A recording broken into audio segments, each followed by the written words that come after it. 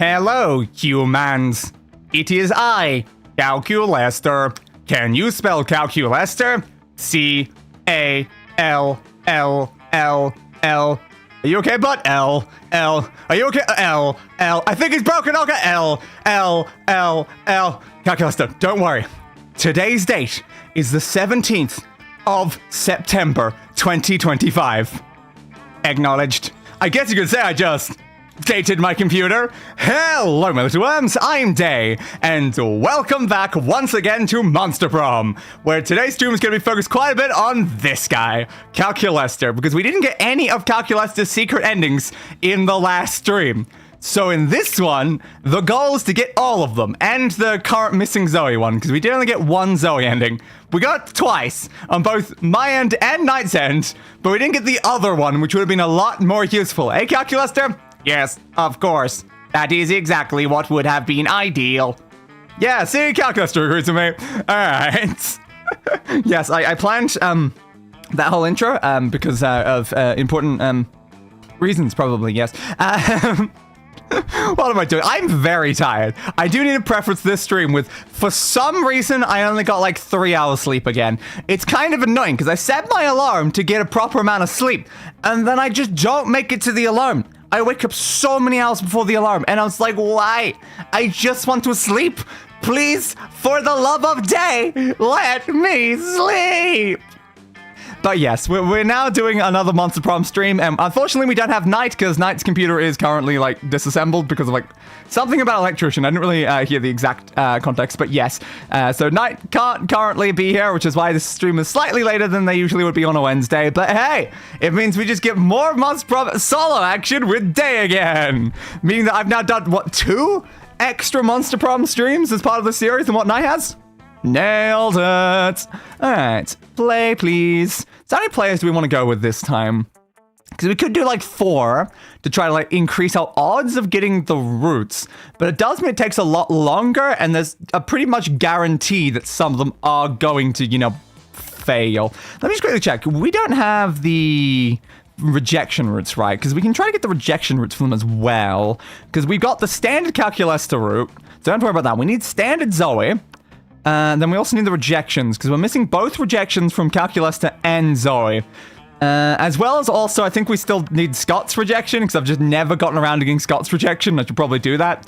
If possible, I would also like to get the Polly ending and Scott endings that we specifically started during previous streams, but never got a chance to actually finish because of stat issues or computer crash and stuff. So if we can get those, that would definitely be ideal, because we've made quite a bit of progress, but like it's kind of annoying when you've tried to do an ending and then not gotten the ending because of, you know, outside issues. So I guess we can go with the 4. Alright, sure, fine. But if we go with the 4, okay, we go with the 4. One of them gets the Zoe secret ending. One of them gets the Calculester secret ending. Both of them, like the other 2, fail and get the rejection endings. That would be the intention there. We get 2 correct endings, 2 rejection endings on the same characters, and that would be the best progress we can make. What game is this? This is Monster Prom, a monster dating simulator game with a very weird sense of humor. And it's quite fun. See, I guess we'll run 4 players. We're doing second term. I guess we'll do a short game because we're running 4 players and it'll take extra long. Spooky high school. The sweetest years of our lives. Back then, we were young and unafraid. Sometimes reckless, sometimes brilliant, sometimes just stupid. But always willing to live life to the fullest. We were on a wild journey to discover who we really were. Alright. Well, we might as well just make it player 1, 2, 3, 4, because we're using all 4 of them. So what are we going to name each one? We probably want to name them something that tells me what they're doing, but the issue there is that can become a problem if one of them has to pivot into a different route later on. So I guess we should probably name them something like Zoe-related, Calculester-related, Calculester-related, so that at least we know who's doing, like, sort of what, and then we just pivot them into the routes that they end up getting. That's kind of my best plan right now. Okay, sure. So I guess we'll do Zoe, Calculester. That's probably the easiest way we can do this. So we just need something vaguely Zoe sounding. So you will be Cthulhu. Cthulhu? Wait, no, Cthulhu. Who? Yes, that is your name. You're Cthulhu. Cthulhu, I don't want to specify a gender for Cthulhu. It's, a being beyond our comprehension. Okay, what about the other one, though? Bowie sounds like Zoe. Yes? You're not wrong that these words do rhyme. So what's another thing I can put?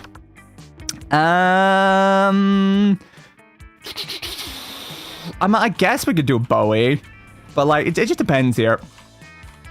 Want to do like a David Bowie, or is it, I need a more clever joke though. I need a more clever joke. Oh,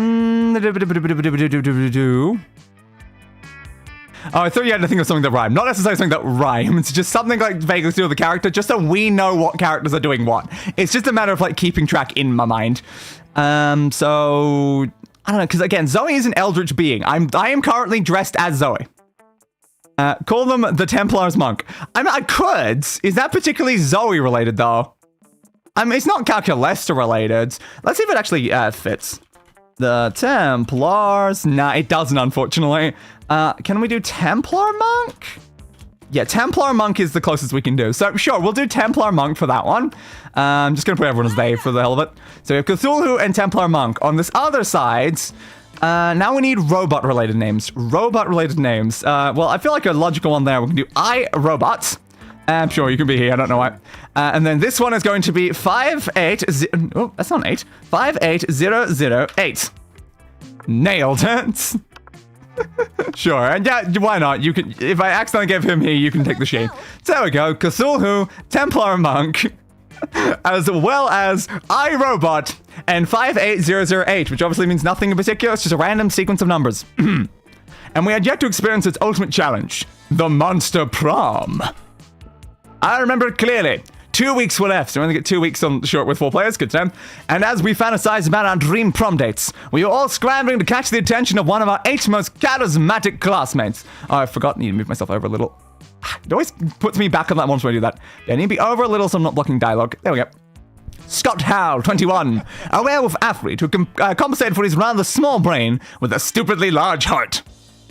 Miranda Vanderbilt, 19, a sweet mermaid princess who was as cute as she was genocidal. Polly Guys, 22, a party ghost with an insatiable hunger for all the wrong things. Davian LeVay, 21, a fearless demon with a taste for destruction and a love of fire. Liam de Lion Court, 4XX, a hipster vampire whose standoffish demeanor hid the fact that he was truly a lovable dork. Zoe, forever, an eldritch cutie who went from endless deity of the dark realms to ultimate fangirl. And Calculester Hewlett-Packard version 1.0, a library computer who had become a sentient robot ready to experience life to its fullest. And if you see those descriptions for these characters, you can tell that this is a wild game. And Vera Oberlin, 23, a mean self-made Gorgon with a merciless sense of business. I don't know why she gets singled out like after the 2 like extra DLC ones though. It's kind of strange. It was clear it had to be one of them. But who? We only had 2 weeks to choose our prom date. And even more daunting, we only had 2 weeks to woo them and conquer their heart. But as I already said, we were young and unafraid. And we were ready to start. And start we shall. With the Monster Prom stupidest pop quiz ever! Woo! Alright. Almost immediately clicked to that. Would have been bad. I need the list of what these actually refer to because I need the correct stats. It's kind of important. Oh, we are not on a long. I need to change up the things we have written here. I just get a computer error. I heard a computer error. Alright. So I need to find out what these are. That is inside. Oop, click on button. Pre-game preparation. Is that another error? Why am I hearing like error sounds? I don't know, but sure. Why not? Monster Prom, there we go. Okay, so I also, I guess, should write down the correct numbers for Zoe and Calculester, because again, they are different. No, I didn't want that. I wanted a copy of that window. Can I do that in this one? Oh, I might not be able to. Oops. Fine then. What I'll do is this, so that at least I'm still inside, the correct thing. So I want this one still open. Load, please. Load, please. What is with all like the arrow sounds I keep hearing? I have no idea. Alright, so Zoe, what were your numbers for a short multiplayer game? Because I need to know that. So short multiplayer is 9 creativity, 6 charm, 7 hearts. Alright, that is good to know. And then Calculester, Hewlett-Packard. Why does it keep making a noise every single time I click on these? I don't know, but sure, why not? And that's a short multiplier for Calculester is 9 smart, 6 fun, 7 hearts. All right, we now know the information. So democracy is broken. So go in here. Democracy. Where is democracy? There we go. So we have reality show is fun. Boldness for the empty room one, and creativity for the other one. Stats that we require. We do need creativity for at least 2 of them. Fun is vaguely related to the other side, so I guess we can grab some fun as well. Okay, so violin solo will be the choice for the first 2, and then the other 2 will be taking the America's whatever. Did you say? These two. Empty room. Yep. It's that one. There we go. Oh, that was balls. Oops, I put the wrong thing. Oh, yeah, I read that line instead of the one above it. All right, well, I guess they got balls. Oops. Yeah, for some reason, I read this line for the fun and not this line. I was right about the Okay, again, as I said, I'm very tired. I was not paying attention. Okay, one day you wake up and you swap bodies. You've already read through all these during previous streams, so I'm not like going through them too specifically. Charm and creativity, that's good. So she's messing with my Spotify playlist. We need that for the first 2. And then for the other ones, not really useful stats though. Not really very useful stats. None of these are relevant. Okay, I mean, I guess we'll go for the charm. Sure, we'll give you some charm because you already have extreme amount of boldness. Hi, I figured I'd swing by. How's it going? Well, we're still in the opening section thing, so for now, fine. Alright, what's the sexiest type of knowledge a lover can have? Sports things. How to set things on fire. All the principles to build a financial empire. How to make a killer cocktail out of anything. A bachelor's in engineering. An accurate approximation of all fictional creatures' genitalia. A what? A what? Okay, sure. Those 2 are kind of confusing me a little bit. So sure, show me the options inside of here. Yeah, I thought that was Calculester, but I'm like, is that the other one Zoe? It is. Okay, that is in fact Zoe. All right, we'll go that one, that one, that one, that one. But I should make sure, because I don't know if the 2 of them are even on here, because there's 2 different options here, and they might not be on the other one. So world end tomorrow. I assume that means that they're not going to show the same options again. World ends. Fine, the word tomorrow, like, world end for some reason, like, show up. Tomorrow. There we go. Oh, Zoe and Calculester could potentially still be on here, but I don't think they're going to be. I would panic. No, I think no matter what, it's going to be different. All right, that's fair. So nobody ends the world but me. I'll end the world today. I'll finish my novel. Whoever comes after the end should know my legacy. Well, we'll probably ignore both of those. I always party as if there were no tomorrows. Who cares? It's okay. We invented the epoch to take care of the overpopulation of commoners. They always tell me the world is ending. I'll profit other people's hysteria. And 100 push-ups. No, 200 push-ups. Okay, we don't really have much reason to care about most of these, is the thing. It's just a slight like, annoyance about there being like multiple of these now, because this decides who you end up like talking to at the beginning and stuff. But again, we don't care about a single character in this list of 6, so it just doesn't really matter. So just like kind of pick random. We don't want these because I already have the secret endings for them. So of these 4, we just pick 1 for each of them. There we go. Close enough, I guess. Close enough. And now, as usual, we get into the actual game. All right. Okay, so what do we have stat-wise? You end up with 8 smarts? 8 smarts? Really? Huh.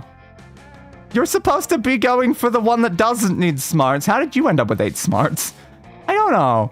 Then you have 9 smart. Wow, we just have a lot of smarts across the board. Okay, so 8, 9, 8, 8. That's pretty useful for getting to the 9 smarts for the secondary thing, so we don't have to worry too much about that. The issue is then it's going to take a couple days for both of them to get to the correct amount, because I can't send everyone to the same location. The creativity is at 9 and 9 for them, which is already fine, so I don't have to worry much about creativity. I need to get that charm up, though. Second one needs more charm than the top one, so that will be slightly more annoying. And then, of course, these 2 down here already have the charm. Of course, they have no creativity, but they need fun, which is quite a low stat. One of them is lower. Anyone got any ties? Tie with money and boldness. That should be fine. Smarts and creativity is a problem here. I should fix that as quickly as possible.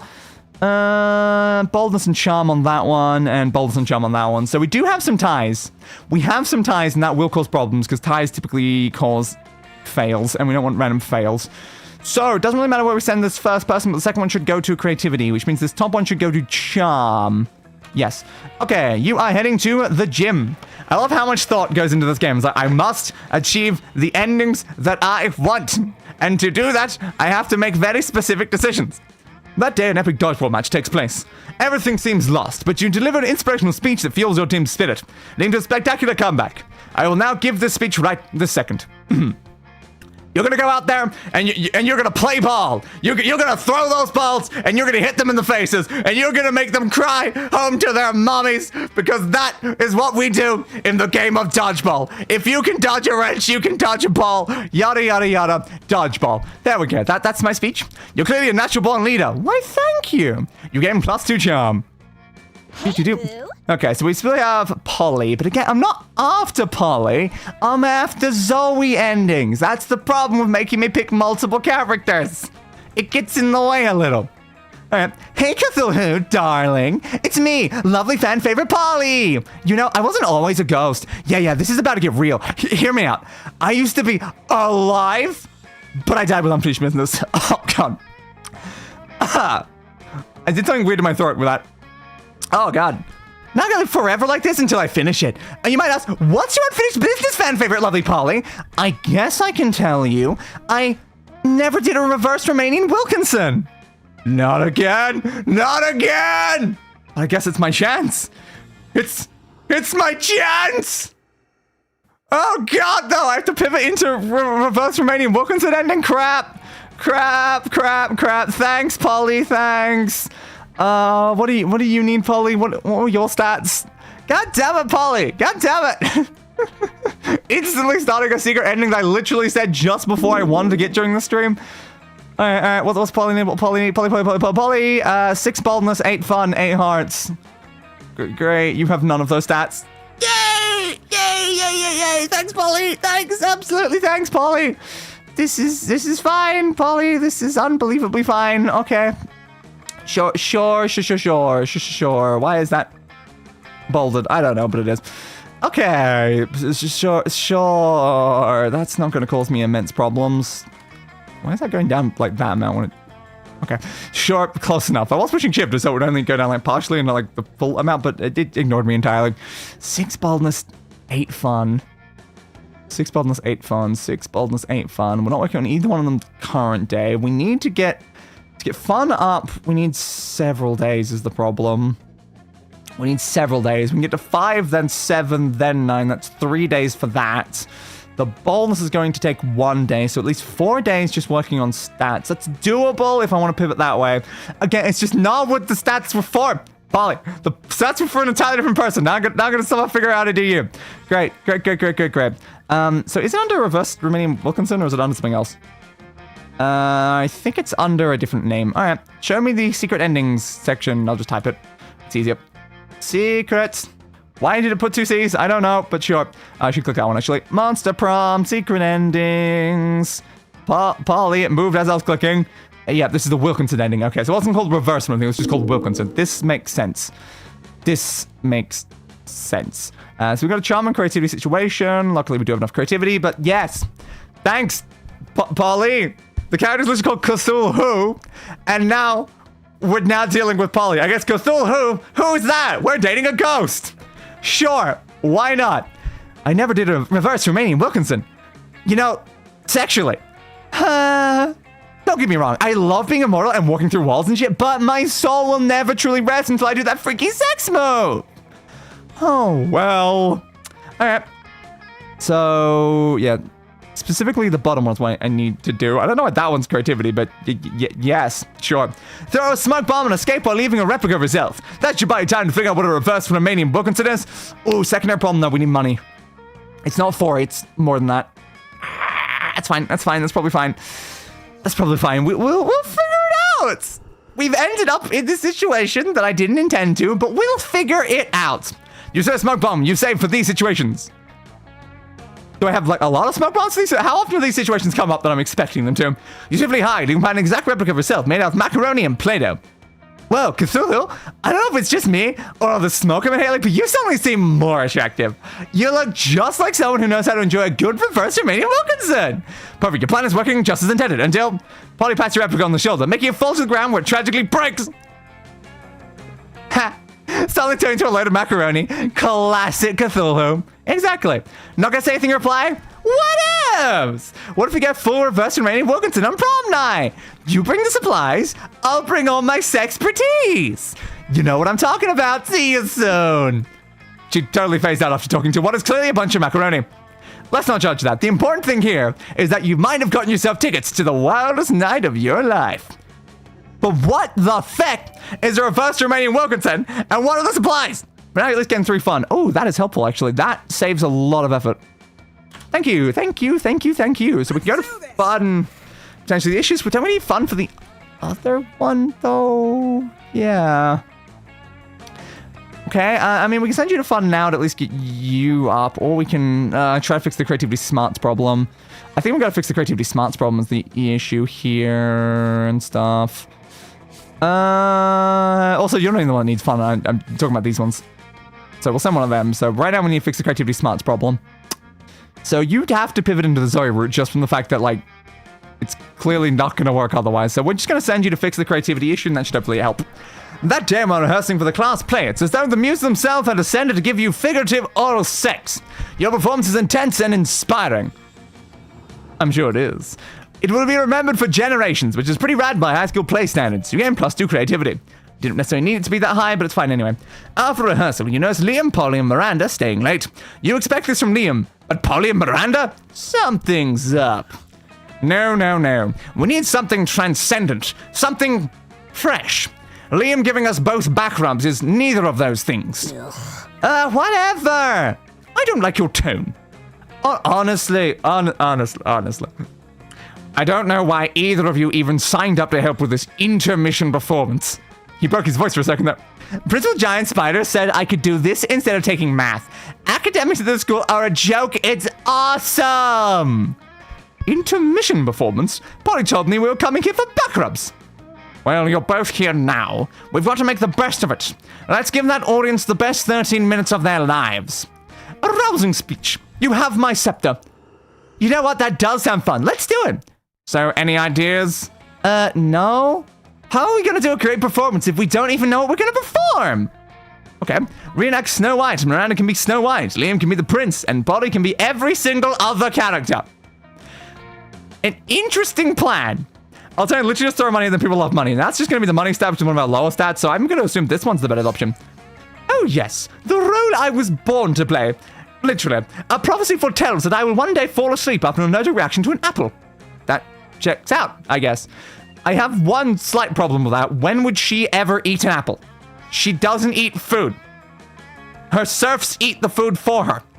So I don't know how that would even happen, but yes. Are you sure Polly can play all of those roles? There's at least 7 other... Hell yeah! Finally for all these false beards I've been collecting! And all these amphetamines! Oh, yeah, the amphetamine. In that case, we have a cast. I have to spend some time ruling a small kingdom, of course, to get into character. Oh yes, that is how that works. Oh, you can use Lemuria. Father just had their old prince executed. Oh. Well, that's, convenient. You get back to watch them rehearse. Polly pulls out like 20 fake beards from God knows where. You gain +2 fun and +1 creativity. Where'd you get? Where'd you get the beards? Sure. Let's not worry about that. Let's not worry about that. So yeah, what do we want to do with you right now? Because unfortunately, we've not spoken to Zoe or Calculester, despite trying to literally focus Zoe and Calculester.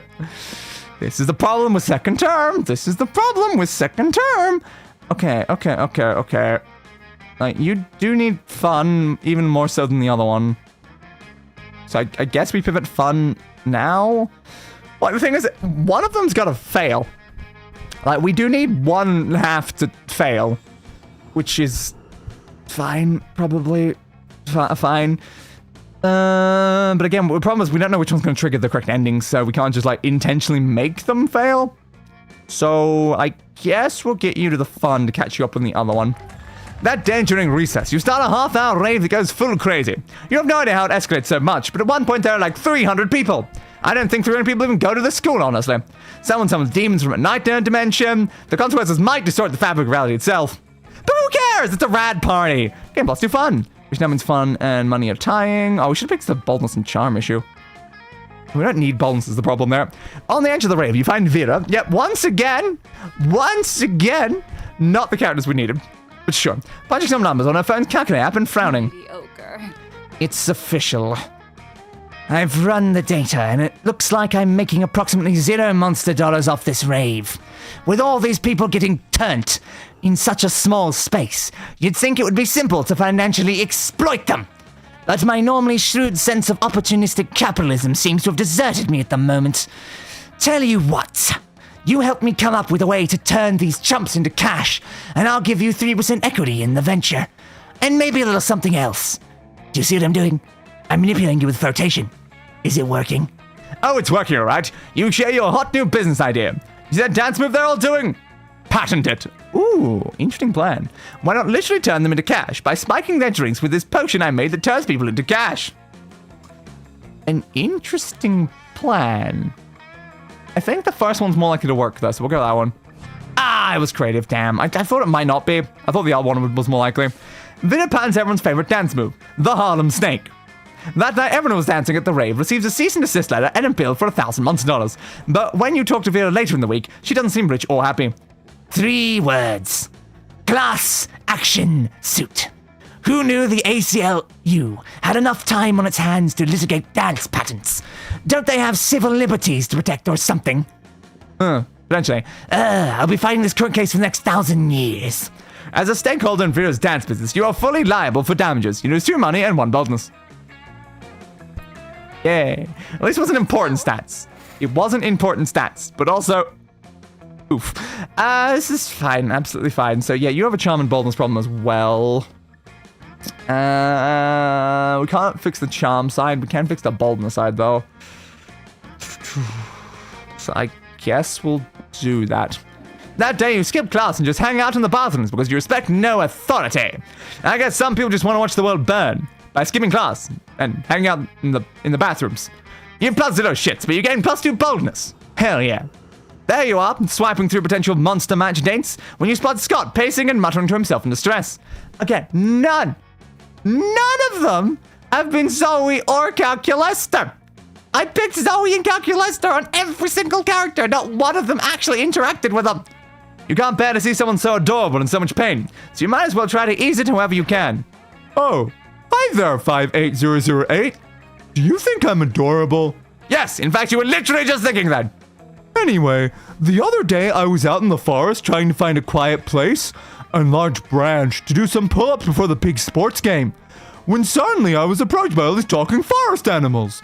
They were pretty big for forest animals, and I've never seen animals that can talk like that. I mean, other than us werewolves, if you're counting us as animals. And they were just so fuzzy and adorable. But they said they were impressed by my pull-ups and my muscles, and that I was even more adorable. So the nice little forest animals with giant heads made me their king, which was really, really flattering. I just don't know anything about ruling. I'm not sure if I'm good enough to be a king. Aw, poor Scott, it's up to you to help him rally. Yeah, I know exactly which this one is. This would be the furry ending, which I already have. Again, why do I keep clicking that button? I'm just too used to being like duplicated over, but I can't do that in this. But yeah, it's like, I've already done this ending. We didn't do it on stream, but I have already done it, so... I don't know, should I do it again? It gets in the way of what we're trying to do here, but again, it's like the only secret ending I've ever gotten, like, off stream. But yeah, I recognize that immediately just from like the first lines. I'm like, oh yeah, that's furry ending. That's just obviously furry ending. So we got bold and charm. The problem is, again, this like kind of locks you into these like endings. Now boldness is clearly our highest stat, so we just go with the boldness. Scott, a good king is a strong ruler. Physically strong. If you can do 100 push-ups, you can be a good king for sure. Strong? But I'm strong. When I heard strong leader before, I didn't know it meant actual normal strong. Like Scott strong. I can do 100 push-ups. I can do 200 push-ups. That's double the amount, right? Does that mean I could be double king? Yes, it does, Scott. What could that even mean? Does that mean I get super king powers like flying and mind control? You're not even sure what the logical foundation for that guess was? Or even better, I may get a tiny crown on top of my regular-sized crown. What a luxury. Blessed be the day you've come to understand Scott's train of thought. Well, daydreaming about my king powers and tiny crowns before doing the 200 push-ups is a bit arrogant of me. I can always ask the furries later. Furries is what I've decided to call those giant furry talking forest animals for short. Oh no. Wait a minute. Thanks for helping me get my confidence back, 58008. You should come meet my furry friend sometime. Well, you've always wanted to hang out with Scott. Not too sure about these circumstances, but it's better than not hang out at all. Getting +2 fun and +1 charm. Yay! These do not matter. Slice 1, 2, 3, 4. Why, thank you. We're going to be sending everyone to different locations anyway. It does not really matter the order that we're doing. Okay. And now is our chance to actually pivot into the endings that we actually want. Again, the issue is that some people have now been kind of sent into endings where that's going to be a little bit more problematic, but it's fine. It's totally fine. So the first one is now weirdly on a poly ending, so we have to send you over to poly to keep going with that. That's fun, I guess. Sure. Okay, the point of the name is to keep track of where they need to go, and now it's become pointless. But sure, you're going to Polly. Polly and Miranda sit together, surrounded by Miranda's customary crowd of serfs. Oh. So wait, you've actually got serfs who eat for you? Well, of course. I find eating to be terribly undignified, so I almost never do it. And me neither. What other kinds of crazy serfs have you got? Well, I have a serf to go to the bathroom for me, a serf to experience difficult emotions for me, and a serf for keeping my silverware in alphabetical order. I even have a surfing serf for standing on top of whenever I go surfing. Well, that's a lot of serfs. It's a fair amount. Their name is my imagination. Unfortunately, my imagination serf imagined a way to escape from serfdom, so now I'm all out of ideas. Well, I'm sure with the help of Cthulhu, we could probably think up a dope new kind of serf. Oh, is that so? I can't wait. Well, you're on the spot now. What will it be? Let's go with the poly serf for Polly, because we're on Polly, so... A serf for me? I couldn't possibly! Why not? I do it all the time. But isn't it wrong to make someone else experience the negative consequence of your actions? Well, like I said, I do it all the time. And Father says I can do no wrong. Therefore, it's probably fine. Oh, okay. Hell yeah. Let's hire you to deal with all my withdrawal symptoms. Hire? Polly did us. We don't pay our serfs. We don't? Sweet deal! Polly hires the burliest hangover serf she can find, and the two of you go out for the night of your lives. The serf is dead in the morning from the epic hangover, but the memories are well worth the second-degree manslaughter. The question is, does the serf then turn into a ghost? Because that's kind of important. Do they turn into a ghost? Okay, now we can send you, actually, to Zoe. You arrive at Zoe and Vito's table, excited to. We're not doing anything suspicious. Zoe. And we definitely don't have a fellow student in a cage under the table. You have a fellow student in a cage under the... I mean, yeah, I do. Hello, fellow student under my table. Anyway, it's useless, Vera. Templar monk is too perceptive. We've got to come clean. Yes. The problem is clearly that Templar Monk is too perceptive. But I suppose we have no choice. Look under the table. Zoe and Vito do indeed seem to have some...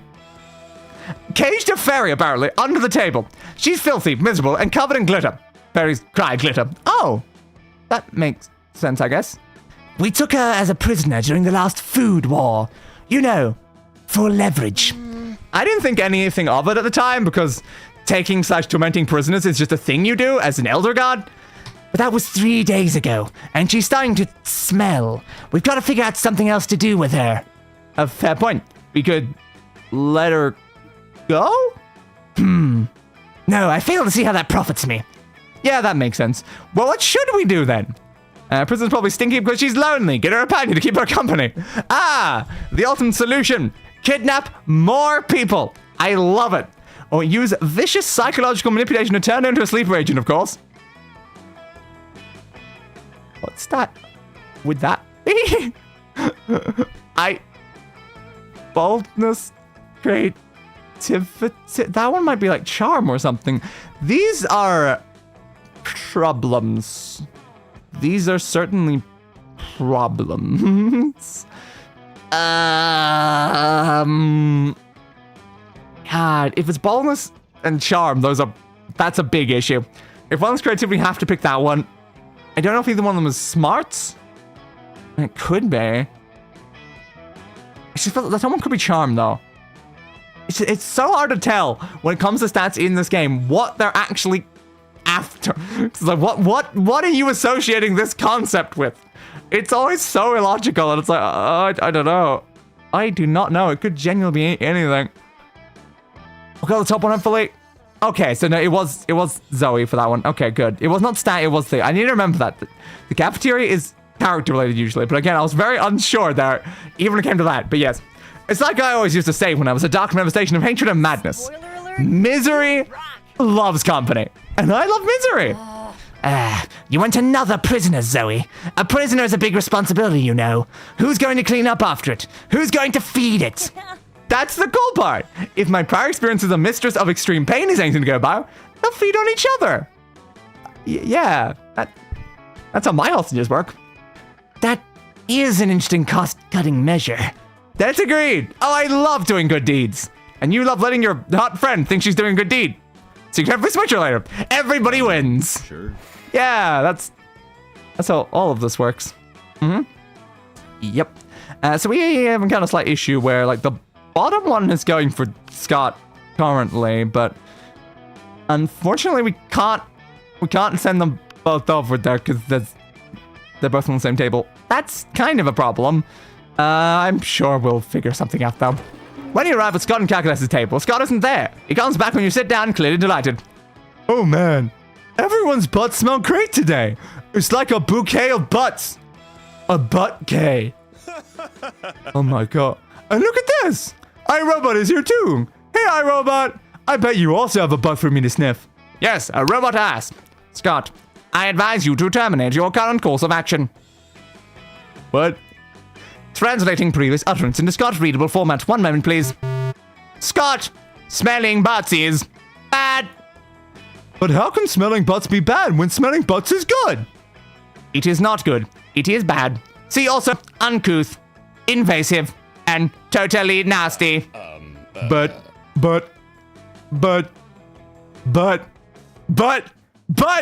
either Scott is malfunctioning, or he's just been distracted by some fun new butts. Either way, you need to find a way to resolve this dispute. You don't understand, Calculester. Use complex analytical software to understand your surroundings. Scott's complex analytical software is smelling butts! And Calculester is right, Scott. You gotta be polite and respect people's privacy. Why not present them with an official form requesting a butt smelling? Yes. That's the obvious answer. Oh, I already have one of those. Scott hands you a piece of purple construction paper. On it, he has written, "Can I smell your butt? Yes, no." This is not a legally sound document. Allow me to assist. Calculester prints out 500 copies of a very official-looking bureaucratic form and hands them to Scott. He's clearly put some thought into this. Form A55, anal olfactory rendezvous request. Wow! He's even got a seal from the Bureau of Unilateral Touch Tasting. Do you see now, friend Scott? Bureaucracy can be fun. Yeah, I'm gonna go pass these out to everyone. With Scott Cole, Calculester prints out a single copy of a different form and hands it to you. It's form ILU-6969 Romance Escalation Consent Request. Nice. Of course it is. Of course it is. All right, so I guess we're just sending you here. There's no reason to send you to the shop right now, is there? Man.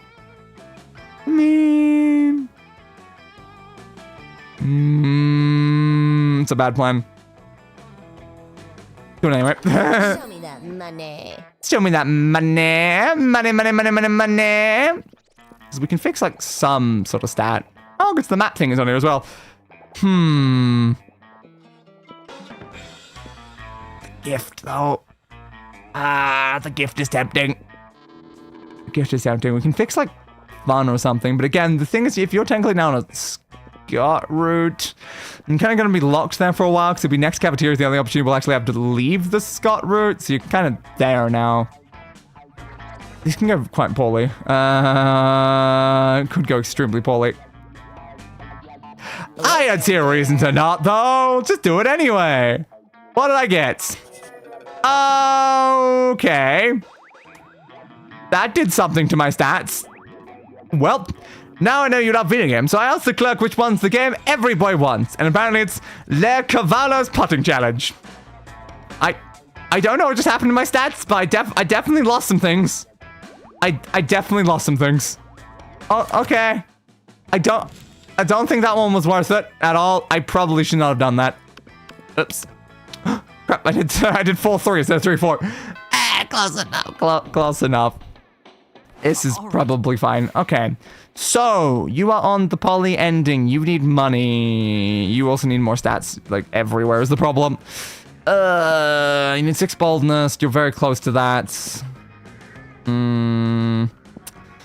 8 fun is also pretty close. Like, you need to go to boldness. You need to go to fun, but we need the money no matter what. That's an annoyance. That's definitely an annoyance.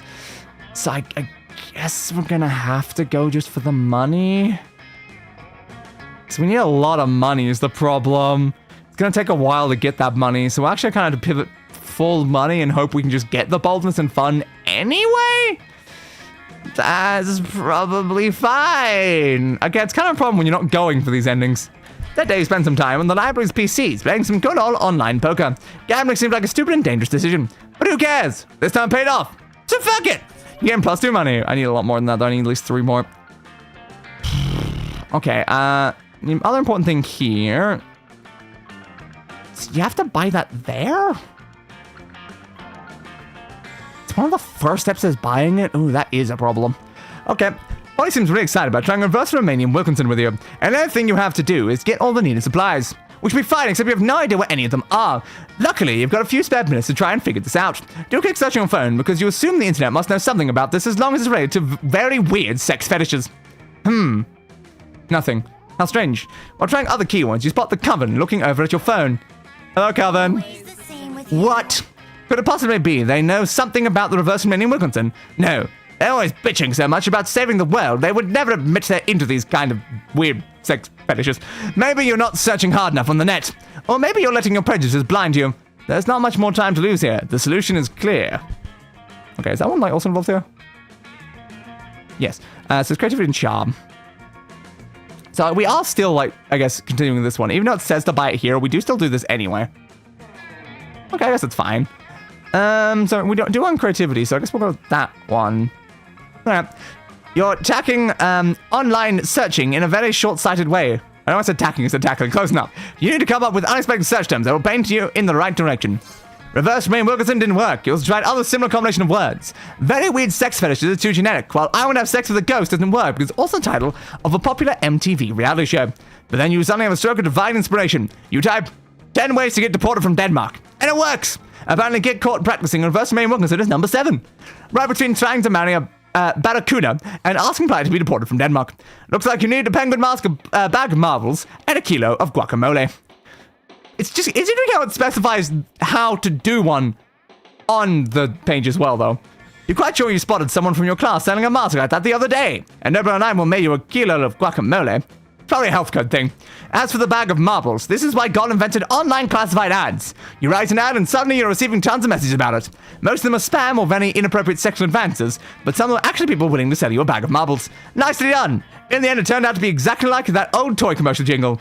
Marbles, marbles, you never have enough. They're perfect for booby traps and for super weird sex stuff. And as for you, you're the sultan of the search engines. Now you have the bag of marbles. It's time to get the penguin mask before we start worrying about the guac. Which again is the problem. But for now, again, +2 fun, and you bargain so well with the online classified ads dudes that you actually get +1 money. That's good. That's fixed the fun issue. The money issue is only needs a little bit more. That's fine. We need to fix boldness at some point, but we can do that at the end. Like, that can be like the final step if we have to. Alright. So you need charm, I think. Yeah, you need the charm. So we'll try to get charm. You can't get charm. It's the stupid shop. It might be able to buy charm. Yeah, might be able to buy charm. That's probably our best bet right now. You charm. Boldness, creativity, fun. I assume that one's charm, right? A sexy fake Latin accent. That's probably charm. It sounds like, I don't see how it could be anything else. There we go, charm fix. I'm always amazed how people keep coming and buying all this stupid crap. Intriguing. There we go. Let's go. So, good thing we had enough money for that anyway, so we've now fixed the charm issue on that character. Does that mean that they're, like, fine stat-wise? It unfortunately does mean we didn't get any potential for, like, starting an event because of that, though. But hey, it's like 9 Crow Series 6 charm. It's like, I mean, done. So, that's good. So, you are fine. You are along the way. This one I'm a lot less sure about right now. A lot less sure, but it's maybe fine. So we're 7 smarts, we need 9 smarts, we need 6 fun, we're at 6 fun. We can just fix the smarts and we should be good then. Alright, that's not too bad. Oh no, wrong way around, aren't you? Yep. Because I'm like, why is this? This is confusing me because I'm like, that's like, oh no, because I accidentally clicked them in the wrong order, didn't I? This is the person who's going for the Scott ending, I believe. So that means that doesn't actually matter. No, we don't have to worry about that. We can do it anyway, but it's not something we have to concern ourselves with. So the other one doesn't need smarts, I don't think, though. Like, they're already at 8. Like, they need a little, but like they can always get it later. They don't have to get it now. It's probably better to fix your tie, so sure, we'll do it. That day you listen to your elders and learn valuable lessons. Sometimes after all the monster nonsense and the dating gimmicks, you forget that attending class is supposed to be the primary activity at this high school. You gain +2 smarts. Yay! You're practicing your very best monster mash when you hear the sounds of an argument, which is so strange in these sacred hallowed halls of education. Lol, JK, can you imagine? 58008! They made me their king! And they deserve the bestest, most wonderful king there ever was. And I'm gonna work as hard as I can to be that king, no matter what it takes. Scott. Why do I give it Scott instead of like the actual voice? Scott, you realize they're not cute little baby animals in need of a king, right? They're furries. I know they're furry, Vera. I'm the one who told you that. No, Scott, they're fairies. It's a kink. Yes, Vera. There are many kinks in my plan. That's why I need to work them out to be the best ruler. Forget it. Excuse me, did you say you need help being a good ruler? I know all about that. Being a king is easy, as Daddy always says. Only live peasants can stage a rebellion. Oh, Miranda, I'm not really sure. Fear is your most important weapon. Your second most important weapon is actual weapons. Torture soup spoons, razor teacups, a knife on fire, you know, the usual. I don't know, Miranda. I appreciate the advice, but I don't think that's the kind of king I want to be. Nonsense. I'll go get you the butter knife shuriken right now. It just seems so unnecessary. There must be a better, kinder way to rule. Right, 58008? I want them to have a happy time under Scott the First. They've been so nice to me. They've written me beautiful songs, which are about my adventures, but most of them are the sort of things I definitely have not done. And they've made amazing drawings of me, which are very, very generous in their proportions. I just think they deserve the best leader. Yeah, of course. Of course, Scott, of course. Oats. So that one's money, which means we're never going the other one, which is creativity. Nope, we're going with the money, actually. Yep. No one always make the subject pay taxes. What if you paid taxes to them? Paying taxes to my fairies? Sure. That makes perfect sense. If our president paid us a tax for leading us, I would definitely love that president. You and Scott combine your wealth to prepare the taxes, because you have to pay those fairies too for some reason. I'm also very poor, so thanks, I guess. Scott leaves all excited with some of your money. Goodbye, Scott. As your elders always say, any problem can be solved by giving money to strangers. Yep, that checks out. Now you stumble upon Scott again. He seems happy. There you are, 58008. Your plan was a success. Who would have known that people love receiving money for no good reason? We found the ultimate political technique, giving money to the people for free. Wonder why money isn't free, actually. Everyone would be so happy. We might save that idea to fix the global economy in one of our future adventures. Meanwhile, I would be super honored if you visited my kingdom sometime soon. Wink. This is great. You only hope that hanging around with Scott doesn't always involve giving up money for free, which has downsides you might explain him later. But for now, you gain +2 fun and +1 smarts, which has tied a stat, unfortunately. That's fine, I guess. All right, so what are we doing with you? We need smarts. We can't do anything about that right now. Don't really have anything that we need to fix. Otherwise, you need fun though, right? Yeah, you need a little bit more fun. So I guess we'll fix the fun right now. Sure. That day during recess, start a half-hour raid, go full crazy. Everything is fine until Juan, the small magical Latino cat, asks what you think you're doing. Damn, you didn't remember you suck at dancing. You decided to go all in and pretend it's a new dance move, apparently called the groovy musaka. Juan looks at you and he asks you to teach him the groovy musaka. In no time, half the party is following your steps, enjoying the groovy musaka. All together. It's fine to remember. You gain +2 fun and a cool story to tell your grandkids someday. Why would you tell that to your That feels like a weird thing to tell like your grandchildren. You know, like, hey, this one time in school, I was just like dancing, like going like, woo, I'm moving and shaking. And then I randomly gave it a name, and then suddenly everyone started doing the dance move. So yeah, that happened, and the kids are like, no it didn't! You made that up! Yes, Vita's standing in the corner, pissed. That checks out. What looks like a fresh braid on the back of her head is actually 2 of her snakes fighting. Poison's flying everywhere. Oh, I'm okay. It's just Hissy and Bob having another disagreement. I guess you could say they're having a hissy fit. Yes. It happens. This time they can't decide whether Miranda's domain should be called a kingdom or an empire. And it's like, who cares? I'm telling you, if they weren't my hair, I would sell them to Thailand, where they eat snakes. Oh, okay. Cool. Why are we still focusing on like a U ending? No, I don't know. But yes. Snakes get feisty when they don't have jobs. Put them to work building an evil empire. Or to capture a certain example, which is probably boldness.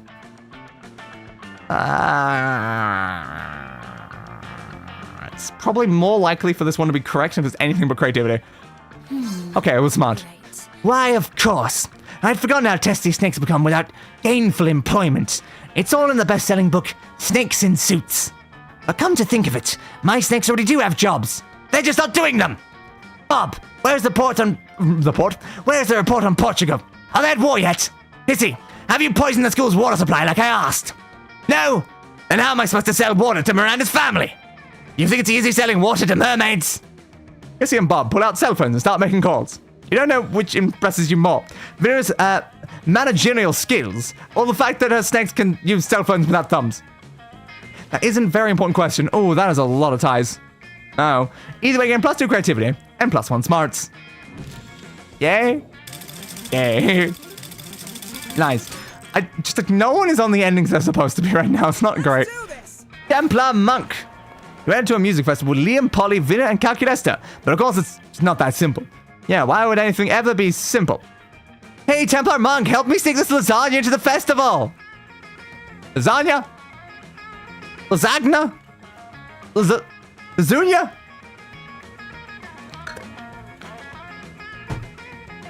Lithospherical? Why do you want to sneak a lasagna into the music festival? You don't even eat. Hello? Lasagna is the only #1. What? Okay, interesting. Lasagna is only the #1 most stylish content accessory. I was like, what? I thought you knew that. Okay, sure. This is unbelievably stupid, but my snakes might get hungry later, so I'm on board. But friends, bringing lasagna into the music festival is explicitly against festival regulations. Duh! That's why we're not bringing it, we're sneaking it! Now come on, Timon and Monk, are you in or out? You hate to admit it, but lasagna smuggling isn't your area of expertise. No, not since the incident. You think you've got a friend who's clever enough, though? iRobot is the one to call. He snuck lasagnas into Area 51, a kindergarten, even an Italian restaurant. Okay, whose relationship is this going to help with anywhere? I have no idea, but yes. Cthulhu has a dark past in the high-stakes world of illegal Italian pasta smuggling. They smuggled cannelloni, linguine, noci, but lasagna will be an exciting new challenge. I mean, that's helpful for Polly.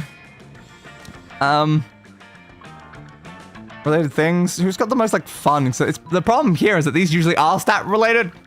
So I need someone's got a lot of fun. And again, it's like, use your memory of what the other players have as stats. It's like some of them have a little fun. Depends. Like, do I need a person who has the most fun? Or if someone's got, like, a decent amount of fun? Because, like, a decent amount of fun, that would be, like, iRobot, I think. Because iRobot is still going for the other ending. But then it's like, because you're going for the Polly ending, which means you've got quite a lot of fun. But iRobot's also got a lot of fun. It's definitely on the other one, though, I don't think. But what sort of fun level were you at, though? Because you don't have... No, I think you do, actually. You might have 8. Sure, let's go Cthulhu and hope for the best. Oh, smart! That was a smart decision with bringing that... Okay, sure. True to form, Cthulhu arrives on the scene with a plan already hatched. Taking a page from that dark and troubled past, they disguise themselves as a giant inflatable giraffe. Okay. It's brilliant! Nobody suspects an inflatable giraffe! So... avant-garde. I'll have to do some restructuring of my drug empire when I get home. Who needs drug mules when you have drug giraffes? I appear to be the only one who recognizes the foolishness of this plan. Yeah, that checks out. Luckily for you, the guards at the music festival are even more foolish than Cthulhu's plan. You enjoy a salty Italian treat while you dance your asses off, and both you gain +2 fun and +1 creativity, which is also tied to their stat. Thanks. That's what I needed. I totally needed a bloody tied stat on things I wasn't focusing on. Great. Was it you then you? Is this the order it was before now? I'm kind of confused. Potentially. Because we're doing robot. I think it was that order originally. I think it's showing what the last order was, maybe? I don't know. Or that was just the correct order. I'm confused just because I flipped it around that one time. We've got a very annoying problem here. I need to go to the library anyway, but we've got the creativity and fun tied, and that is so bad, but alright. That day you spent some time in library PCs, managing your start kicker. You deceived lots of people with sensational video and impossible promises. Nice! You gain plus 100,000 money. But almost everything goes to cover costs, and you keep only 2 money. Oh man, why'd I bother? You hang out with Polly afterwards, and she's about to show you her latest dumb tattoo when suddenly... Never fear, my lady. I will save it from this cretin. I could have said the word correctly. I chose not to. It's the International Prince. He's bound here to block your metaphorical cock. Whoa, you're so sparkly. Are those tearaway pants? Sadly, they are not, my queen. My fashion sense does not operate on the same ethereal plane as your own. Well, I am persistently on fleek. I died on fleek, and so I'm cursed from the earth forever, eternally on fleek. It is this exact on-fleekness which I seek. For you see, madam, I am in need of a fashionista such as yourself to plan the ultimate wedding. Ours! Ours? This could be bad. You know Polly's not above getting married as a one-off joke. You've got to stop this madness. Fun. Boldness. Fun. You steal the sex lasers from your school's highly controversial physics lab and get the party started! Great Zorbians. No, sorry. Great Zorblands of Galaxia. I did not know you had such 6 parties in this dimension. Yeah, boy! This school is nationally ranked in the field of particle physics! I don't know what kind of snooty saw ways you've got over there in the snooze dimension, but here at Spooky High we have sex with coherent lights! Baby! I am truly humbled by the heartiness of your party. I shall return to my dimension and lament the fact that this is a totally party wasteland. You don't even notice the prince leaving because you're too busy humping a laser. 2 boldness, 1 fun. Hell yeah. Okay, I mean, that's helpful. I needed boldness. So, thanks. It also actually removed the die. That was actually extremely helpful. That's exactly what I needed. So now we have the money and the stats already. At the same time. Hell yeah. Okay, so you've already fixed all of your stats. You don't actually need anything. Yeah, you don't need anything right now. Yeah, you're fine. You're like above what you need on every stat, so you can just do anything at this point. So what do you fix? I just more charm, just like make sure we got more charm. Oh, we do have fun and smarts as a tie though. That's a slight problem. How's fun going for the others? We don't need much fun, so like they don't really need that. Smarts, they're both fine on as well. I guess we'll do smarts for now. That day, you were astonished by the new stuff you learned in class. You realized it was all about doing stupid shit with your friends and trying to find true love. Who would have thought that class could actually be useful? What a nice surprise. You get +1 valuable lesson. Good luck trying to use that in this game, and +2 smarts. Yeah, there's not a lot of valuable lessons that actually end up being valuable. But anyway, at the end of class, Mr. Slenderman hands back your test from last week. Slenderman's one of the teachers? Oh, that explains everything. So I keep seeing him in the end card things, but oh, he's a teacher? Oh, you look over at Miranda. Whoa, you haven't seen her this mad since she found out My Little Pony wasn't a documentary. Unbelievable. An F on my test. But I'm the best at everything I do. Father always said so. Huh. I know what must be the matter. Mr. Slenderman is simply defective. He must be replaced. Let me just go online and purchase a new teacher. Or is it hire? Do you hire teachers? I've never done this before. This one looks good. Mr. Roboto. The robotic teacher who does exactly as you ask. What's this? It seems this backward school district requires some sort of reason to fire and replace a teacher. Apparently, impudence isn't sufficient. Quick, that become the reason Mr. Slenderman should be fired. Okay. So, Mr. Slenderman, are you kidding? I could show you at least a dozen images of him stalking children. I mean, accurate. That would be very easy to find. Yes, because that is how it originated. And let's photo edit him into a picture of a KKK meeting. It's well then. That might be boldness. I'm going with the top option. Okay, let's do online search for Slenderman with children. Yields thousands of extremely creepy results. I gotta check though, right? I got Slenderman with children. Okay. Yep. Yep. Mm-hmm. Yep. Yep. Yep. You are not wrong. You are not wrong. You will see Slenderman hanging out at playgrounds, at picnics, even in family photographs. This is disgusting. Do you see this? Sometimes he even has tentacles. Yes, we did just see tentacles in some of those shots. This is not nearly as serious as giving me an F on my test, but still it is quite bad.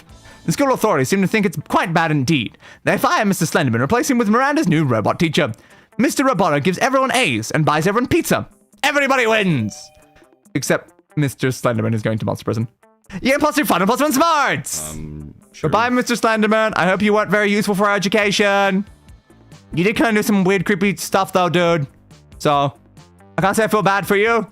Maybe don't do that in future if you do end up, getting out of prison and stuff. Okay, what are we doing with you? We have a lot of ties, and that is a big problem. So, which tie do we fix? Which tie do we fix? Fun. Sure, let's fix the fun tie for now and hope we can do something about something else. Full crazy. One, the small magical Latino cat slips on a banana peel. You start laughing at him. You ask him to stop, but you don't. You ask him hard at him. You still still too fun for him. Hey! Sorry for that. You see Calculester standing apart from the rave, trembling and shaking as though malfunctioning. Hello, robot. I am not malfunctioning at all. I am merely attempting to dance.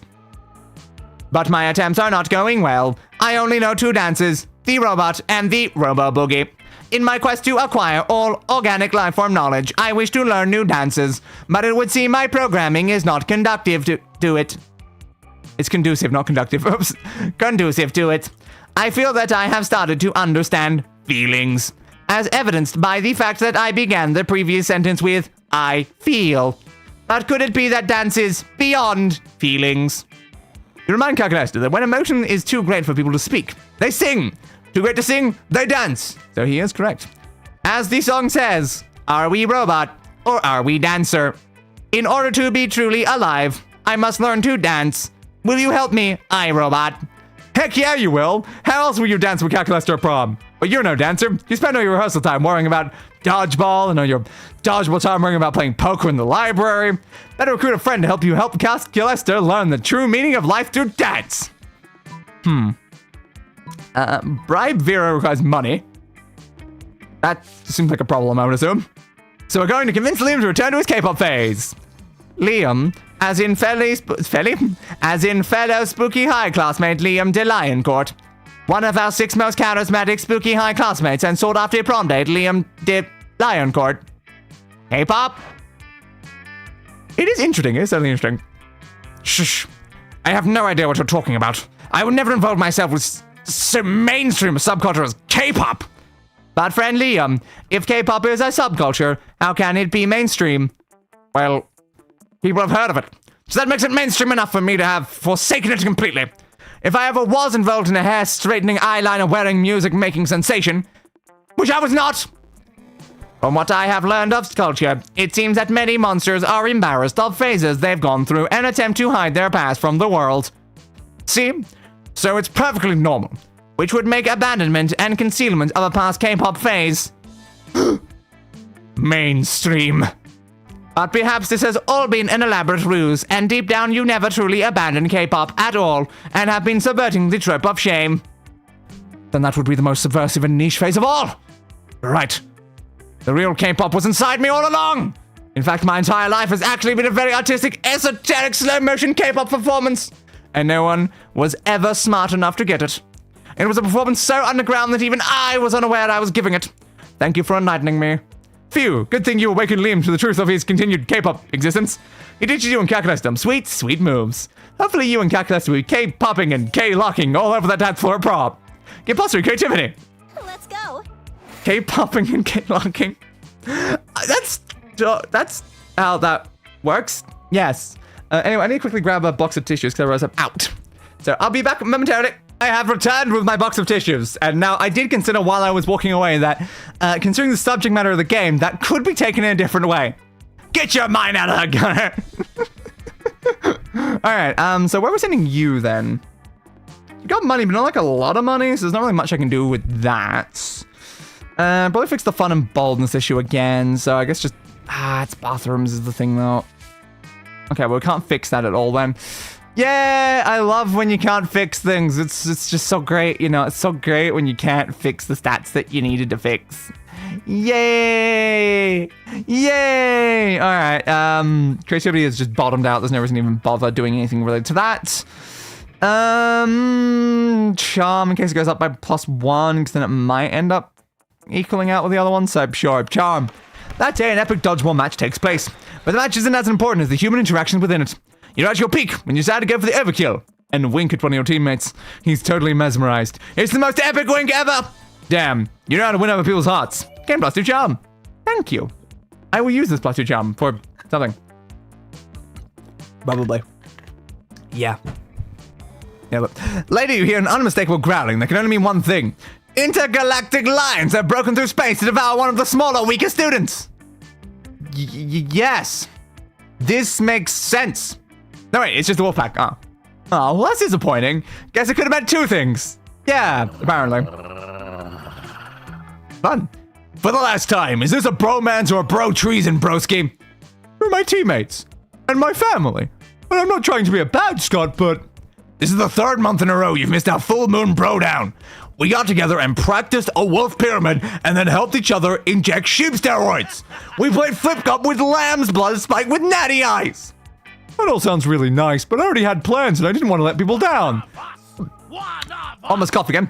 Bro, you're a wolf. Are you with the wolf pack or are you with those other monsters? Oh, damn. You're one of those other monsters. You better do something. Let me teach you a new game. Extremely long distance fetch. Or guys. And on the inside, aren't we all wolves? Inside you, there are 2 wolves. One of them agrees with the wolf pack. The other one also agrees with the wolf pack because they're wolves. Okay. That could be charm. If this one's like creativity or fun or something, that could be a problem as well. Let's try that one. Okay, it was charm. I was right. Da-da-da-da-da. Bro, that's like deep, bro. Like super deep. Maybe too deep? Nah, bro. The perfect deepness.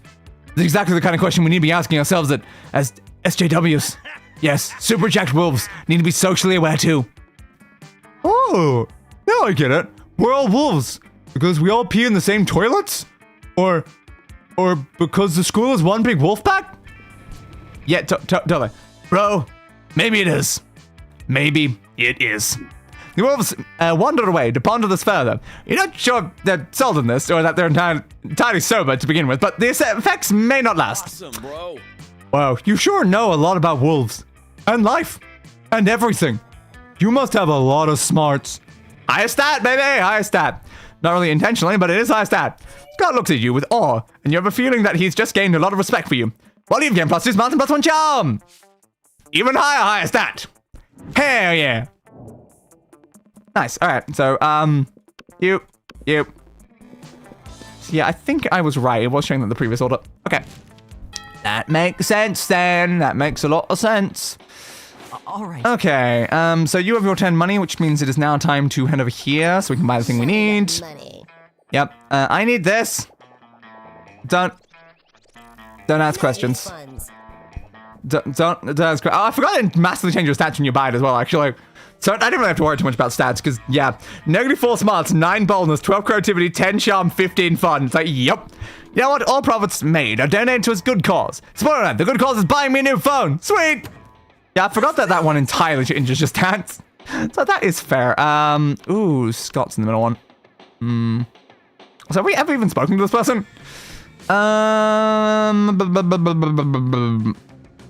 We want you to talk to Zoe. Scott's also there, which will affect the other one, but that's, I guess, not too much of a concern. So, sure. We'll go there. You sit down with Scott and Zoe, just as Zoe cracks open the Tupperware she brought for lunch. You're not sure what's inside, but it sounds like it's screaming. Okay. Hey, bros. My lunch typically screams as well. Whoa, Zoe! What are you eating? Is it pizza? I love pizza. No, Scott, it's not pizza. I'm on a special diet where I only eat Sanity. Oh, Sanity. I bet that's chock full of protein. Not really. It's mostly chock full of horror. It's better fresh, but that's a lot messier. So when I come to school, I pack leftovers in this Tupperware instead. So smart. What does Sanity taste like? Well, you know when you're sucking the marrow out of the ethereal bone fragments harvested from the carcass of a rival deity you've slain? I do, yes. Yep, that checks out entirely. I don't think I've ever eaten a rival deity. Do I have a rival deity? Is it fireworks? I hate fireworks. No. Let's see. Have you ever drunk a child's tears filtered through its mother's severed scalp while an orchestra plays a tuneless melody on instruments of flesh? All the time. I've had pizza. Is that close? Not really. It's more like cashews. Cashews and shrimp. Oh, cool. I knew it was high in protein. Can I try some? Can I? Well, it's not really for mortals. But Scott looks so excited. You've got to figure out a way to resolve the situation. Scott, Sanity is extremely high in cholesterol. Why don't you just eat some cashews and shrimp smothered in this malignant insanity? Hot sauce I bought. But what if Scott uses this crazy straw? Ooh, a crazy straw. That does solve the problem. Howdy. Hello, person of interest. A crazy straw, you say? A crazy straw? Well, I assume the top one is going to be the Zoe answer, so malignant insanity hot sauce. Oh no, cholesterol, the original C word. Yes, the original C word was definitely not. I probably should not say that one. Also, eating Sanity would cause your brain to invert, mutating like a thumbless chimpanzee angrily peeling an orange. That sounds sort of bad too. What I'm really worried about are my arteries. Cashew me, bro. You're happily obliged. 1 cashew, shrimp, and weaponized hot sauce cocktail coming right up. Oh wow, this food looks like a tiny crime scene. Down the hatch. A tiny crime, okay, sure. That's a lot of hot sauce, Scott. Are you sure your mortal mouth can... Oh, bro. My mouth exploded! It caught on fire and exploded! No more mouth for Scott! Candy? Chocolate? I don't think we're really doing a lot with candy and chocolate right now. Again, we're currently eating Sanity. And also cashews and shrimp. So kind of far away from those sort of concepts at this point. But yes. No, Scott, I can still see your mouth. But I can't see my mouth. And whose mouth is supposed to be? Mine. So all I can see is not real. Oh. Okay, dude. Sorry, can't talk. My mouth explodes. I don't have a mouth anymore. Scott sits quietly for the rest of the lunch period, growing progressively redder and sweatier while you enjoy a nice time with Zoe. Nice. Sure. I feel like I have to apologize to Scott, though. Oops. Anyway, robot time. Right, sitting with Calculester and Polly at lunch because neither of them eat. So you got plenty of space on the table for your minifigs. I'm putting minifigs on the table, sure, why not? Suddenly, Polly grabs Calculester's arm and points excitedly at the vending machine in the corner. Calculester, dude, don't look now, but that vending machine is totally checking you out. Yeah. Impossible. Vendronica and I have a purely platonic relationship. No way, dude. Take a look at her insides. No drinks, dude. She's thirsty. For drinks? For your shiny metal ass!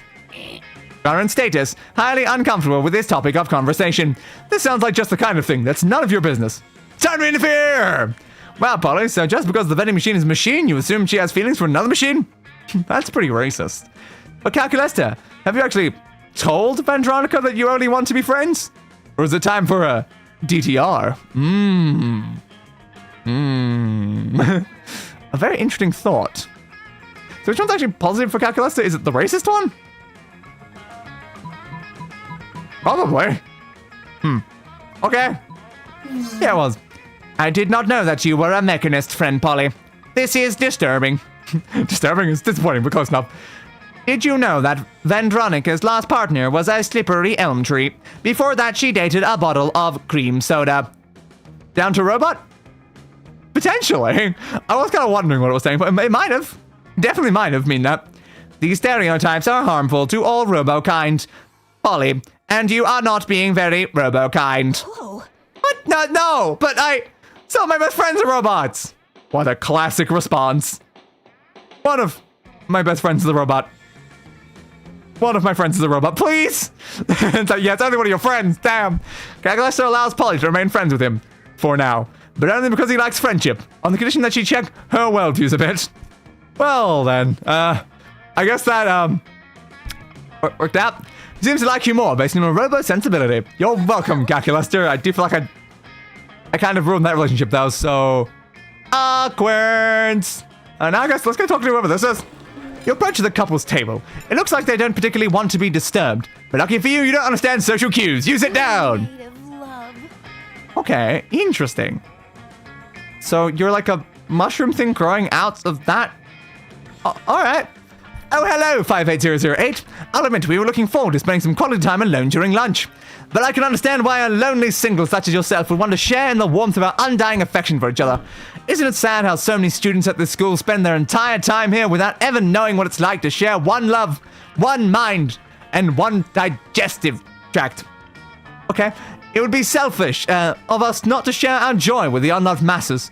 Please, feel free to join us in our lunchtime couples activity. We'll even let you pick the activity. The couple slides you a piece of paper with 2 options on it. Why were they holding such a note even before you joined them in their table? Me and the parents are charades. Oh no! Charades! We're made of love. Oh, we love charades, don't we, Tate? Tate raises one meaty fist in a slow, clumsy thumbs up. Alright, let's play. I'll be on Tate's team, and you'll be on your own team by yourself. We'll go first. Tate slowly stands up, begins to raise a hand, and... Oh, Robert Downey Jr. from Iron Man 3. That's... Literally just went... Robert Downey Jr. from Iron Man 3? In particular, what... I want to know what part of it distinguished it from Robert Downey Jr. from any of the other MCU films.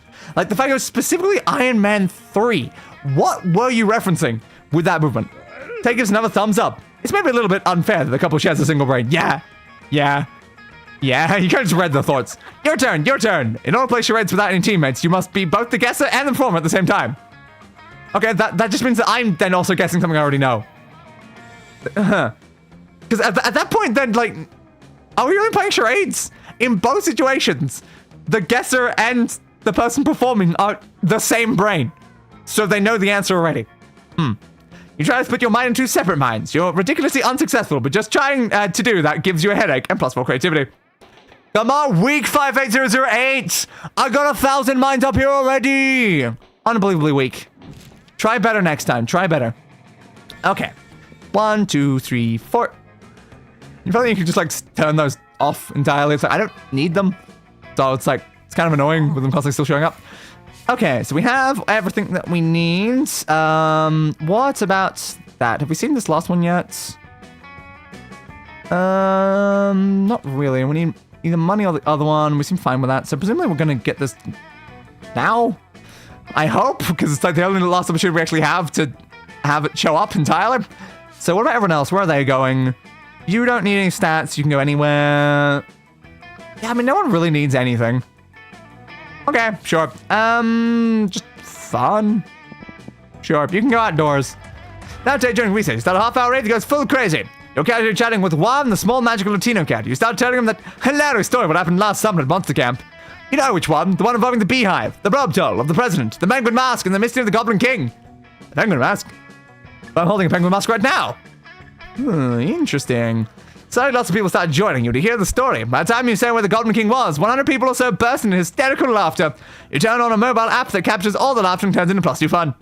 Yay! Okay, so you have the marbles and the penguin mask. We are a go!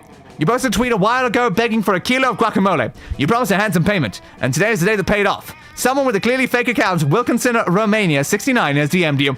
You arranged a meeting at the outskirts of your school, where all shady deals take place. Boy, is this complicated. If only you could buy guacamole at the supermarket, or the pharmacy. Elves usually tell stories of how it was done that way centuries ago, but now it's apparently impossible. Also can't like make your own or anything like that either. The good old times. While daydreaming of days when guac was easy to get, you bumped into @Wilkinson Romania 69. who turns out to be none other than Liam. Oh. Hey, Liam, I was wondering if this was just going to be one of the classmates, apparently. Hey. Heard you needed some bespoke sex supplies. What? I've been for many centuries. Of course I know what a reverse Romanian workmanson is. Not to mention where to find some good guac. I'm all in for the people ready to explore the limits of their sexualities. And the potential uses of avocado. I love avocado. Avocado's great. I have it all the time. But this is going to cost you, my fellow friend. Negative 4 intelligence reminds me of a scene in The Grim Adventures of Billy and Mandy where Billy lost an IQ test to a shovel and candy necklace. That is incredibly fair. I somehow lost all of my smarts just from buying a penguin mask. So I don't really know how that happened. But it's just funny to be back here and doing this again after like several streams ago we PC crashed at this like exact point in it. And now I'm back doing the penguin mask thing. Alright, so yeah, we know the top one's obviously money because it even says toss all the money in your pockets. Blackmail him. You take the guac in exchange for never telling anyone he's a kinky vampire who carries guac around. Ah. The eternal struggle of the artisanal sex merchant. Our natural clients are, by their very nature, also the most devious and depraved. Go on. Take the unclean spoils of your cruel blackmail. I will yield in order to protect my spotless reputation.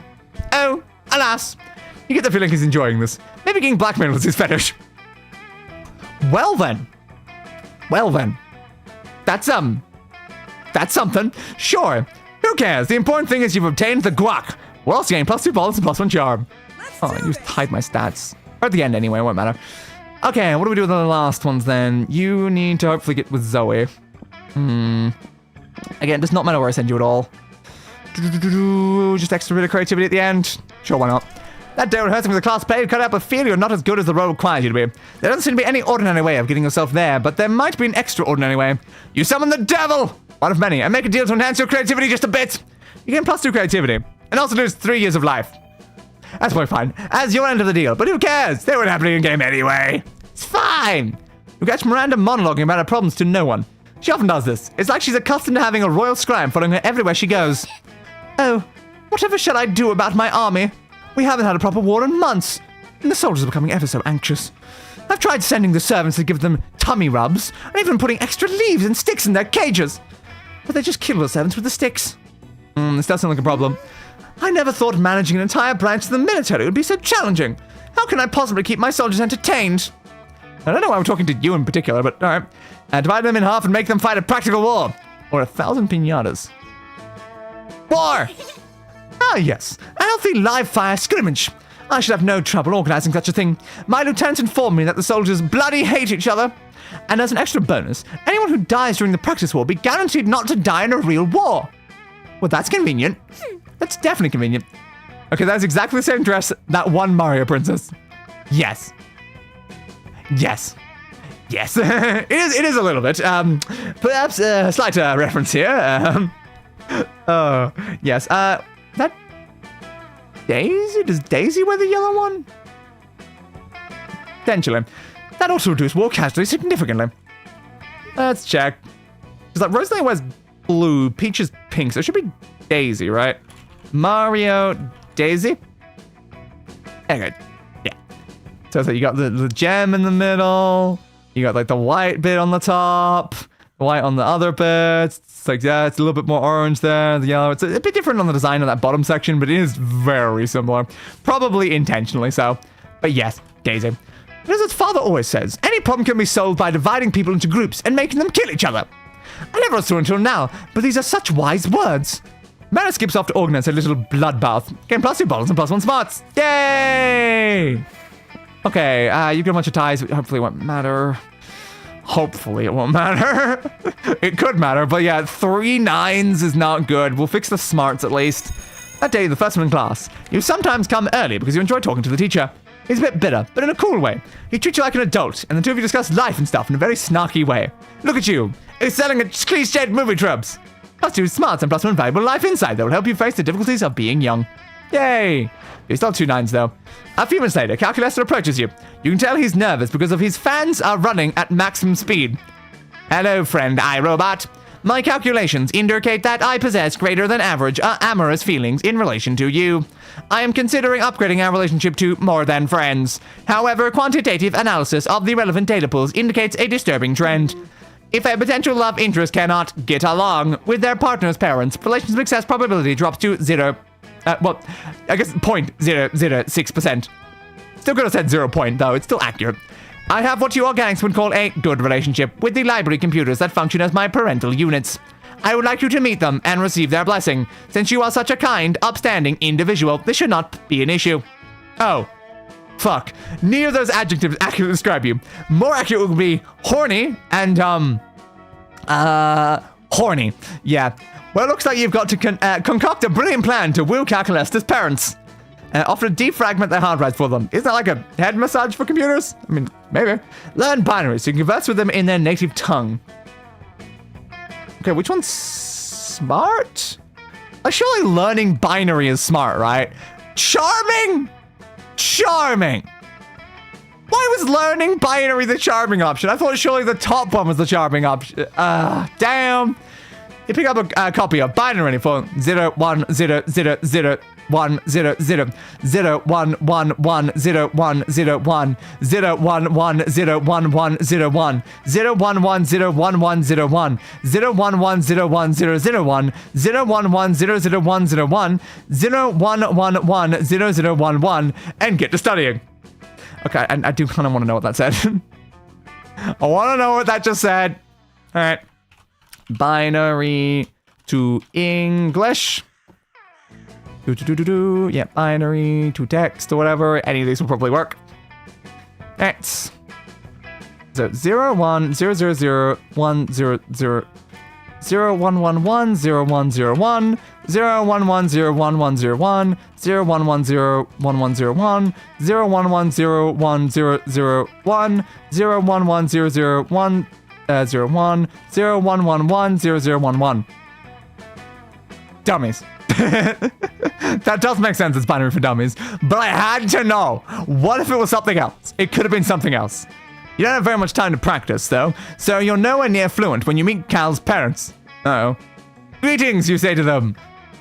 0 0 1 0 0 0 0 1 0 0 0 1 1 1 1 0 1 0 0 1 1 1 1 0 1 0 1 0 0 0 0 1 0 0. What's taking you so long? Says Calculester's dad. What, you don't like numbers or something? No, it's just too long.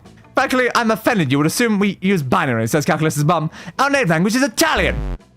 Also, I am not sure you were aware of what you were saying, but you were essentially screaming penis at my family. Well, oops. This happens every time we try and meet someone's parents. Every time! There's mice too smart and mice one charm. Damn. Let's go. Damn. Why was the binary the smart option, though? Not the smart option, though. That's what I'm saying. Why was it charm? Why was it charm? Come on. We got so screwed by that. Is that really what you said? I'm not sure. We only said the first couple letters, though. So I don't know if it did, like, was it D-I-C or P-E-N-I? I don't know. I don't know. Like, if I still had the binary calculator converter open, I would have immediately typed it in. But yeah, I don't know. We only said a couple letters, though. We definitely didn't say enough to actually say, like, the full word or anything. Where do you go? It honestly does not matter. So, back to the gym. That day, an epic dodgeball match takes place. The match is so intense and both teams are so into it that you decide to raise the stakes by betting part of your charm against part of the other team leader's charm. That commitment amazes your whole team and their spirit is fueled by determination. Finally, you win and take 2 charm from the other team's leader. She's now a bit less fabulous. And I guess I'm a bit more fabulous. Hell yeah. After that's time for the most important part of school. Visiting Scott's kingdom of furry animals as promised. When you get to the forest, you find that most of the trees have been decorated with beautifully intricately drawn pictures of an even more muscular than life Scott, having various kinds of sex with various different giant furry animals. 5808, my royal advisor. Here to royally advise me when I sit on my Scott throne and rule over my Scott friends. Aren't these sweet little furry forest creatures devoted to me? It makes my tail wag with joy. Oh boy, fellas, yes, we're finally doing the furry ending on stream. It's at that point that one of the sweet little furry forest creatures' giant head falls off, revealing a very startled looking mummy. Yup, Vera called it. Bunch of kinky furry people doing furry stuff in the woods. Oh no, what? What just happened? Is he hurt? Is my little panda friend hurt, or was my panda friend never a panda friend at all? Oh no. Scott will not be losing his pure joy and innocence over some furry shitty costume skills. Not on your watch. Not today. You think quickly. Alright, where is the options? So smarts and charm. Ooh! Ah, that is painful. Smarts and charm both tied. Both tied. Both tied! They're both tied! No! Damn it, damn it, damn it. I shouldn't have gone for charm. I should have checked beforehand. If I checked beforehand, I could have avoided this. Oh, no. That gives us like a 50-50 chance of this working no matter what. That's not good. That's not good. So now Deus shed their antlers and then they go back. Talking forest, furry forest creatures shed their heads. And Scott, that panda must have been a cursed prince. And now you've turned him back into a person. Oh, geez, the choices. I know, right? I have no idea what will succeed now. I know what the stats are, but we need to pick the higher one, but they're the same. So it's just going to be random. Which one's going to actually help here?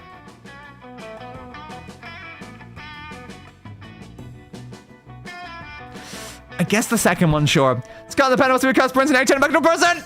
Yes, okay, it worked. That was worrying. That was very worrying, no. I hate when stats tie. I hate how they can like either fail or pass when they're tied. And I'm like, oh no. I've heard about those kind of curses before. And I broke the spell with my love for my furry friends. As their king, of course. I don't love them in the way they draw me loving them. They have very interesting pictures, though. Thanks for helping me out, 58008. I guess I love you too, in a way. Wink.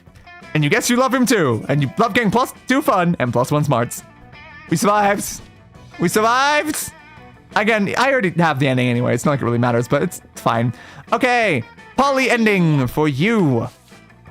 You are, I guess, gonna try Zoe. I don't know if he's gonna succeed, but might as well. Yep. All right, now you are going with Calculester, but the thing is, I don't need the Calculester ending. I don't actually need the Calculester ending. So what should I do? Like, if I don't need that ending, I could try, like, we can get the Zoe fail or the Scott fail pretty easily right now. Yeah, maybe we click Scott twice? Sure. Just unfortunately, we didn't actually get the Calculester endings we wanted, so I guess we just go with Scott for both of them. At least we can get the Scott fail. Should be something. Alright, you finally pluck up your courage and ask your beloved to go to the Monster Prom with you. Oh, honey, I'd love to, but the thing is, you know, Zoe plus Templar Monk doesn't add up to any funny or cool ship names, and everyone knows it's the first rule of choosing a date, so yeah, I think this one failed. Just because we didn't run into her, like, ever. I was prioritizing you so much. But alright, sure. It's not this time, okay? Call me if by any chance you change your name in the future, though. Oh, What a loser. someone should write a fixer Hey. of this. I got an achievement for that. Yay, thanks. Woo. You're rejected by all 6 main love interests. This wasn't a main love interest. That's just wrong. Like, I have been, because that's what we're doing with the Scott thing just then, but she's not one of the 6 main, she's one of the extra 2, but sure. Yeah, what a loser. After that, you were forced to abandon your home and join the underground society of sad people who couldn't get a date for Monster Prom, which is a fancy way of saying you had to live the rest of your life in the fucking sewers. Gross. Sure. Okay. Yeah, I didn't know if you necessarily would also fail, but yeah, I kind of figured it might happen. You finally pluck up your courage and ask your beloved to go to the Monster Prom with you. Huh? Prom? I don't know. You're nice and all, but I have a great sense of smell. Somehow this smells like a bad idea. So I should pass, bro. Sorry. You knew you should have taken a shower before asking Scott. Bro. It's okay. You moved on from this horrible and shameful failure. You became a functional person. Eventually you met a sweet banshee named Ash. Okay. You shared lots of common interests, and after dating for some years, you married. One day in the middle of a casual conversation, you mentioned how you couldn't get a date for Monster Prom. Despite your years of happiness, your marriage couldn't endure such a pathetic revelation, and so Ash abandoned you the next day, and thus you lived the rest of your life alone and sad. Never forget, Monster Prom is the most important thing. All right. Oh, man! Oh, man! Now that one hit a bit harsh, but there we go. We got the Scott rejection at least. Penguin mask, guacamole, bag of marbles, it's all here. You're the real deal, huh? So, it's a date. And what a date it shall be, right? So happy to finish the unfinished business. Prom night comes and you're ready as you can be for the reverse Romanian Wilkinson. You still have no clue how it works, but do trust in the odds by improvising and giving Polly the lead. First Romanian Wilkinson. In the end, it turns out to be mind-blowing, even though you're still incapable of describing it. I guess we did it. There's the penguin mask, and there's the marbles, and there's the guacamole. I still have no idea what this involves, but yes, okay. But who cares? You'll never be the same again. Oh, she did a good deed, helping Polly, but she's still the same. She catches your confused look. What? Oh yeah, about that. I lied about the whole unfinished business thingy. I just like a good old reverse Romanian Wilkinson. Sorry, not sorry. Which means you've done it more than once anyway. Prom? I'm not sure, bro. I have a kingdom to rule, and attending prom doesn't sound very responsible as a ruler. I don't know about history. Maybe some other king or queen has stopped ruling their kingdom to attend prom. I should check. I mean, I think you're the person I trust the most. And I'd love going to prom with you. But my kingdom! Sometimes a good teammate has to make sacrifices for the team. You know, the team is me, and the team is my kingdom. Oh, and the sacrifice is not going with you to prom. Bro. I truly am sorry. Sometimes there's not enough space in Scott for both ruling a kingdom and love. Hi. Scott leaves, and you swear you saw a manly tear running down his cheek. It's okay. You thought it was to seduce Scott, but now you put more value in his happiness and on his pursuit of a career as king of a totally fake kingdom. You stay by his side as the best furry consigliere that has never existed. Your relationship with Scott strengthens, and in the end, his kingdom sees that. Scott thought his kingdom and love weren't compatible, yet it seems to be quite the opposite. Scott's subject started drawing lots of suggestive art pieces depicting the two of you. Yay! Basically, explicit art made you rethink the nature of your relationship, and ended up being closer to all that not safe for work art. Oh. There we go. We managed to actually complete the ending that I did off stream, and also the ending that we failed because of the computer crashing in the middle of it, which is good. But the goal of today was to get the Zoe and Calculester endings. We've not done any of those yet, so hopefully the next one. And then we can just skip this bit. Come on. Yep. 2 weeks. Yada, yada, yada. It doesn't really matter. I've heard like all of these dialogue a million times over. Yeah, Polly does things. 2 weeks. Battle. Whatever. Start. All right. We did it. 9 nooms in the gallery. So we did get the Scott rejection and the Zoe rejection endings, which is good. So that means we're only missing like Calculester rejection, I would assume. And then we need the Zoe standard ending. We don't have Zoe standard ending, so we can try to go for that as well as the secret endings. And then, of course, down here, we got the reverse Romanian Wilkinson ending, and I already had this one, so it's not marked as new. All right. But does that mean every single secret ending has been gotten on stream? So that's good at least. We have this one. No better distraction. I do love how they have like one of those for every single like character combination though. Quite fun. What's down here? Sketches for the rejection endings. Now isn't that fun? And fitting considering the situation we just in. Then we also have an alternative Dahlia outfit test and some like more concept art. Fun. And then on the fan art side, nice poly one. All right, fair. Yeah, I don't know if doing the 4 players at once was a good plan or not, but I mean, it certainly was a plan. It certainly was a plan. Might be better to go back down to like 2 though. I think I can do a lot more with 2. It's just a lot quicker. Okay, what do I want to go with? So again, we need to get these actual proper endings that we're after is the thing. At least we did get some of these out of the way. That's definitely helpful. We got some of the ones out of the way that were potentially going to cause us problems. So I'm kind of glad that we did do those 2 endings. Because it would have been annoying to just have those like not done, especially since we did half of one inside the stream and then the other one off stream and dial. It's like, that's good. So that leaves one Scott ending I still kind of want to do on stream, which is the family one. Because we tried that and failed it during like one of the first streams. Then we've done all of Damien, we've done all of Liam. We've only done a very small amount of Miranda's. We definitely need to do more of that. But Polly, we've done 1. Again, Scott only needs that 1 more. Vera, we've done like 0, which is not the most helpful. Calculester, we're after like Cal Careers and VR, neither of which have showed up yet. And for Zoe, we are after Identity, I believe. It's listed here, yeah. So we need to hopefully get those endings at some point here. That would be nice. But yeah, unfortunately, so far, they haven't shown up for us now, have they? Which is fine. So who do we send to the robot? You for the robots. Okay, what joke do I make this time? Last time we did 58008 and iRobot. I need some other robot-related joke. A robot-related joke. What about the one as in Neo the One, but we call them the 1-0? Sure, why not? The 1-0, you can be a they, and then we'll use you for Zoe. Okay, so last time we did Cthulhu. We could reference another, like, Lovecraftian monster. What's the best one to do right now, though? How about, like, as a Thoth, but as a thought?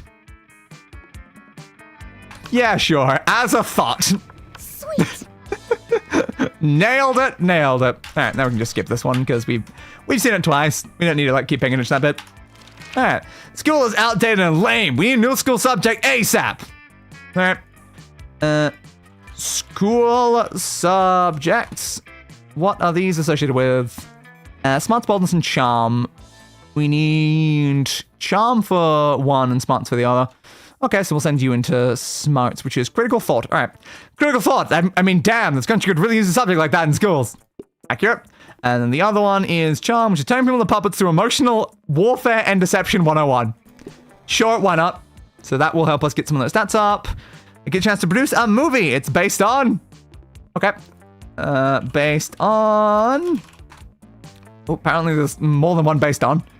Based on. There we go. So money, boldness, fun. And fun's vaguely relevant.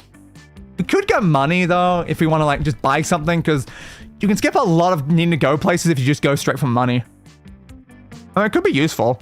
Now, each one can probably buy the product once, though, and they can't, like, both do it for, like, the same stat, but luckily they probably won't need to. Like, the base amount of money can already kind of do it, is the thing? Base money can already do it. I guess we could, like, because we don't really need it for the other one. We don't need the fun. So I should remove poly from this. We don't need poly anymore. Yeah, because like, we need fun for Calculester, so I guess we go with that one. So, the most influential Russian novelist of the XIX century have gone nuts. They don't remember anything about last night, and now they can't find the manuscript of the brothers Karamazov, and Dostoevsky has to deliver it today. Nailed it. And the money one is something about superheroes. Yep, something about superheroes, but with a love triangle between a beautiful yet somewhat relatable girl. Maybe she's always saying she's a mess, and two of the super hot superheroes, which are also like vampires or pirates, or both. Instant hit. There you go. So we'll get us some money, and that will hopefully help in some way. Autobiography. Again, I can probably figure out the answer to these anyway. How to see everything and look fabulous trying. My parents think I'm cute, and so should you. Temporality, the ongoing journey to find my inner enigma. What had better inspiration to read a book, dude, than write one? Art of punching life in its dumb fucking face. And manual instructions how to properly experience life. That's probably Calculester. Zoe could be here, though. I'm not actually sure. Let's find out in case she is there. No, she's the Garfield one. No, I remember that from last time. So, no. Yeah, but Calculester is very much that one. Okay, so you obviously need Calculester. Do I just go with Calculester for the other one as well, though? It's not really particularly useful, though. Yeah, I would like a none option sometimes for these. It does kind of get a little annoying, but I guess we'll pick Calculester for both. And then on this one, we will inevitably have an option that will allow us to pick Zoe, hopefully. Spice chocolate, no chocolate on fire. That's Damien, tequila, and Coke. Rainbows and gummy bears, success. Double cream de la Gruyere and meringues and Ikasumi. All right. Where are these ones? I wonder if I can just find it there. All right, let's just type it then. Ice cream. Wait. I said Control F. Ice cream. Where's the ice cream? Yeah, Zoe is that one. I thought it would be. I thought it best to double check though, so we'll go with the Zoe option. So there we go. Both of them have picked Calculester and Zoe, so they both should be able to interact with Calculester and Zoe. All right. And not just get locked into roots with other people that I was not trying to do. Okay, game? Okay. So you have more than enough smarts and fun, actually. Oop, that got help for review. GTA 5 really ruined the name Lester for me. Trevor screaming at Lester the Molester. That is a very fair point. A lot of names have that sort of issue, though. You can always rhyme it with something else. Oh, we did Scott rejection route. I no longer have to have that listed as a thing that's necessary to be done. I can just leave this at the top. But yeah, interestingly, you've already got some pretty good stats. So you have the smarts and you have the fun. Like, weirdly, they just don't actually need any stats to begin with. They're just fine. Then the other side, unfortunately, we have very lacking on creativity. Very lacking on creativity. We're gonna have to do a lot of work for that. Potentially, we just buy some creativity. That's probably the better bet right now. Just buy some creativity, and that'll get us most of the way up. All right. So what do I tend to do right now? Just more fun, I guess. Sure, why not? That day during recess, you start a half-hour rave that goes full crazy. You have no idea how it escalates so much, but at one point there are like 300 people. Someone summons demons from a nightmare dimension. The consequences might distort the fabric around itself. Who cares? Red party! Too fun. Nice. Alright. Also for once, it was fair to hold that for review for once. Yes. Yes, that one was reasonable. You see Calculester happily tending to his favorite little aloe vera plant when suddenly... Calculester! Thank the fates we found you. A terrible curse has befallen us and we require your aid. I was built to help. Literally. I have attempted to diversify in terms of my purpose, but my prime directive remains. Well, as you may know from religiously following our TV Tropes page, we are currently engaged in a vicious struggle against the sun itself! Same. Just... Same. Bloody sun! Am I right? Nope, I just reset my position. Damn it. That's not the button I'm gonna push. Over a little. There. Thank you. Yeah, the sun itself! The sun is a mighty foe, capable of inflicting tremendous casualties, and we have fallen victim to its wiles. Behold! The Coven uncover their shoulders to reveal some particularly vicious sunburns. Oh no! And so we've come to you, renowned herbalist, for a balm in our time of need. Let us cut the leaves from out your little plant, so that we might avail ourselves of its healing properties. Allow me to clarify your intention. You request that I destroy my favorite aloe vera plant in order to treat your sunburns. We ask that you make a noble sacrifice to free us from a terrible curse, yes. Internal conflict detected. I do not want to do this thing, but I am too kind to say so. Friend the 1-0, what do I do? Okay, now, is this related to any of these? Doesn't really seem like it. No, I don't think it's related to an ending just yet. Damn. Let's think about this logically. Many people have done terrible things, but no plant has ever committed an evil act. So isn't this plant worth more than the entirety of monster kind? A fair point! If you're looking for aloe vera, why don't you just ask Vera? Are they related or something? I don't think that's how that works. I just don't think that's how that works, honestly. I'm assuming think about this logically means smart? Yes. By the goddess! Is it possible? Were we the villains all along? If I respond in the affirmative, will you cease to demand the destruction of my treasured plant friend? Yes! Then yes. Oh, how we lament our debased animal ways. How can we make it up to you? Good and pure aloe vera. Shall we weave your spell? Slay one of your enemies? I do not see how that is necessary. But we must perform a quest to absolve ourselves of guilt. There must be some task we perform on behalf of your plant friend. I suppose you can bring me one ice cube. I water my aloe vera by placing an ice cube in the pot so that the water enters the soil more slowly. An ice cube!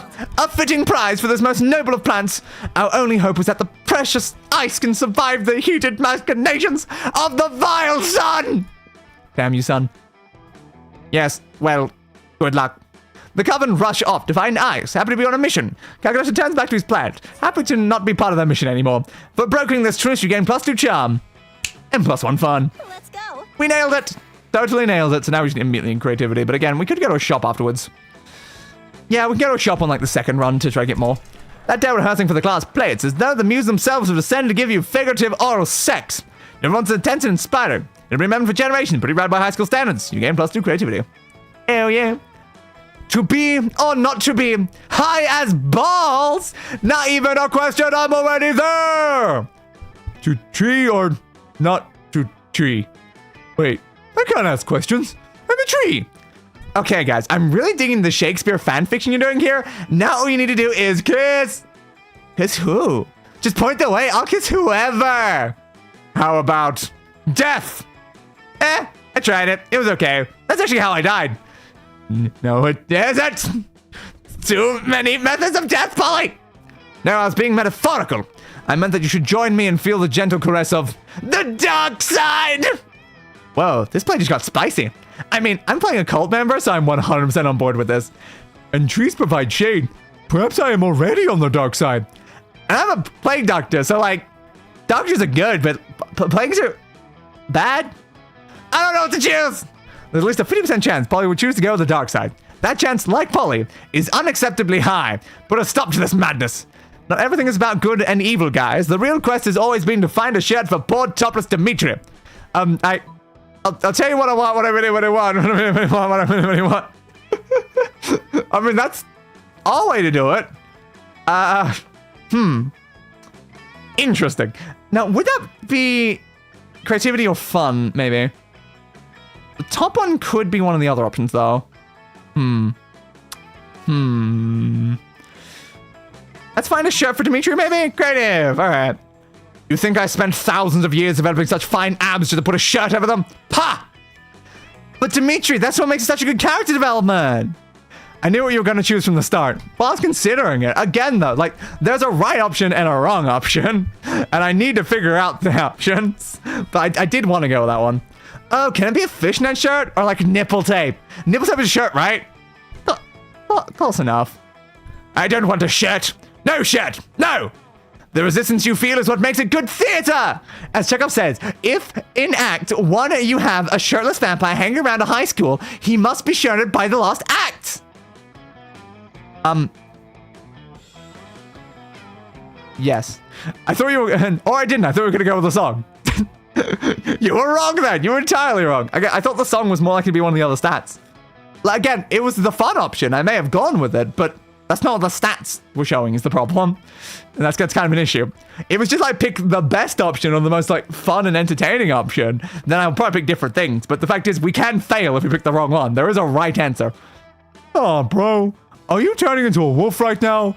I know I never want to wear a shirt around that time of the month. No, no, no. I'm not a werewolf. I'm not a person who wears shirts. I have a brand, and you have no right to be interfering with it. Dimitri stomps shirtlessly out of the room.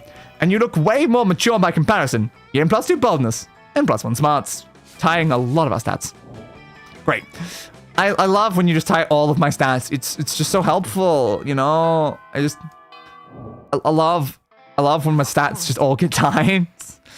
Alright, so we will send you over to Calculester, I guess. Sure. You approach Scott and Calculester, sitting at the table conveniently located near a power outlet. Calculester is charging. Scott is confused. What do you mean you don't eat, bro? If you don't eat, how are you ever gonna get swole? But half the people here don't eat. Why are you surprised, Scott? Premise invalid. I am a robot. Robots do not get swole.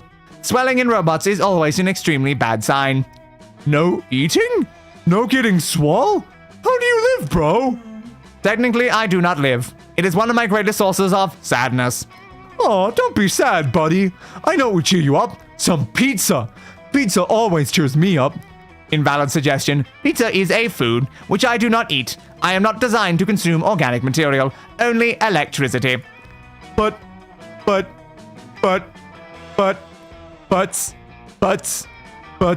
sorry, I got distracted. You're actually pretty worried that Scott's head is going to explode, and then you're going to have to clean it up. Better find a way to satisfy his curiosity. Scott, electricity is the coolest and most energetic thing to eat. Have you ever tried to eat a lightning? Eat a singular lightning? Hell yeah.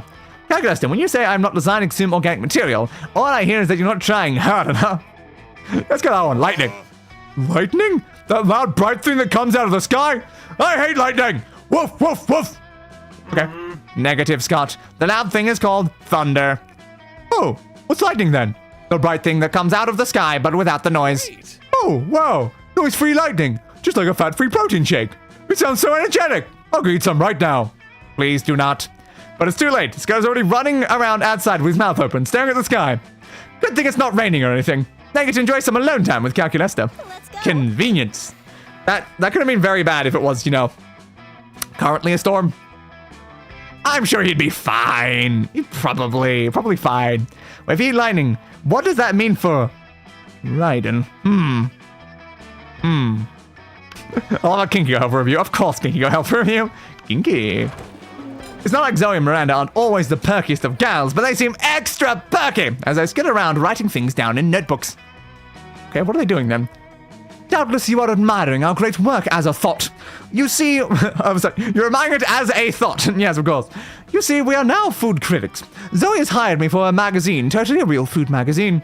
Like I've heard of that magazine before. It's an honor to have you on board, Your Highness. Zoe holds up a bunch of papers stapled together with doodles in crayon that seem to be in eldritch runes. with some sparkly scratch and sniff stickers stuck on top. Yay! If you're quiet and subservient, you may watch us in our quest to be the best food critics ever. I was a little hesitant about founding this very legitimate magazine since I'm new to eating things other than mines and souls. And I usually have my eating serves eat for me. But then Zoe and I realized we were the absolute best food critics according to our test audience, which was comprised of Miranda's food serves.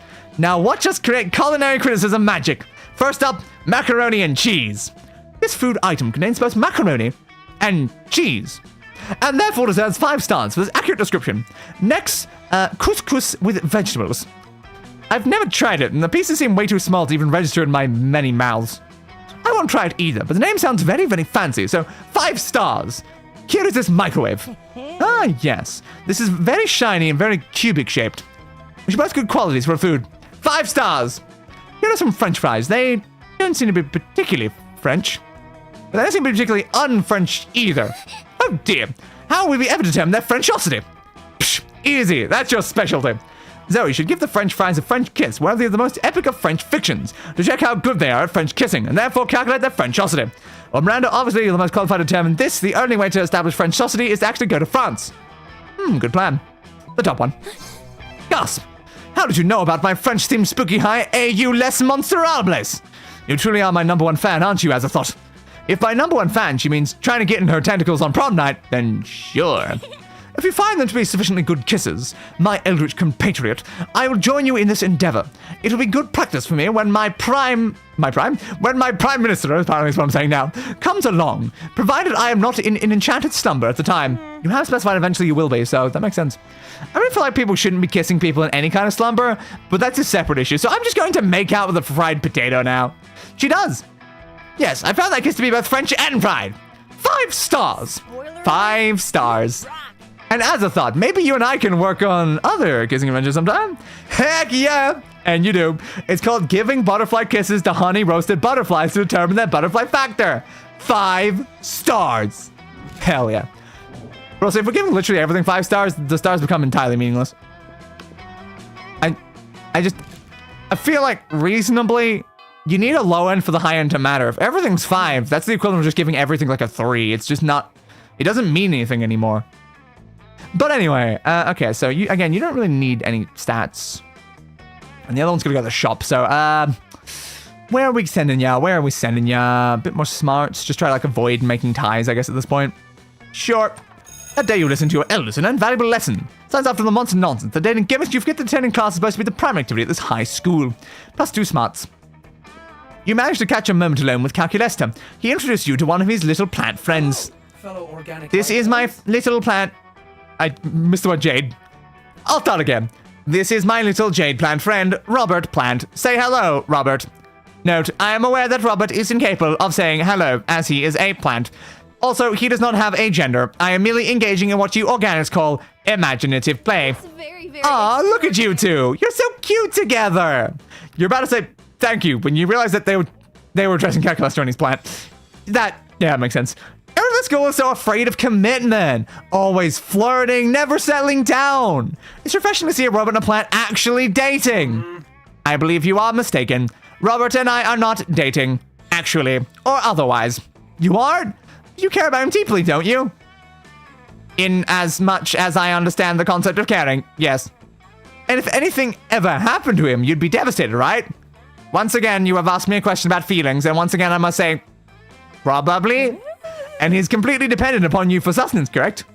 Finally, an uncomplicated question. Yes, this is objectively true. Sounds like you're dating to me. Oh dear. I had not considered the possibility that my attachment to Robert Plant might constitute a romantic entanglement. But perhaps you are correct. No, you can't let Calculester believe he's dating his plant. Not if you have any hope of dating him yourself. Quick, prove the couple wrong. And speaking of Prime Minister, every time I see that word lately, it comes with news about Nepal having a revolution overnight. Impressive speed of a revolution there. That's a very impressive speed there. Actually, according to this very thorough teen magazine, robots and succulents are romantically incompatible. You can't be in a relationship with Robert because I am. Oh my god! How's that my relationship with Calculester, though? I'm gonna go with the top one. You put out the dog-eared issue of Where Tiger Beat that you keep in your backpack for just such occasions. How many things do I keep with me at all times for these sort of occasions? Like, I'm carrying apparently smoke bombs, something else. Oh, what's the other thing I was carrying? I know there's another object. I just can't remember what it is. It's definitely come up though. The cover article is an exhaustive list of interspecies pairings that make us squeal. Human and food processor. Whelp and whole turkey leg. Oh, here it is. Robot and succulent. What does it say? Am I in love? How is your loneliness? No. According to this article, succulents and other plant-based creatures tend to be asexual and aromantic. A deadly combination for a robot trying to learn how to feel romantic love? What a shame. I really thought you guys would make a cute symbiotic pairing. Oh well. Single again. Not for long if you've got anything to say about it. 2 smarts and 1 charm. Let's go. Hell yeah. Still don't think we're reaching an ending though. Again, I kind of need something to, like, you know, show up at some point here. Because, you know, we're trying to get these things. Also, we have done profit, I believe. I don't know if profit's still there. But yeah, it's like, we need to figure these things out, please. I'm trying my best. Show me All that right, money. money, money, money. It's so funny, funny, funny in a rich man's world. So we'll take the creativity. Sure. Thanks. Happy little accidents. Yeah, who wants to save money for their college fund? We can spend it on weird stuff. This is most likely useless. That's the spirit, champ. It improves my stats. So I improve as a person by buying this object. Clearly, that's the most important thing. It just has to be, you know? As a thought. All right, what's happened with that as a thought? You engage in an unusual weekend routine of watching fish have sex at the aquarium. Interesting activity when you run to Calculester. Hello, friend, as I thought. I was just attempting to gain insight into the courtship rituals of organic life forms. What about you? Same, you say awkwardly. You don't want anyone knowing that you spend all your weekends watching fish fuck. Why do you, though? Well, designate this chance meeting fortuitous. You see, I am currently running a romantic subroutine with your friend, the 1-0. Things appear to be going well, but I am experiencing what I believe may be doubts. I do not wish to waste processing cycles on an unproductive union. Therefore, I must ask, is the 1-0 open to copulating with a mechanical life form? Oh, you say, you want to know if the 1-0 is down to fuck a robot? Well, let me tell you. Let me tell you something, Calculester. One time I went over to the 1-0's house unannounced and found them with a vacuum cleaner with googly eyes in a weekend. Well, let's just say the answer to your question is yes. Or have you noticed the 1-0's cool haircut? They got it from a leprechaun in exchange for promising never to fuck any robots ever. Ah! Yes. I believe I know that vacuum cleaner. Curly blonde wig, googly eyes, 1 inch in diameter. Yes, that is Vicky Yum. She informed me recently that a certain organic life form had rocked her world, but would not divulge the name of said paramour. I believe she was worried I would steal her conquest, but now I know it was the 1-0. Suck it, Vicky.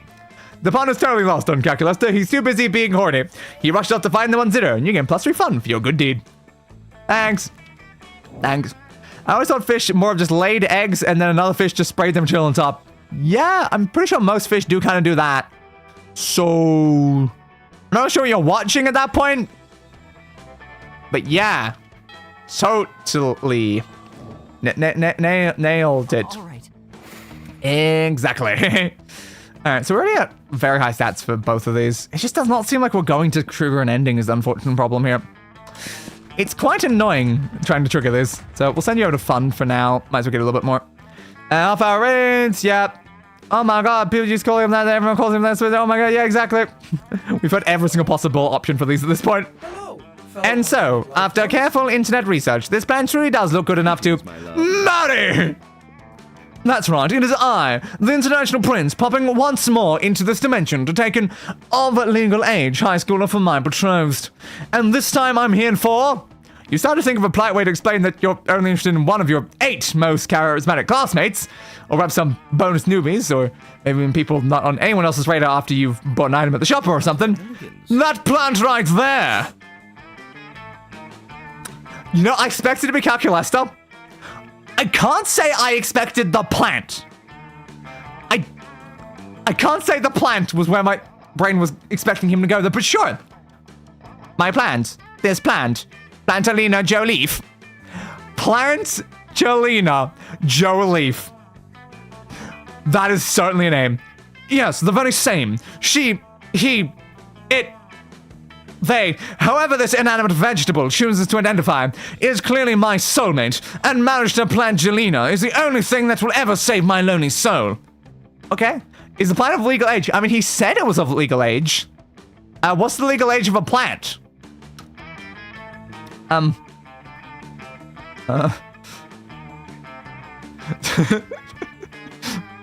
What is the legal age of consent for a plant? I wrote plant. Damn. I don't think we're finding the answer. Oh, what a shame. Calculester seems a little unsure. Gosh, why is the prince like this? Always crashing high schools to marry people and, I guess, plant life now. You need to stop him! Wait, do you need to stop him? Do you just let him marry the plant and stop pursuing your love interests? I mean, yeah. No, wait, maybe Calculester would be sad if his plant friend got married. Would he? Yeah, I don't know. It probably must be based on your stats anyway. Yeah, you can't marry that plant. It's already married to the sea. What? Yeah, no, wait, no. Yeah, just let him marry the fucking plant. How vulgar. Wait, that's it? You're not going to stop me with an outlandish statement or wacky antics? No references to memes? No bees? Just go ahead and marry the plant? Well, this is completely unexpected. I've never had anyone not try to stop one of my marriage proposals before. In fact, I'm realizing right now that I really only enjoyed the thrill of the chase in this instance. I have no desire for a future with this plant. I'm going to go find someone harder to marry. I'm going to go marry... I'm going to go and marry the sun! Fare thee well, student. Robot and rejected plant ex-fiancé. Erasing memory of this mess. Okay. That was... an interaction that we had with the prince, yep. Do we have evidence to suggest that everyone from his dimension is like this? Or is the prince simply unique? You don't know, and honestly, you don't care. Getting rid of the prince has given you more time to chat with Calculester peacefully. You find out a lot about Plangelina Jolie's hobbies, and interest, and game plus too smart, and modern charm in the process. Nice. That was... something? So, I guess if he actually succeeds and marries something, he doesn't care. He's like, oh, this isn't what I wanted. How disappointing, dude. How disappointing. So our charm's fine, our creativity's fine. We might get both up a little higher, though. It's not really necessary, but auditorium's screwed anyway, so charm. Sure. Charm. That's an epic dodgeball match takes place. Everything seems lost, but you deliver an inspirational speech, spectacular comeback, natural born leader, 2 charm.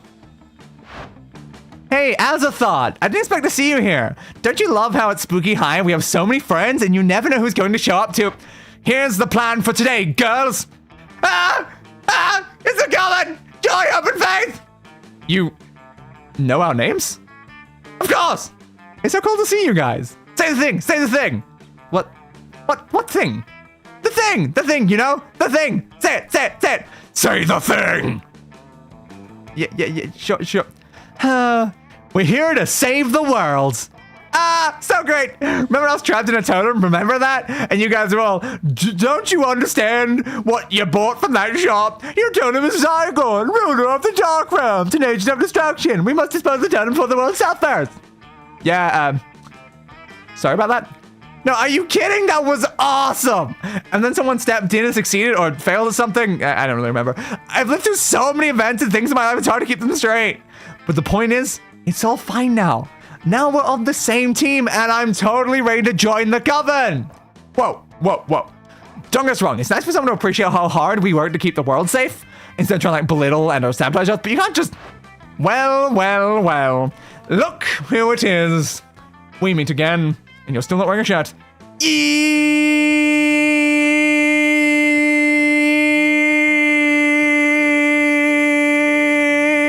Send off fees. Dimitri!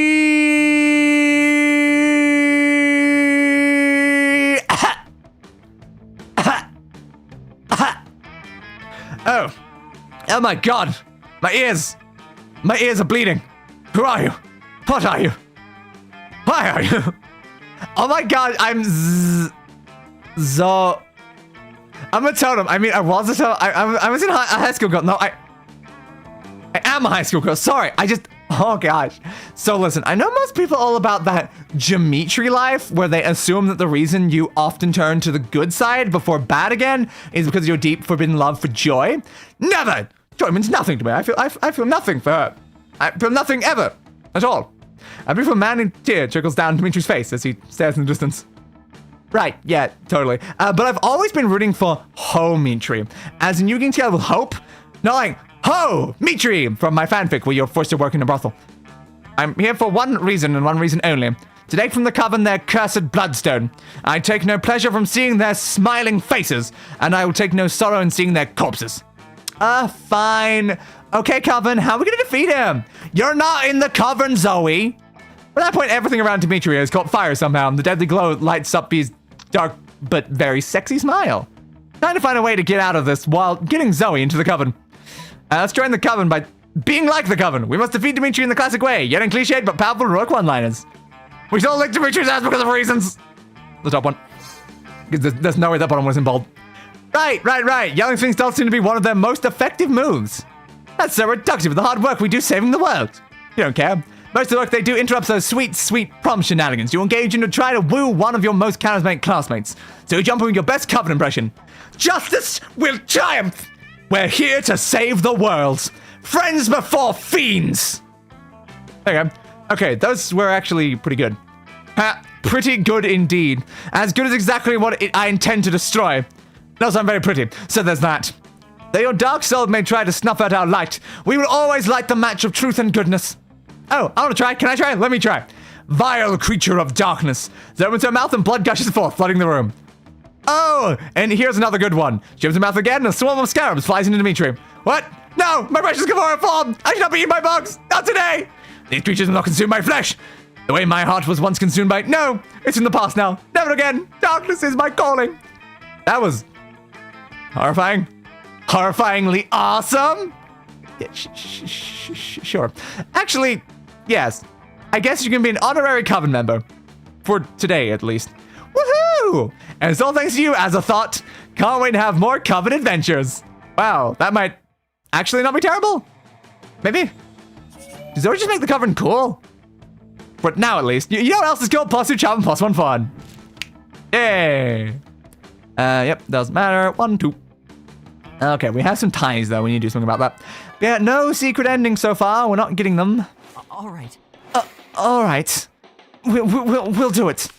So Zoe and Calculester are at the same table. That's annoying as hell. Why are they at the same table? Why are they at the same table? We need the positive Zoe ending right now. Calculester, we can get a fail pretty easily without too much of a problem. So we should do Zoe going to the middle table, I think. So, well, the 1-0, we'll go for that one. Good lord, all you want is to eat in peace, and yet we're here to save the world. Yeah, we know. From you, Dimitri! You wound me. Truly you do. After all I've done for you. More like done to us. What about the time you betrayed us in the middle of a climax battle, then unbetrayed us, then betrayed us 3 more times? Or that other time, the next morning? The empty bed. Oh. Why can't they talk as separate entities to know which one is porking Dimitri? And so be it. Let's end this once and for all. And not like the last time I said that, or the time before. This time I mean it. For realsies. Yeah, no, same. For real this time. Once and for all. This is like the 7th final battle these dorks have had this week. You've had it with their BS. You take a fistful of ketchup packets and spew them all over Dimitri. Maybe some will get on his cape and he'll run away to get it dry cleaned. What's this? Blood! Oh, how you wound me. My loves! I feel no pain but that in my heart. I will slink off to some cave to lay in agony between life and death, waiting to be tended to. You spot Dimitri squeezing some of the ketchup onto a hot dog and taking a bite of his... Okay, way out of the cafeteria. What is that dude's deal? Alright. Truly thank you for selflessly helping us on our adventure, the 1-0. Nah, it was selfish. You really just want to eat in peace, but whatever. In return, allow us to help you on one of your adventures. Why not? Then go and help you with... Solving the ancient enigma of your algebra homework, so that'd be smarts, I guess. Or going to retrieve the legendary bag of lasagna-flavored chips from the supermarket down the street. What do you risk your life protecting? This cafeteria table. It's algebra. I wish you had chosen a less dangerous task, but we are honor bound to help you. Thank God you were not looking forward to factoring polynomials all afternoon. Show yourself, mathematician! There's no hiding from us this time. A tall, spindly man draped in number-dotted robes emerges from beneath your table, cursing under his breath. Hope, faith, joy, so we meet again. Back for more abuse. You won't defeat us this time, wizard. You've befuddled our ally with your mathemagic for long enough. We'll see about that, smacks the mathemancer. Exponent Patronum! Oh no, he summoned a flaming XY graph, and it's going geometrically! We didn't want to do this, but you have forced us to use our cruelest weapon. No, screams the mathematician. Not the scroll of divide by zero! I'll do anything! Anything! Hey, I'm the 1-0. To divide me by myself. It's too late, old man. You've been asymptotically. Yep. Asymptotically. I don't know if I've seen that word before, but yes. Approaching zero for a long time now. It's time you finally arrived. That's not how asymptotic approach works. Protests the panicked wizard. Zeno's paradox clearly states that the coven pays him no mind. They chant their incantation, and the mathematician vanishes in a puff of coefficients. With the old bastard gone, the answer to every math problem is now 69. Sweet, you gain +4 smarts. Let's go. Okay, I wasn't expecting a battle with a wizard because I said algebra.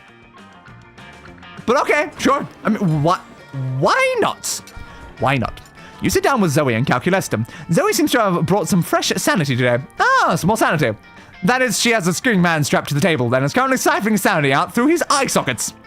Friend Zoe, I am afraid I must take issue with your current practice. What? Eating? Eating is a matter which causes a human to repeatedly scream, "Kill me!" while avoiding his bowels and bladder. It does not seem nice. Are you for real? Look, I was born this way, okay? Well, not so much born as ripped from the fabric of reality itself. Same, bud, same. At least a bit of me was. And animated with equal parts raw mouse and the concept of despair. Oh, I've definitely got some of that in me as well. Cool. But still, don't judge me. I do not possess the necessary firm will to judge you, Zoe. I do, however, wish that you would find another way to attain sustenance. You cannot stand to see these two at odds. Maybe you can convince Zoe to change her ways, or convince Calculester that they don't need changing. Zoe, why don't you eat this vegan brownie and bloat instead? It's probably way tasting the guy's sanity. Oh, come on, Calculester. Sanity's one of the top 5 worst things Zoe could be devouring from this dude. Obviously. Status, skeptical. Please, there's 5 things worse to devour from this man than his sanity. Oh, that's easy. Deep-seated insecurities is one. Poop is another. The crippling fear of death present in all mortals. P. And worst of all, opinions. Are his opinions really that bad? Well, he's a prominent user on Reddit. Because it's... Reddit. Understood. Analysis complete. Sanity is an acceptable food substitute compared to several things that are worse. Nice! It's like I always say, when life gives you lemons, compare those lemons to the all-consuming void. The void is way worse than a couple of lemons. Hey, I take offense to that. As part of the all-consuming void, I do take offense to that. You couldn't agree more. Maybe because you're interested in switching Zoe, but still. Close enough. Hey. 1, 2. But yeah, unfortunately we didn't trigger any secret endings though. Maybe go for a long next time. If we go for a long game, it'll take long, but we have more chance of actually triggering one of the endings at least. I mean, it might be a better plan. It definitely might be a better plan. You don't really need anything, just smarts. Just keep going. Oh my god, things. Spell to get smarts. +2 smarts. A few minutes later, Calculester approaches you. You can tell he's nervous because all his fans are running at maximum speed. Hello, friend, the 1-0. My calculations indicate that I possess greater than average amorous feelings in relation to you. I'm considering upgrade relation to more than friends. However, according to analysis of the relevant data pools indicates a disturbing trend. If eventual love interest cannot keep a log with their partner's parents' relationship success probably drops to 0.06. I have what you organize would call a good relationship with the library computers, yada yada. I would like you to meet them and receive their blessings. Exactly. We're there earlier, which is why I went through incredibly quickly, but yeah. So you know that last time this was Charm. Which is still weird. So let's try defragmenting this time. Okay, so defragmenting was smart. So soon as you arrive in the library, you ask Cal's parents if they want to get defragged. They enthusiastically agree. You carefully back up all their memories, then start the defragging process. It takes a few hours to complete, which gives you and Calculester time to get smoothies. Ooh. Calculester just sort of pours his on his chest because he has no mouth. Why'd you pour on your chest, though? You didn't need to do that. When you return to the library... Goodness. It seems my parents were long overdue for a defragmentation.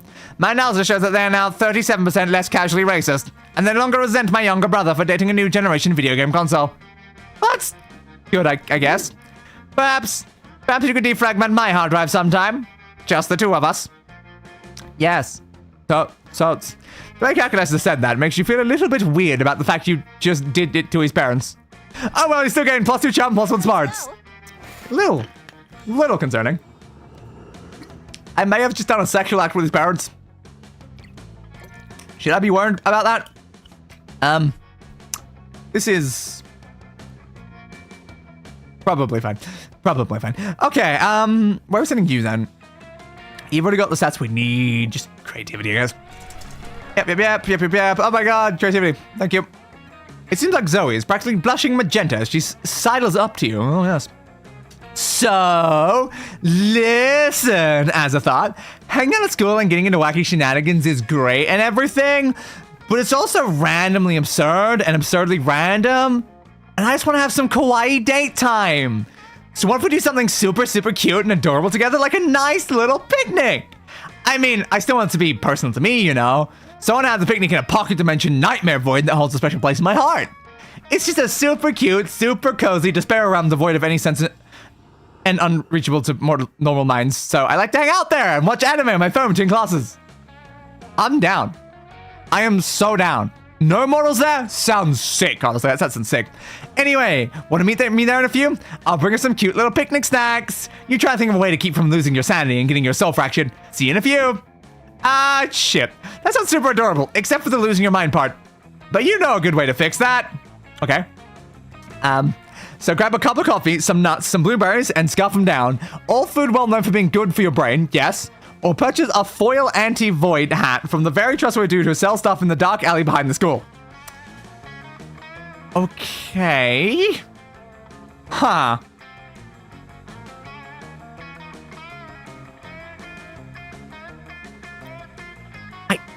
Would the second one be money? Because like we're purchasing that, would it be money? The top one, I'm like, that might be smarts. But if the bottom one is either creativity or charm, it's the wrong option. Ah, such problems. Always such problems trying to determine this. Why must it be so hard?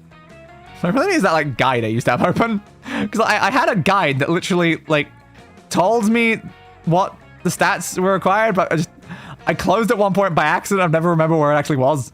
So let's see if we can re-find that guide, because like, we might as well. It's useful for situations where we just genuinely have no idea. What would it be? Start crimes with characters, secret ending guide, simplest prop quiz ever. Events and outcome list, all events and DLC added? I mean, it could be something like that. Looks about right. Would this be the correct thing? Potentially. Date events, things like that. How do you find a specific event? Do you control effort, I guess? Okay, numbers and names for all those. Wow, there's a lot of things written on here. Love intro event for those, and then... How are you supposed to know? Okay. They're like written as like numbers and stuff like that, and it's like... it's certainly something. If I type in grab... That was the wrong letter. It's like grab. It doesn't show up at all. This doesn't seem the most useful. I don't think that's one I've used before. Because like that was not exactly very useful. But like there was definitely a guide though. It's just what was the guide actually called? What was it called? Conversation secret endings. I mean that's still relevant. Maybe that one's it. Do you have them actually like written as like the words? Yeah, this could be it. So, stop pushing the wrong letters. Grab. There we go. Okay, so it's smart and wealthy. I was right. Okay, so yeah, it was wealthy for that one. That makes sense. So we'll go with that top option, which is what I was going to pick anyway, but I wanted this guide back open because it's annoying not having it when sometimes you reach a situation where I'm going to fail the run because I have literally no idea what the choices are. You stop by the school snack shop, which is a thing that exists that is rarely mentioned because, what? You think you know every single location at Spooky High? You don't. Thanks. We get a half-calf macchiato triple salcho latte, some trail mix and blueberries, and shove them in the old food hole. Which is, over there somewhere? Yeah, it's just over there somewhere. Immediately you can feel their magic working. Hey there, Azathoth. You ready to head to the spare realm? You sure hope so. Zoe takes your hand, and you can feel your heart pound and your pulse race. She leads you onward. So here it is. I hope you like the atmosphere. I mean, not the atmosphere, like the vibe. I mean, I hope you like that as well. I just mean, like, literally how devoid of oxygen the actual atmosphere here is. Yeah, it's probably fine. Whether or not this would have been a problem for you normally, which is frankly debatable, it certainly isn't today. Not after that healthy and energizing snack. You always use a healthy snack to start the day off right and decimate obstacles from geometry tests to getting impaled with a spear, which are equally likely at this school. Yes. In a sense, I don't think I've seen either one of them, but I would believe both would show up. Are you having fun? You seem like you're having fun, right? Like, you're having fun?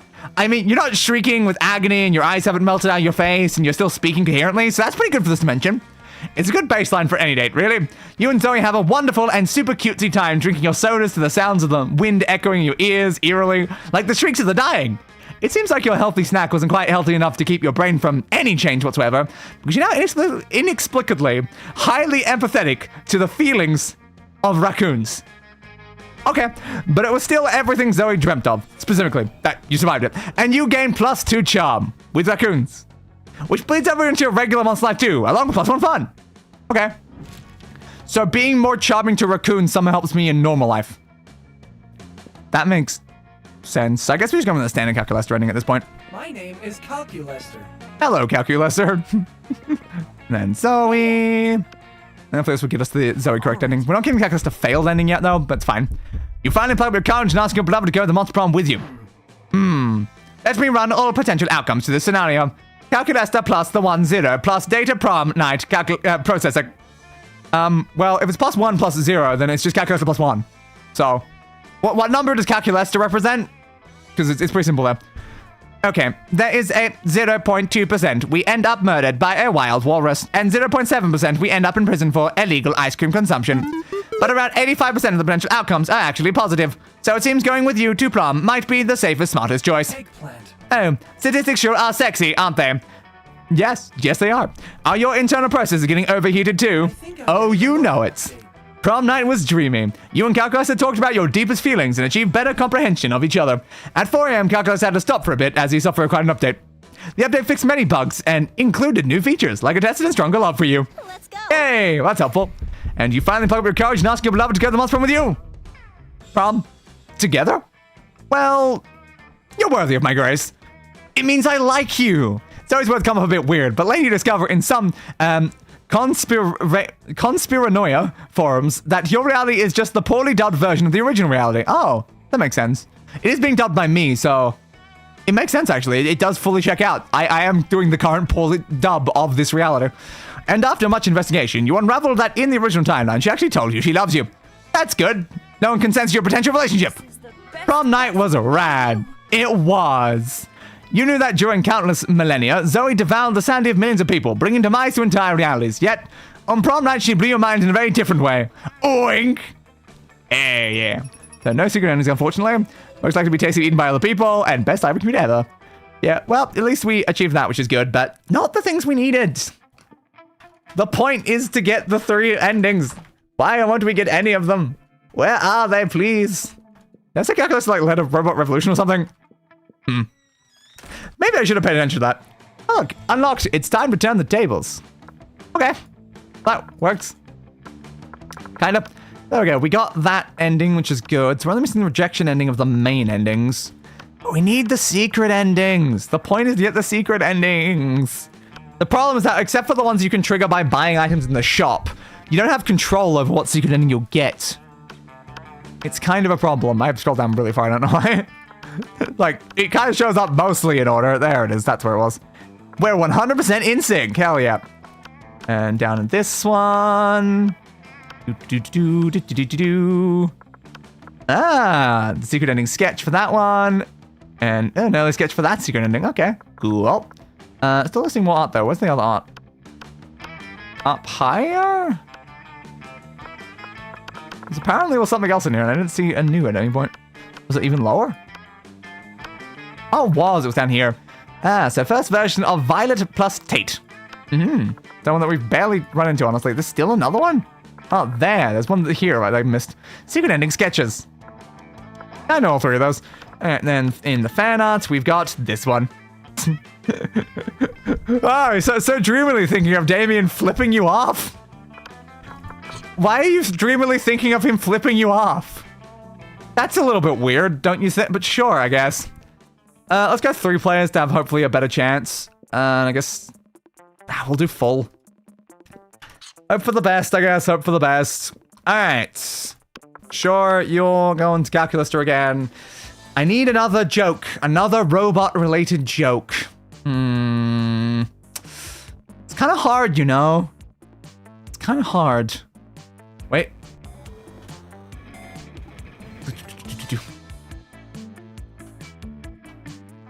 Nailed it. Hal 69,000. I can do this. Yes, that is what we needed. That is what we needed. We'll bring along you, I guess. All right. No, I don't really know what I'm gonna give you because I'm probably not gonna like prioritize anything in particular. We're just like hoping that we get one of the ending things. So I should just give you a random name, just something completely random.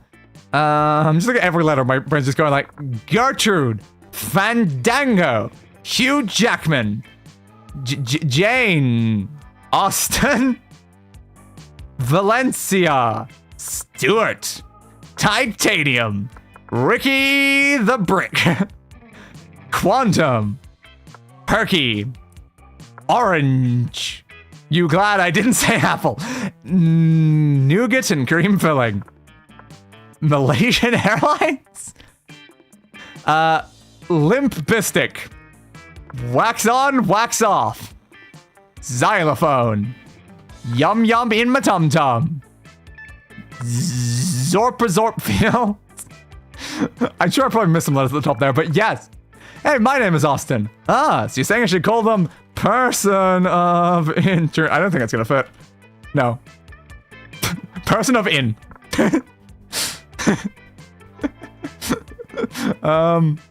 Damn. If it was one of the letters, you know how to do? Person of out. But nah, it's impossible.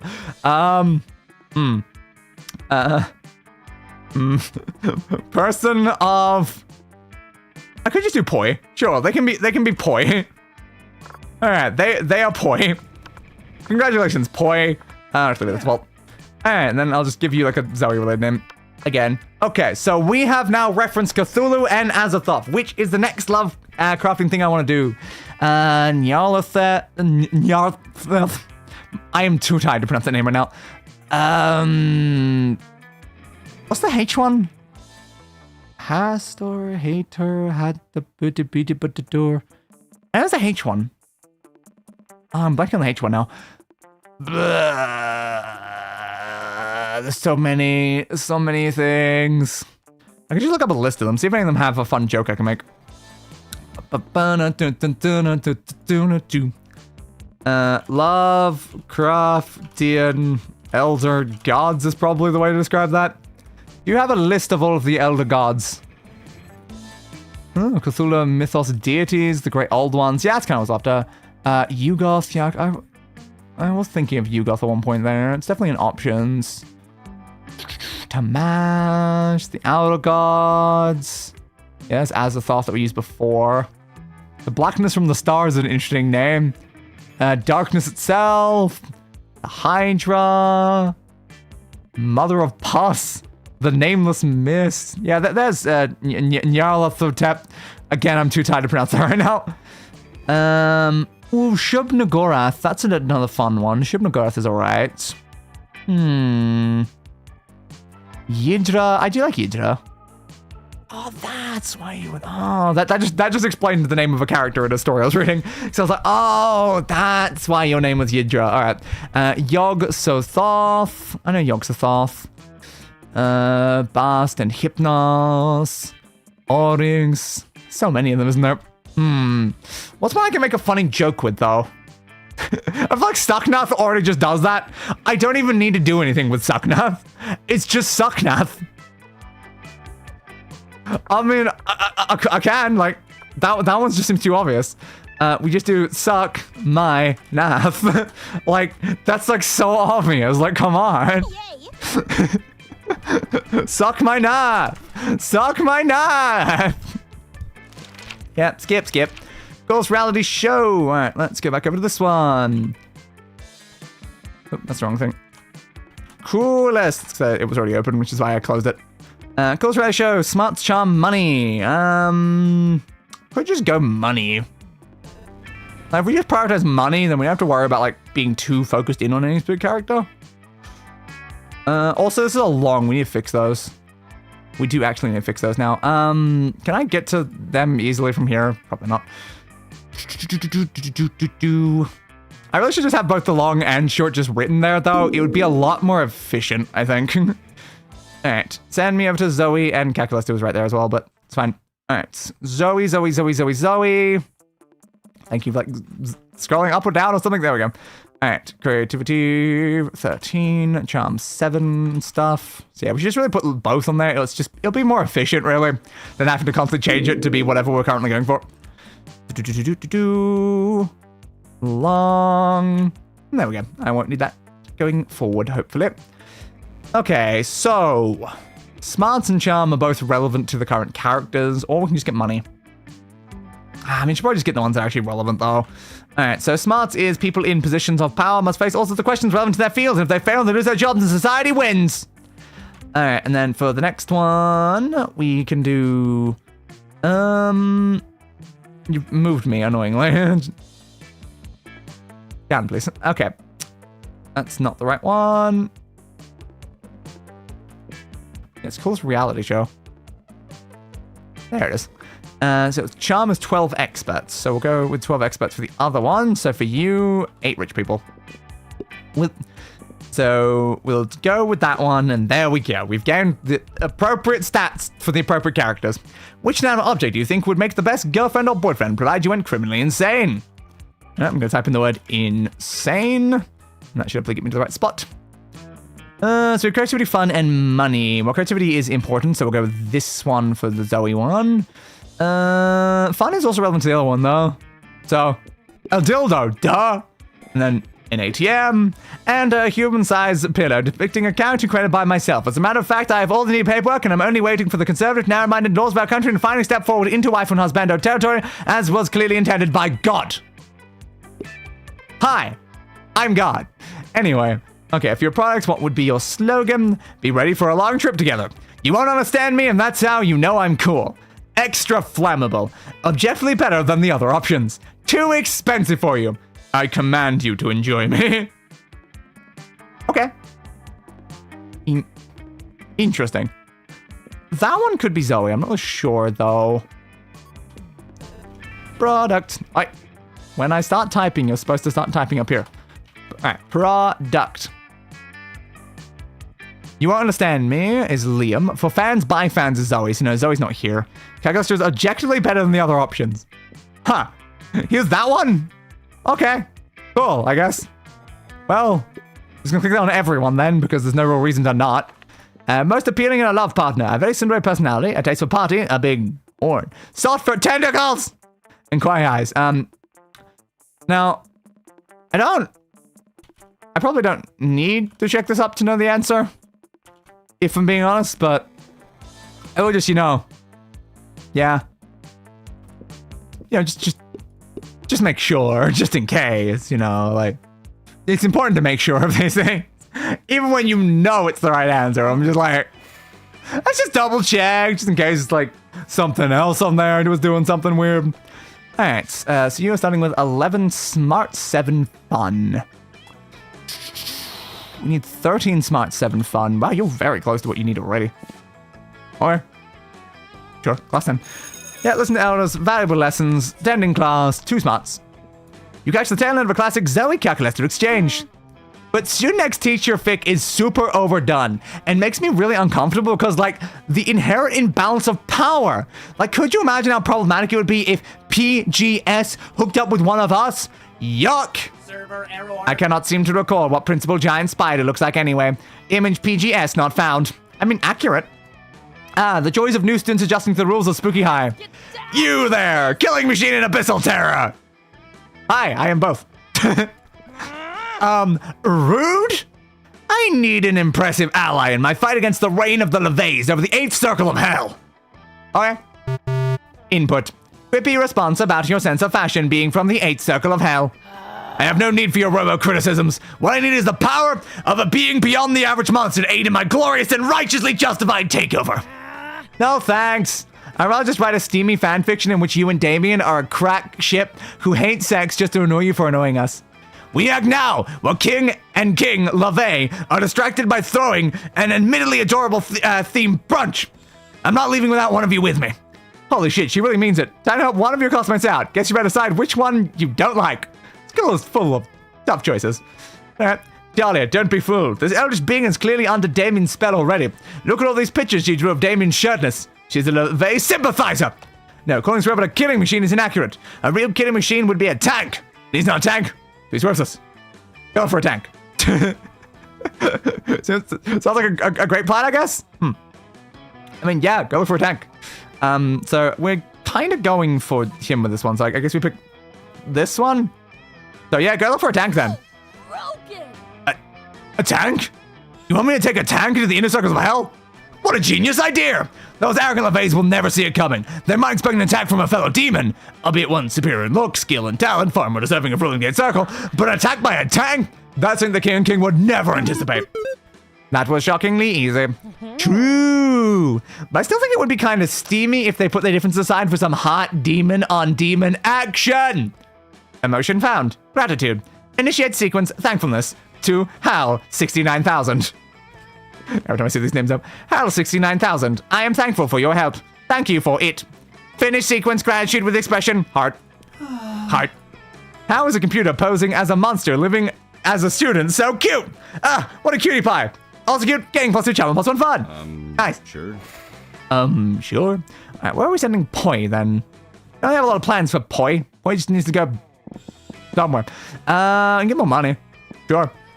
We might be able to send Poi into one of the other secret endings, because if we get enough money, we can easily buy it. That day, spend some time in the library, PCs, buying some bitcoins, yada yada. Nobody actually does it. 2 billion, worth 2 money. You know, Vera, all up in Calculester's grill. She looks like she's all business, which for Vera is another way of saying all murder. Uh-oh.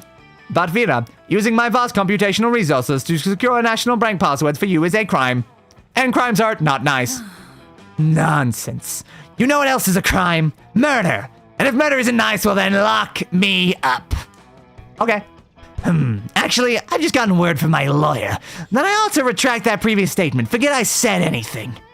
Erasing all memory of previous 15 seconds. Resuming conversation from last checkpoint.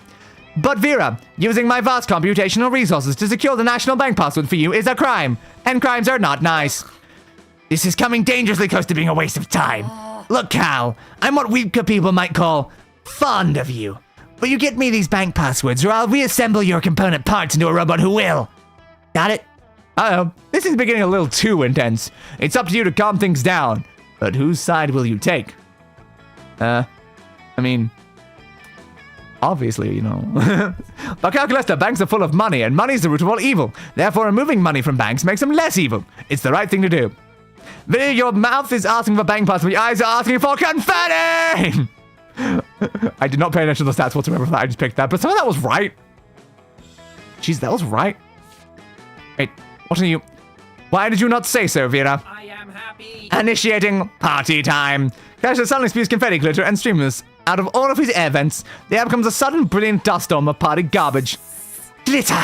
You scoundrels! Look what you've done! I'll never get this out of my snakes. I'm supposed to kill a guy tonight. You'll never take me seriously with sparkly snakes. So pathetic. And what's this I'm feeling? Childlike joy at the lovely colors in the air.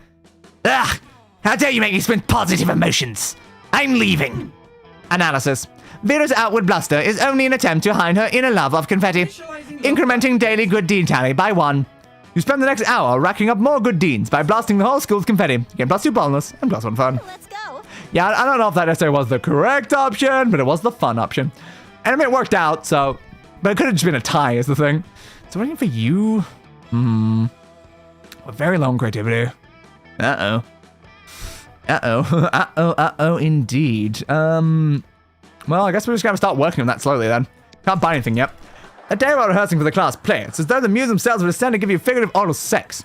Your performance is intense and inspiring to creativity. Looking around for a strategy, spot Scott proudly flexing while Zoe sits before him, frowning in her notebook. You figure she's trying to draw his ripped bod, so you offer to give some drawing tips. Drawing? What? I'm not drawing anything. I'm writing a fanfic about Scott's muscles. Of course you are. What? You are? I thought I was just over here flexing for no reason like usual. Well, I'm trying to write a fanfic, but so far it's going slower than the first 20 issues of Snail Person Literature Club. Oh, interesting. You glance at Zoe's notebook. It looks like she's just copied out Online Encyclopedia TM's list of all the muscles. Oh, I can help. You know, Coach always says, you can't smell muscles without some letters from adversity. A. D. V. E. Yeah, E's there. R. S. S is there. I. T. Y. Close enough! You should add a bad guy who fights against all my good muscles. What? That's been done already. Ugh. It's like you haven't even read Scott versus muscle-hating Herbert. That's exactly my problem. Did nobody read your fanfics? Are you for real? What? No. My problem is that I need to put an original spin on this fic. But my mind's more blank than the minds of all those causes, those thoughts I used to devour. Well, have you thought about adding a bad guy who fights against all my good muscles? This conversation is clearly going nowhere without your help. Quick! Fix Zoe's fic! Scott's right, the story needs an antagonist. And everyone knows that the true natural enemy of muscles is the leaf-scale gulper shark. Ah. Interesting. Many muscle stories have been told, but how many have been told from the perspective of the muscles? Holy crap. Holy crap! You're right. Oh, You're right. That's ingenious. From the perspective of the muscles? Did somebody say muscles? This is more revolution than spooky high trees and French Revolution, are you? Starring Polly as the hard-parting ghost of Marie Antoinette. Oh. Which tag is better? Biceps X Trapeze... close enough. Or Bipesius. Close enough. Does Vastus Lateralis X Vastus Medialis count as self-test? Oh my god, I can't even merge this with my spooky ICU Grey's Anatomy mashup AU. Oh my god. I repeat, did somebody say muscles? Zoe's too excited to reply. She's already busy writing the story of an idealistic young pectoralis major who falls for a world-weary gluteus maximus. You gain +2 fun and +1 charm. There was a lot of muscles there. I don't know which muscles most of them were, but yes. Good for you. All right. Alright, so now we're here. The only one that can go to the shop, I want to do that. I'm gonna send green to the shop, I reckon. Alright. So, I guess we're setting you up here for now. But, when you arrive at Scott and Calculester's table, Scott isn't there. He comes back when you sit down, clearly delighted. Oh man, everyone's butts smell great today. It's like a bouquet of butts, a bouquet. Yeah, terminate thing. Yeah, again, we already heard this line. I don't know how many extra things they added for these two other characters, but we seem to be seeing a lot of repeats. Yeah, you gotta be polite and stuff. Scott hands things. Yeah. Right. Exact option we picked last time, so it doesn't really matter. We'll send you to the shop. Show me that money. Ah, you missed me in my shit, huh? Worry no more. All the shit can be yours if you have the money. Not me though. So I can't buy you. Well, that's disappointing. So we have a cult ring. Ooh. Yeah, I have a cult ring. No question. Take it or leave it. We have the conspiracy theories on why you've never gotten to see Kale around here. Oh, is that how you meet the Kale guy? Paper maps so useless yet so vintage. Online maps might be cool, but can you get a real paper cut with online maps? I rest my case. We have a change of place. You've been the one interested in love for so long. Maybe it's time for you to finally be the love interest. Also interesting. And we have an erotic fanfic about dragons. We have a blanket with 2 holes and a lemon, as well as a corpse. And every single one of these is related to an ending. Apparently, unfortunately, we cannot afford the blood of an angel or a set of weirdly specific greeting cards. They unfortunately cost $12.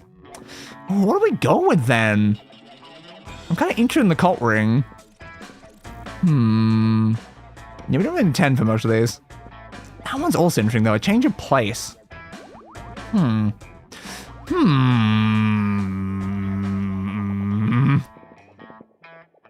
is that one gonna do, though? Again, the cult ring, though. What sort of cult ring is this? What's it gonna do if I pick the cult ring?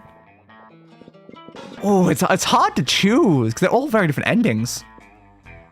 I also don't know which endings most of these are even associated with is the problem. I do feel very tempted by the ring. I guess we can go with the ring. Yeah, I'm worried about how these other stats are going to play into it, though. Well, I'll take a cult ring. Gator. I'm always amazed at how people keep coming and buying all this stupid crap. Intriguing. I want to know where you're getting all the stupid crap. Seems kind of important, though. Wait, where are you getting them all? And we'll go over here. You woke up to see Damon closely inspecting Zoe's body. Not like that, you pervert. What'd that mouth do? Okay, that sounds bad, but wait for it. Oh, that one? That one is for eating whole live birds. And that one? Crushing up the tiny little bird bones that the other mouth spits out. What about this mouth over here? That's for screaming obscenities undetectable with human ears. And I guess since we've encountered this again, it's time for me to add more mouths. Because I did, in fact, cut out the mouth between the last stream and this one, so unfortunately it means it's not actually in the list right now, so I've got to now go and grab it. And I'm in the right folder, thanks. VC face, props. I think it's under fun, right? Yeah. Now I can grab the mouths. So now we don't have the same issue we had last time. I just literally have mouths. Just mouths. So it's like, sure. Clearly what we need is more mouths. That's just obviously the answer right now, is that we just need more mouths. So there we go. We have more mouths now. I don't like how that one's sitting. I might go always on top and then at the bottom. Maybe a little smaller, so it kind of like looks like it's sitting in the right sort of spot. It's moving around a lot. It's close enough. Sure, more mouths. That's just screaming obscenities undetectable by human ears. And what about this one? That one's for, I don't actually know. I don't think I ever noticed that mouth before. Very important question.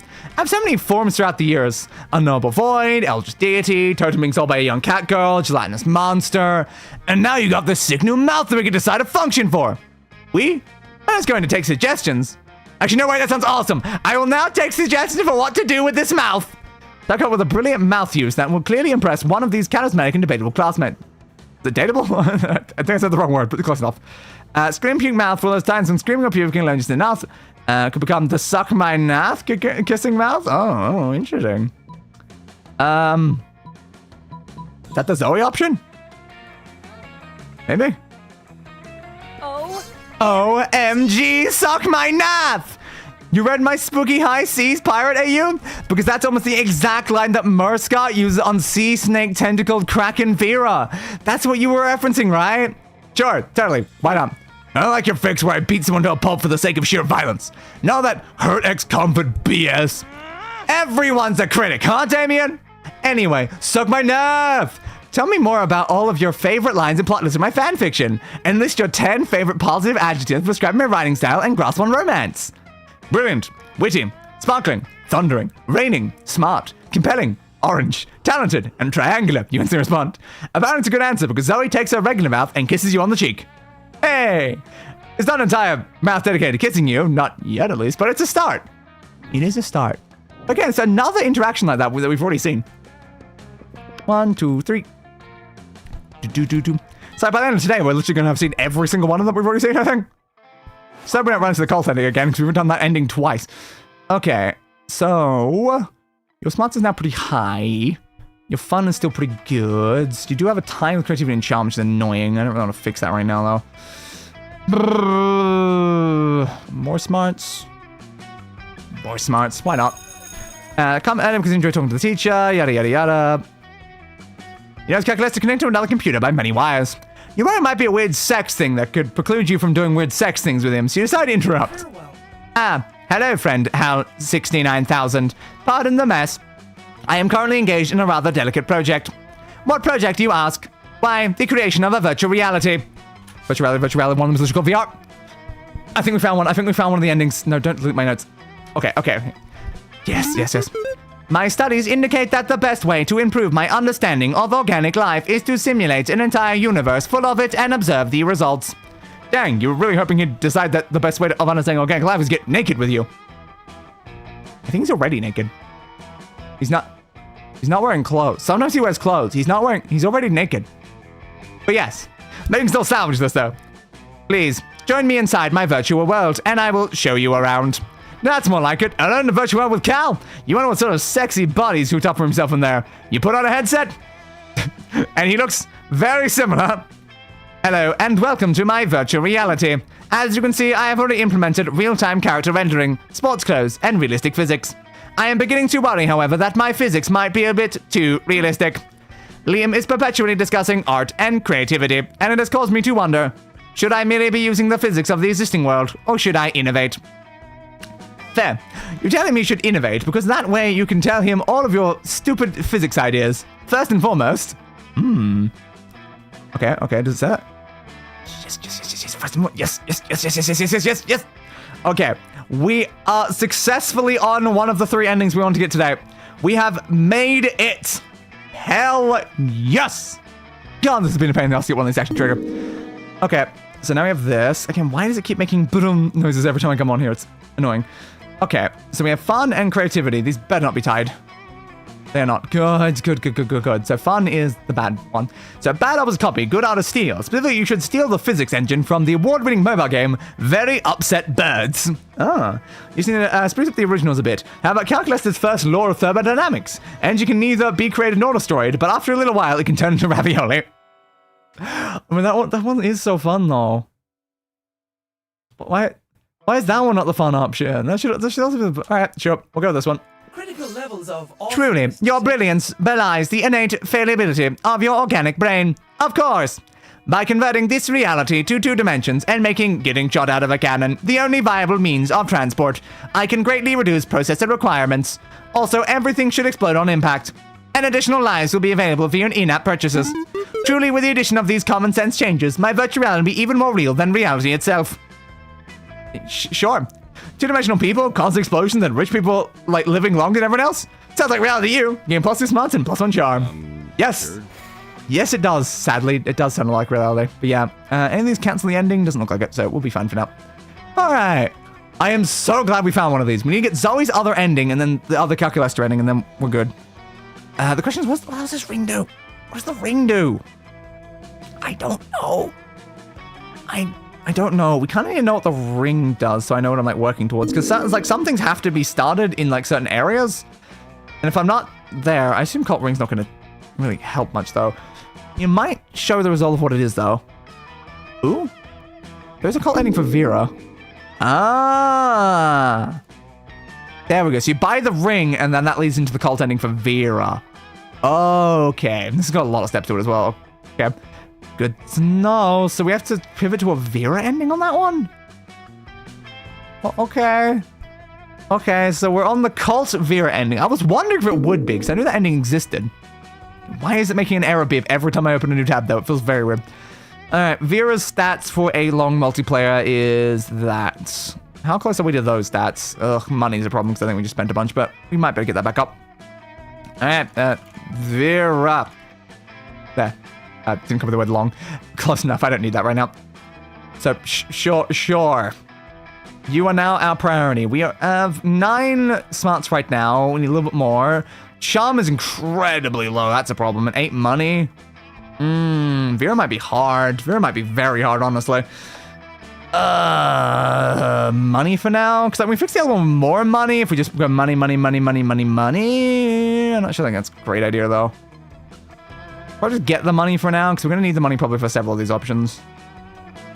Only one, actually. That's surprising. We do also have a timed stat, though. It's not one of the ones that are important for what we're doing. Alright, go get money, then. Yep, start kicker. 1 million money, but that doesn't count as much at all. Damon's got Calculester backed into a corner, and things look heated. You head over to see what's the matter. Quit holding out on me, butthole. I know you've got a secret weapon. Damien, please. Not all robots have a secret weapon. Bullshit! Even my dad's lawnmower is a secret weapon. Inconsistent information. Hell does not have lawns. Well, okay, it's really more of a tank than a lawnmower. And the weapons aren't so much secret as they are numerous. So what you're saying, though, is in that previous thing, we kind of convinced, you know... We convinced the other demon girl, I think her name was Dahlia, that they'd never expect a tank, but they already have a tank, so it's like, why would they not be expecting a tank? Hey, you're just trying to distract me and making me think about the right tank. You're not getting off that easy. Show me your secret weapon. You better defuse the situation before it turns extremely violent.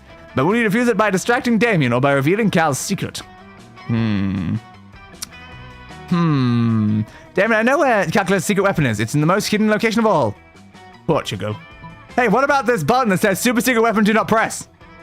I mean, I don't have to prioritize Calculester right now. So, thou art bald. Was that like an R2-D2 scream? No, wait. But before anyone can stop you, you lunge forward and press Calculester's button. Detected. Secret weapon engaged. I hope you're happy. Calculester's chest opens and 15 cruise missiles issue forth. They converge on the moon, shattering into 1,000 jagged pieces. We destroyed the moon? Whoa, boy. Loser. Not cool. You can't just initiate another student's secret weapon without their consent. Like, I was being pretty pushy and everything, but I wasn't going to engage Calculester's secret weapon unless he said I could. That's just common courtesy. No means no, boy. It is a tautology, but deductively valid nonetheless. Trauma levels now at 68%. Therapy required. Oh man. Oh man. That's a shame. Because you're well in events, you have to pay for Calculester's therapy. I need money, you bastards. Thanks. You also have to go to some very pointed seminars on robot consent. And when they rebuild the moon's face seems to be staring disapprovingly right at you. Lose 2 money and 1 baldness. Go. Oh, that was painful. I should have picked the other option, but I wanted to know what would happen. And the answer was we destroyed the goddamn moon. So, worth it. Auditorium. Like, we punched the sun and we destroyed the moon. Like, hell yeah. That's like so fun, you know? Having stretched, kicked your faces, and belted for the gods, it's time to get down to business. Okay. Rehearsing the classic musical, Auntie Mame. And now, Princess Tortellini, my sweet damsel in distress, prepare to die. Can we hold, please? Dude, why would you interrupt me? I was in the moment. Like I was a fucking Meisner. I fail to see how having intercourse with Meisner would improve. Fucking was a descriptor, Miranda. Can I please say my goddamn lines? I mean, you could, but don't you want the musical to be better? Auntie Mame, an evil dark knight being a bad guy, it's so predictable, right? Aren't we all about inverting tropes at Spooky High? It does seem like the leading lady role is somewhat outdated. Here we are in the modern age, and some of her reactions to male violence can be taken straight from fake horses going up and down in a circle. Fine, whatever. In my brilliant and hair-raising portrayal of Auntie Mame isn't good enough for you, then go ahead and think of an awesome plot twist and I'll nail that too. Okay. Right as Auntie Mame is about to slay the princess, it reveals he never got his Dark Knight's license and can't practice the trade, at which point the play turns into a complex and exciting adventure in bureaucracy. Or Auntie Mame is not a Dark Knight at all, but an undercover cop who spent the last 20 years working from within the villain system to dismantle the whole operation. Okay. Interesting. Bureaucracy is probably smarts? What about the next one, though? Could even be charm. If the second one's charm, it's a problem. If he wants creativity, though, I should pick it as an option. But hey, this is why we have the guide, right? So we just type in Mame. Smart and creativity. Okay, so we have to go with that one then. Wow, that was really smart and creativity. Like, I got that one as smart, but creativity, huh? Okay. So Auntie Mame is not a Dark Knight at all, but an undercover cop who spent the last 20 years working from within the villain system to dismantle the whole operation. I love it. Oh man, an undercover cop? That's so fucking metal, man. And it's like once Auntie Mame comes out of deep cover, he's just like, I don't even know who I am anymore, man. I've been Dark Knight so long, I never recognize myself out of the armor. Daddy always said that bureaucracy is an excellent tool for the destruction of the masses' spirits. And he just wakes up in the middle of the night screaming at eldritch curses. I love it. I think we have a hit on our hands. Man, you guys, this fucking job. All I know anymore are lances and potions. Dope. Being a playwright is easy as fuck, apparently. Way to gain +2 smarts and +1 fun. My creative friend. I didn't gain creativity for doing it, though. You even called me creative. What the hell, man? Something happened to Poi. Sure. What's happening to Poi? Is there anything more fun than a sleazy traveling carnival? Yes, apparently lots of things. I don't understand. I'm the best at sports, and ring toss is a sport. Why am I not winning at the sport of ring toss? Why am I not winning the sport of burning this carnival to the ground and doing something cool with my weekend? Please, stop talking. My throat, Damien. My throat. Shut up. Just please shut up. We're not leaving until someone wins me that adorable Harold McDonghard from erotic fanfiction Dragon Heat plushie. He's anatomically correct. Oh. I have calculated the odds of ring toss success, and they are 0.0005%. It would appear this game is rigged. Rigged? That's great. No, Scott, that's bad. Why? Don't we need it to be rigged? You can't spell rigged without win. There's an I? Close enough. And you can't spell win without team.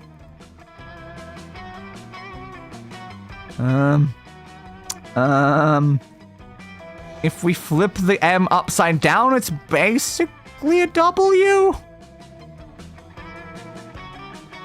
Close enough. So if we just work together, I mean, no, none of that. Like, actually none of that. But teamwork isn't a bad idea, and you decide to call upon your luckiest friend to help beat the luckiest friend. Okay, the rigged system, and you know it's lucky rich people, but which person to choose? Okay, so I need to pick the person that has the most money. None of them have prioritized money at all. Won't they have the same number? Suck my nath can get so many rings. You could get an extra Sonic life out of them, which may not directly correlate, but who cares? And Hal 69,000. Hal 69,000's wealth secured them season tickets to basketball, and they actually learned ring toss from fucking LeBron James, who unbeknownst to many is the LeBron James of ring toss. Oh. Okay.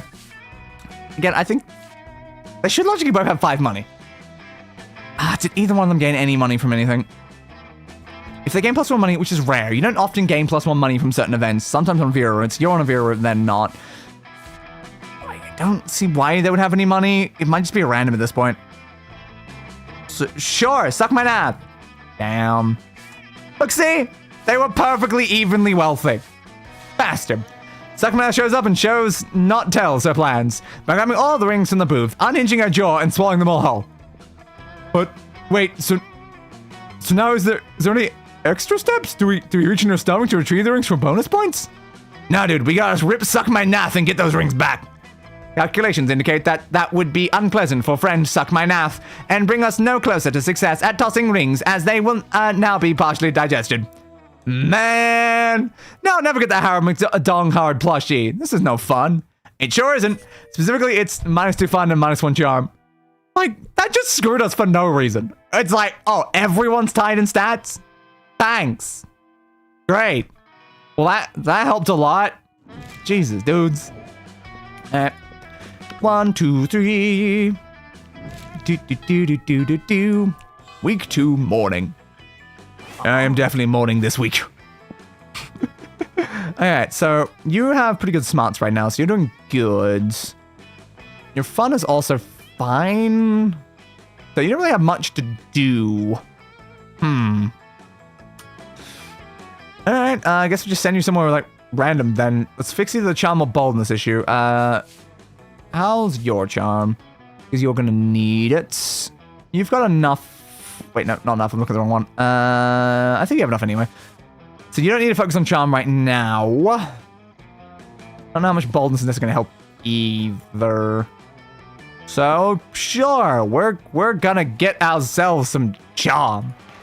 Yeah, epic dodgeball stuff. You're clearly something. Natural leader probably. After game, it's time for your least favorite thing: exercising.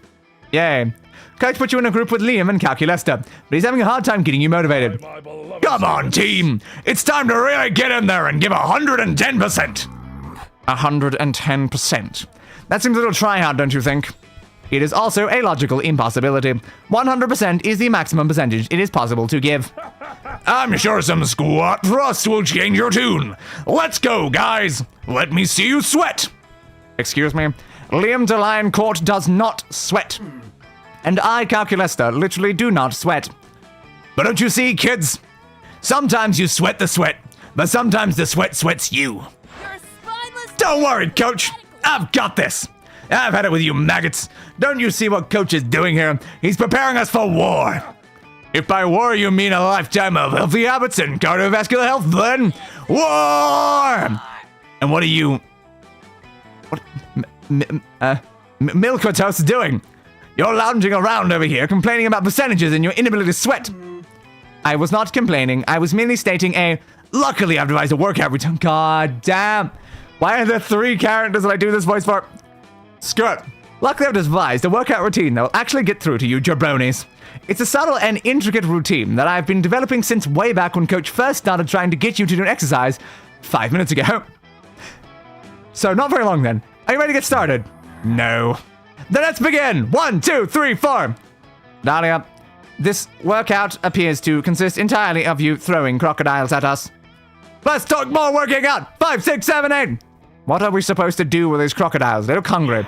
Believe in yourself. 9, 10, 11, 12. You already believe in yourself. Quite a bit. But that doesn't change the fact that Dahlia is literally pelting you with live crocodiles. It is not ideal. What are you going to do about it? Okay. Act like the biggest crocodile predator in nature. High fashion brands.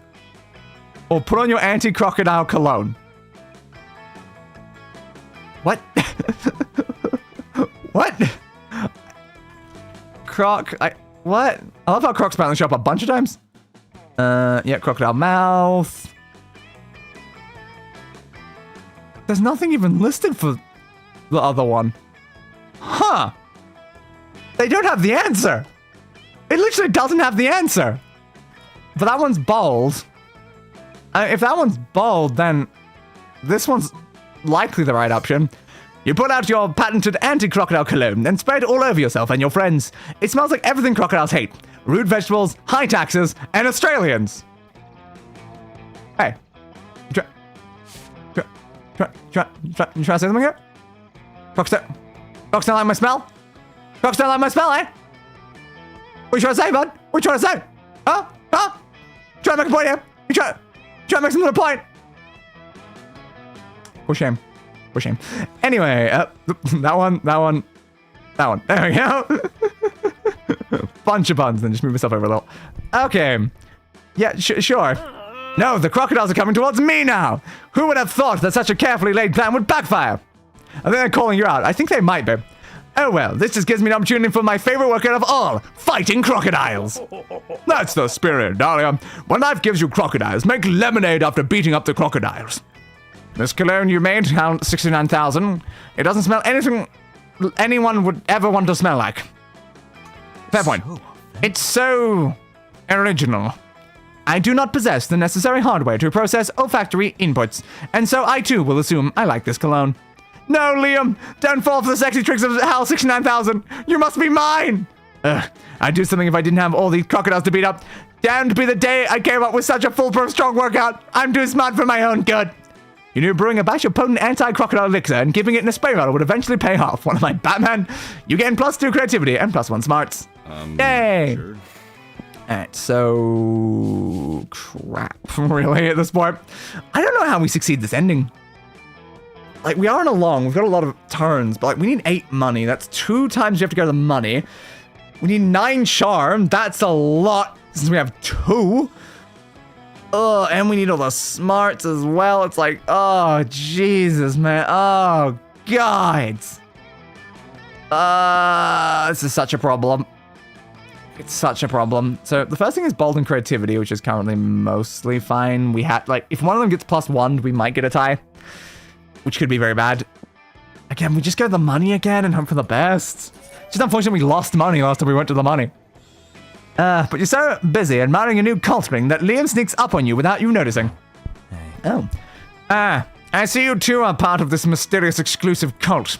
Liam flashed you his cult ring. It's exactly the same as yours, except slightly more vintage. You wouldn't believe what I had to do for my initiation ritual. I had to pick up a suspiciously moist paper bag from behind a grocery store, leave it on a railway bridge precisely 9:06 on the night of the full moon, deceive a skunk, and finally mail 6,000 monster dollars. Okay, that's quite a lot. To a post office box in the Cayman Islands. I really can't believe how exclusive this club is. I mean, cultist. But I don't need to tell you. I'm sure your initiation ritual was even more elaborate than mine. Can to share? Crap, you just bought yours in the shop. Better concoct a zany lie to impress him. True words prevail, but yeah, we need this one. I'd eat my entire body and replace an exact replica of myself. But how? How can a person eat their own face? Or their own stomach? And how could you replace yourself when you had eaten yourself? It just doesn't make sense. Which is exactly what makes it so revolutionary. Mysteries within mysteries. Oh. I'm going to put this all on my blog, which is actually a clay tablet buried in an old riverbed because secrets are everything. Let you tell Liam to his hidden burial site and learn all his secrets. In secret, you gain forbidden knowledge. And also +2 smarts and +1 creativity. Okay, the smarts, good. Bloody well good. I need more though. Oof. Oof. If we gain +1 smarts by doing something else at some point, then maybe we can just focus charm. Like, this is gonna be hard. So, this is apparently like a Vera one though, because like, I didn't even speak to Vera. Okay, that's something. Certainly something. So what about you? Creativity 10. Need 13. Charms are at 7. I guess we're just focusing on creativity then. Yep. Excellent. Some of your classmates in the audience. So Roses, you 7 roses, which grants you 2 creativity. Yada yada yada. You know Zoe with a big grin on the amalgam of chaotic nightmares she has used to form her face. It's adorable. Suck my nath. Hey, guess what? My latest comic, Who Watches the Watchmen? Have sex, just got published in Weird Tales magazine. I worked so hard on it, and it's finally out there in the world. Nothing can ruin this moment for me. That sounds like a challenge. Leonard, come on. Why do you always have to slide into my DMs? Delighted moods. Because I must shed light on injustice wherever it arises. What about world hunger, global warming, income inequality, human trafficking? You didn't let me finish. I must shed light on injustice wherever it arises. In the world of fandom specifically. Oh, cool. It is not cool, Zoe. It is not cool that publishing houses are showering attention on marginalized authors just because inclusivity is hot right now. I mean, look at you. You've got it all. You're purple. You're allegedly a woman. Not cool, dude. Not cool. You come from a hideous dimension beyond mortal comprehension. Any magazine would die to be able to associate you with its brand. But it's all a shallow marketing stunt. And what's worse, it's distracting from the real injustice that the liberal media is too scared to discuss. What about the artists who aren't part of some cool, sexy, underrepresented minority? What about us? How are we supposed to get recognized? I thought I was just doing, which face? That one. Nope, that one. Maybe both. No, it's gotta be just this one for him. I'd be like, if I was to entertain all the BS you just said, I'd say I don't know. Maybe through a combination of talent and the numerous connections and avenues you have available to you as a privileged member of society? Don't use the P word around me, missy. If I'm so privileged, then how come my comic, Zombie Slots on Fuck Island, still yet to be published? Because you spend all your time complaining about non-existent obstacles instead of getting better at art? Perhaps you have a point. Oh no, wait. I forgot you were a girl. This can't possibly be my fault. It's much more likely that the entire industry is biased against me. Ugh. Look, there's only one way to solve this. Murder. Murder. Murder. Murder. You're way ahead of her. You select the only option that makes sense. For years, you've possessed the Gem of Garotto, a powerful artifact capable of raising 4 people from the dead. Want to resurrect 4 great artists and ask their opinions? Or use the Calculester sorting hat to determine the objective value of the 2 comics. Okay, once again, I have literally no idea what the correct option is here. I don't think I need you right now. Alright, now, I assume there's probably very few times that the word gem shows up. Yeah, there you go. So, smart and creative, apparently. Huh. I guess that's smart and that one's creative. So, I guess we're gonna use the Calculester sorting hat. Why not? Sure. Good thing you stole this powerful artifact from California's oldest arts college. I don't know why I did, but sure.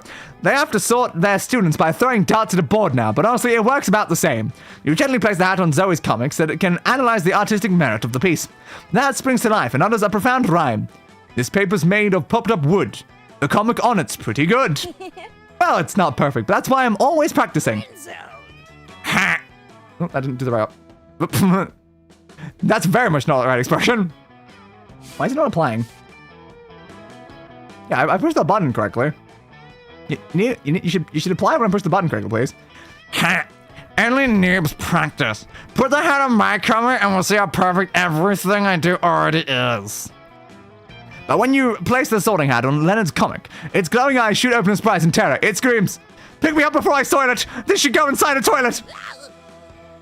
What? I mean, whatever. Calcraft is for cucks anyway.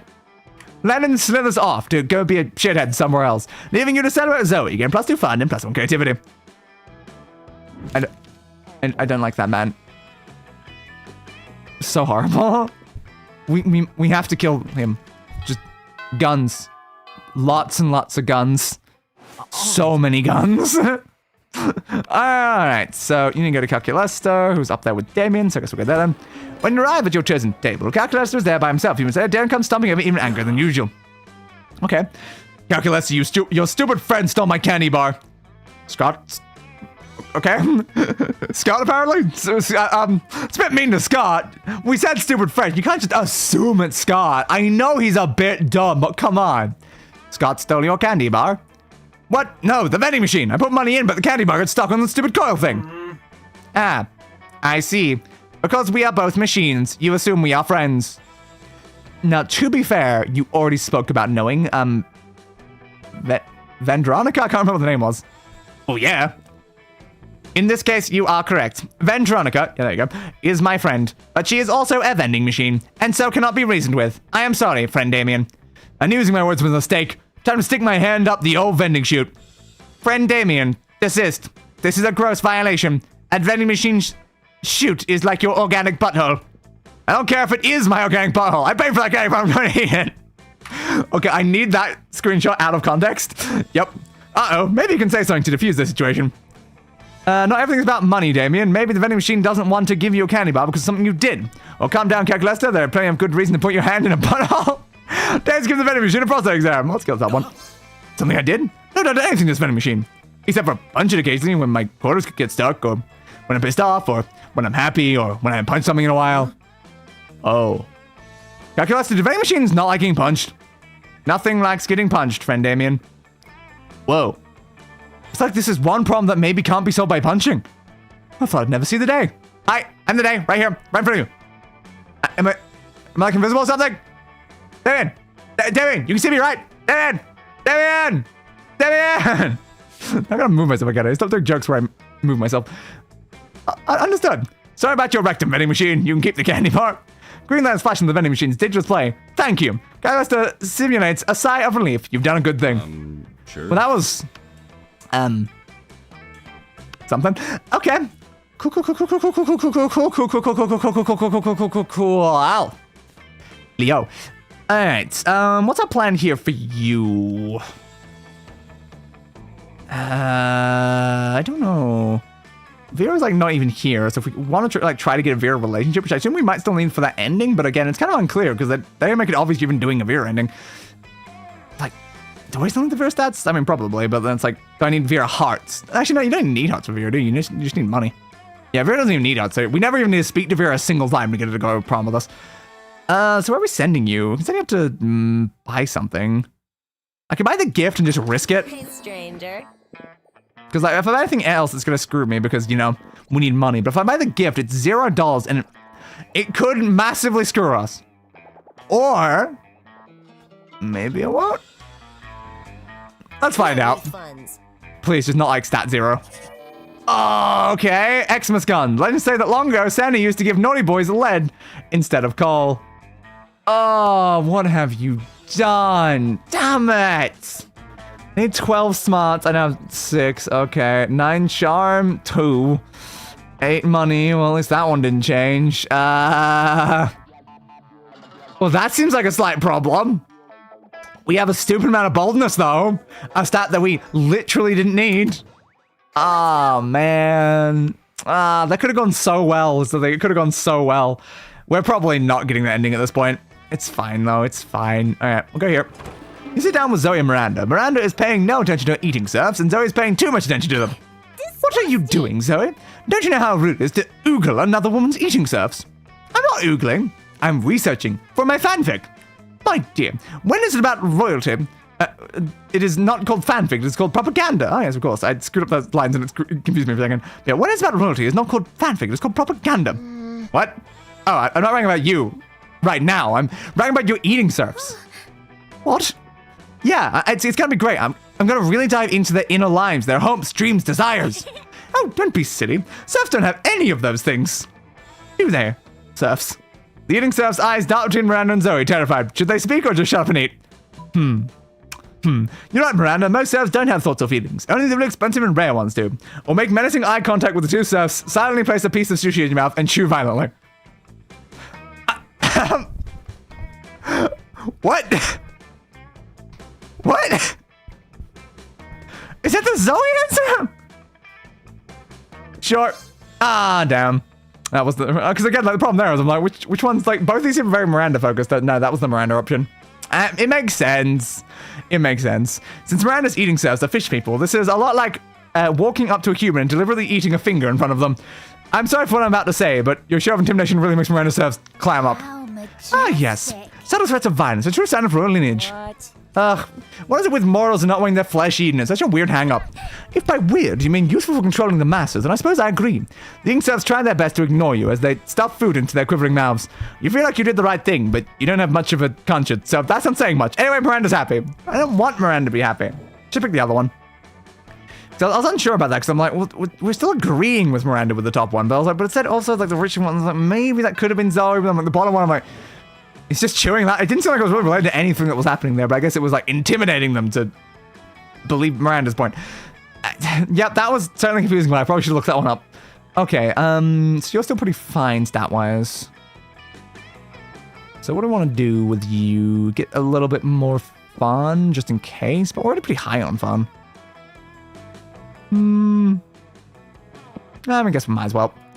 Alright, a little bit of fun, summons a demon, as always. And looks like Calculester off by himself again, working on his virtual reality. Nice. You don't know how he's able to shirk so many school responsibilities to work on this project.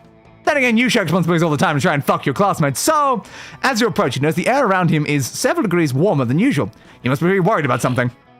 Hello, friend, Hal, 69,000. I am worried about something. Nailed it. All was progressing well enough in my virtual world. Intelligent life evolved, developed language and society, and kept senseless violence within standard parameters. It was going so well, in fact, that I decided to enter the reality myself to conduct a UX poll. Instead of providing me useful feedback, however, the citizens of my reality provided me with dead goats. So they're treating you like a god in the same way they were treating Zoe like a god before. Interesting. That is interesting. Apparently, as their creator, I command a certain unanticipated level of awe and respect. I am embarrassing enough a god to them. It's not embarrassing to be a god. I'm being called out again. Come on, man. They have since designated the day of my appearance as a holy day, constructed an enormous and upsettingly phallic tower on the spot, and are currently murdering each other for control of said tower. Senseless violence has spiked well outside the acceptable range. What was the acceptable range? That's kind of curious now. And now, instead of improving their virtual society, the people are spending all their time putting my face on various merchandise and co-opting popular music genres to sing my praises. I must devise a way to cure them of this unhealthy obsession, but when I tried telling them to stop, all it did was spark a holy war. What to do? What is our options? So we have creative and smart. Well, obviously smart then. So involve your highest rank worst within a controversial scandal with minors, or produce a little grumpy, how do you actually pronounce this? Nietzsche. Nietzsche. I've seen the word before, but I don't think I've ever actually say it myself, but I guess that one is smart, and smart is the highest stat by almost 2 times, so that one. Interesting. A small adorable construct that will argue for my non-existence. I worry, however, that one simply will not be enough. How about 50,000? Hey, it's not your reality. You tell Cal to go ahead. And you enter Calculester's reality to watch the Nietzschelings work their magic. There they go, subverting the very concept of religion as a fiction manufactured by weaker men. Look, now they appear to be arguing against the very concepts of humility and submission. And look how quickly they can strip all the flesh off a gazelle. Nature truly is astonishing. You're not sure you'll ever get the image of 1,000 Nietzsche's swarming all over Gazelle's carcass out of your head. Hey, that's what alcohol is for. For helping Cal fake his own death, you gain +2 creativity and +1 boldness. Sure. Nailed it. Again, we are now screwed for getting this ending, assuming we need any of these stats. Like, there's literally no way we ever make it in time. This is fine. Totally fine. 'Cause again, 12 months, 9 charm, 8 money. Like, we can only get the 8 money. Well, might as well at least get one of the stats up. Damn, though. It's like, we need to go to the smarts 3 times, and we need to go to the charm, 4 or something. Crap. You're rocking your sweet cult ring so hard, it's gone damning, can't help but notice. Awesome, bro. Whoa, you're in the cult too? Sick! Looks like we're all cultists. Check it out, I'm wearing mine as a nipple ring. Oh, I'm wearing mine as a regular ring. All 3 of you are in the cult? Copycats! I bet your initiation ritual were terrible ordeals. I found my ring in a cereal box. I was buying some cigarettes and the cashier gave me one with my change. The other one I found in a gumball machine. You have 2 rings? Yeah, pretty cool, right? I love being in a cult. Dread Blood Goat, I am yours. Haha. Hey guys, what's your favorite part about being in the cult? Mine's the free smoothies at Smoothie Bunker. My favorite part is how my ring is always whispering at me to punch people. It's other people I was gonna punch anyway. My favorite part is how I was in this cult before it was cool. Of course it is. They're all looking at you now. Quick, what's your favorite part of this cult that you got into by buying a ring in a store? yeah, what is it? So we got charm and creativity. Okay. So we got my stat that's at 2 and my stat that's at 1. Yeah, that seems helpful. The bonds of friendship, oh shit. Also, how hot my hand looks with this ring on it. The fact I can now turn into a dinosaur. I have to not pick that option? Yeah, look, that's just too low. Our stats are too low. We literally can't even succeed at the options, despite picking the right stat there, right? It's just that, unfortunately, they're so low. Why did you give me a gun? I did not need a gun. Damn it. Friendship? What is a friendship? I think it's something you might develop with a person if you spent more than 3 minutes not punching them. 3 whole minutes? Are you kidding? Let's chop my fizz down and blaze them with feather dusters. If we did that, at least they'd look better than Poi's hands. His fingers look like a sad slug that got trapped in a 6-pack ring. Aw. This conversation's depressing me. Come on, guys. Let's go get free smoothies. Yay, smoothies. You're not invited to go get free smoothies. You lose -2 fun and -1 charm. 1-1. Oof. Oof. It's not going well for Poi. It's really not going well for Poi at all. This is not ideal. Alright, our creativity is high enough right now, and same as charm, I think. Alright, creativity 13, charm 7. Alright. Unfortunately, we haven't triggered an ending or anything, though, which is a shame. I guess we just get a little bit more creativity. You're rehearsing for The Cult and I, and are super psyched for your big number. Shall we dance in worship of the unholy lords? It never does. No, it doesn't, does it? But you can tell Zoe isn't really feeling it. Sorry, suck my nath. I just really want to get this right, you know? I mean, plays are just the fan fiction of the theater. Sure. I just don't know how to get into the mind of a cultist. You have cultists. Your belt is the same as the cult ring I had. You're dressed as a cult. Well, actually, I used to literally get into the minds of cultists all the time, but that was because back then I ate their minds and fed off their insanity. But that doesn't mean I get to know and understand them. It just means they were delicious snacks. I've always been the cultee, never the cultist. Plus, some of that was like millennia ago. I'm sure cults have evolved since then. Maybe. You know what? Screw it. If I'm ever going to win an Trollette Pixie Award, or Trolley, I'm going to need to go full method. What's the best way to simulate an actual cultist experience? Do you know the modern, less murdery, more culturally acceptable version of a cult, Grossfit, or Grossfit or something like that. It's like CrossFit, but gross. Okay. Or start playing this free-to-play, pay-to-win mobile game at which you can only succeed by playing 12 hours a day, tricking all your friends into joining, or sacrificing your goat. That does sound like a cult. Oh my god, you're right. You're right. That's probably more likely to work. Ah, it was fun, damn. That's unfortunate. Again, it doesn't really matter because we haven't encountered any of the endings that we need. Oh, I've seen games like this before. It's great because they say free to play, and then they totally are, and there are no strings and no consequences at all, right? Right. You give Zoe and her new game some time to get acquainted, and when you next see her, Ugh. You really need to get better at giving directions. You didn't specify how many goats to sacrifice. I thought I'd sacrifice 1 goat. That would be pretty good. 2 goats, even better. 5 goats, great. And 666 goats. The number of the beast would be the best possible. But I guess that was too many goats because it made me so good at the game that I now own the game. Now, instead of funneling all my money into this thing, everyone's giving all the money to me, and everyone who plays the game is giving me their bank account info, as well as permitting me to more or less dictate the schedule of their lives and control their emotions via this dumb tech. My life isn't in peril. I'm just once again impairing the lives of others at my whims. This is back to my old job all over again. Ugh. Ugh is right. You lose always trust as well as 2 charm and 1 creativity. Well. That seems like it's also not going very well for them either. That was great. On Saturday night, you're at a cool pizza place that cooks pizza in a real pizza oven. Little do you expect that when the chef opens the oven to get your pizza, Damien appears from the flames. How's that work? Can you teleport through fire? Has he been waiting inside the oven all the time just to make a kick-ass entrance? Ah, the mystery. My dude, I fucking hate needing people's help, but I might need yours. Don't let get your help or I'll stab you. So I don't have to owe you anything. Enough threats. Here's the deal, fuckhead. I might or might not feel attracted by your buddy Poi. How the fuck has that happened? What have you been doing with Poi? Do you need fun for that? Like, that's not gonna work, Damien. You know the one, always making absurd choices, being equal parts stupidly sexy and sexily stupid and with a nice booty. But I don't want to get my feelings hurt by rushing into love without proper judgment. My dads always say, if you love someone, shoot them and see what happens. Great folly of us, right? Thing is, Principal Giant Spider, my therapist, and the rule of law all seem to think that shooting someone to check if they're the one is not very legal. Oh.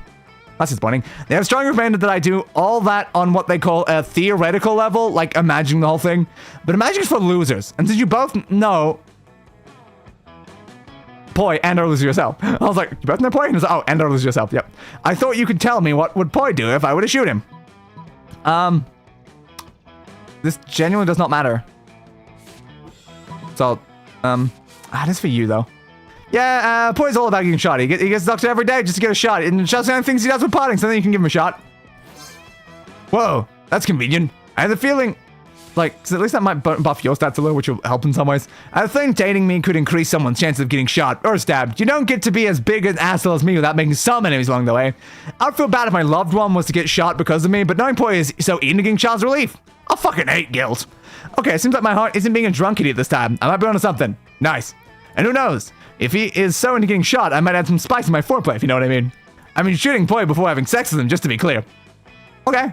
Sorry about Poi, you weren't going for this ending, and I don't know if you can, but sure. Wow, you're welcome, Poi, both for getting you some demon dick and for the blood loss you're about to experience. You had too much blood anyway. Alright, thanks for the charm. Ooh, that made me high. It's fine, I can fix that. Doo-doo-doo. Da-da-da-da-da. Yeah, not the most ideal, and we've only got 3 days left, so there's no way we start any additional endings. Poi is probably going to get us the failed Calculester ending at this point. What are we even doing the other one? So we don't need the positive Calculester ending anymore. 13 smart, 7 fun. You're a bit low on the smarts if you want to go for that sort of thing, right? That's you actually. But yeah, it's like we don't really need the succeeding one, but like again, they're focusing Zoe, which is 9 creativity and stuff like that. But it's just that like we don't need that either. So yeah, I guess we'll just send them into like a Zoe ending and they'll be fine. So charm and fun, let's fix one of those. Which one do we want to fix? Charm, I guess. Sure. Yeah. Do. Plus 2 charm.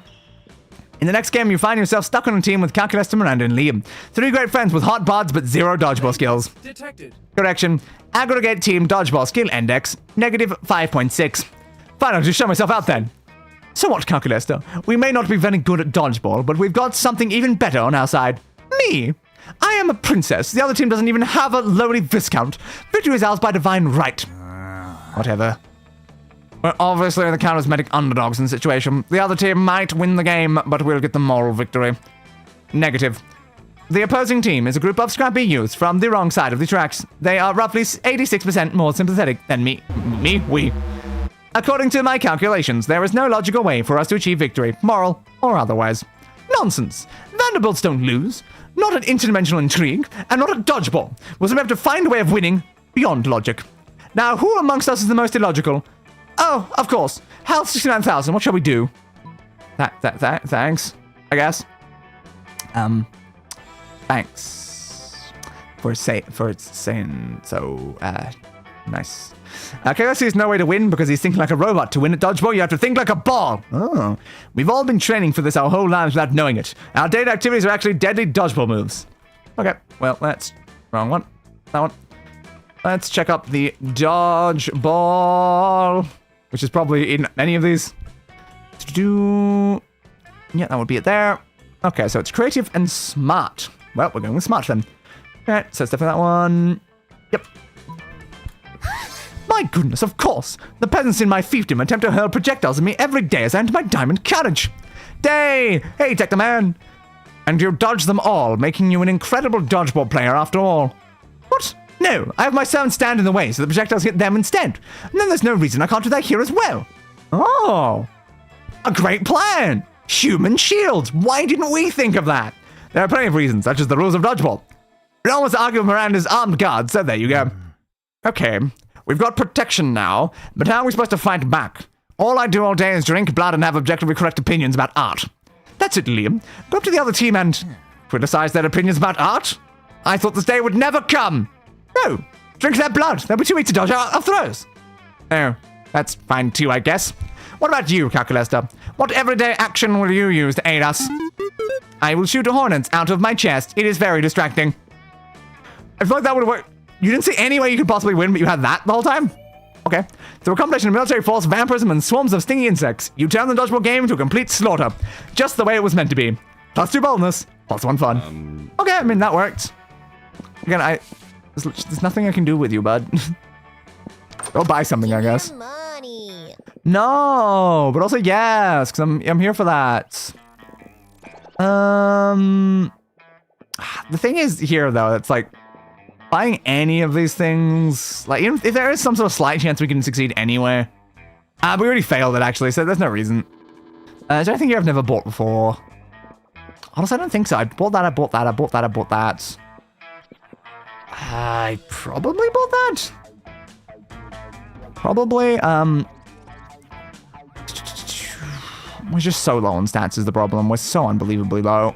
I don't think there's any way we can get a positive ending with this character, like, whatsoever is the problem. So it's not exactly great.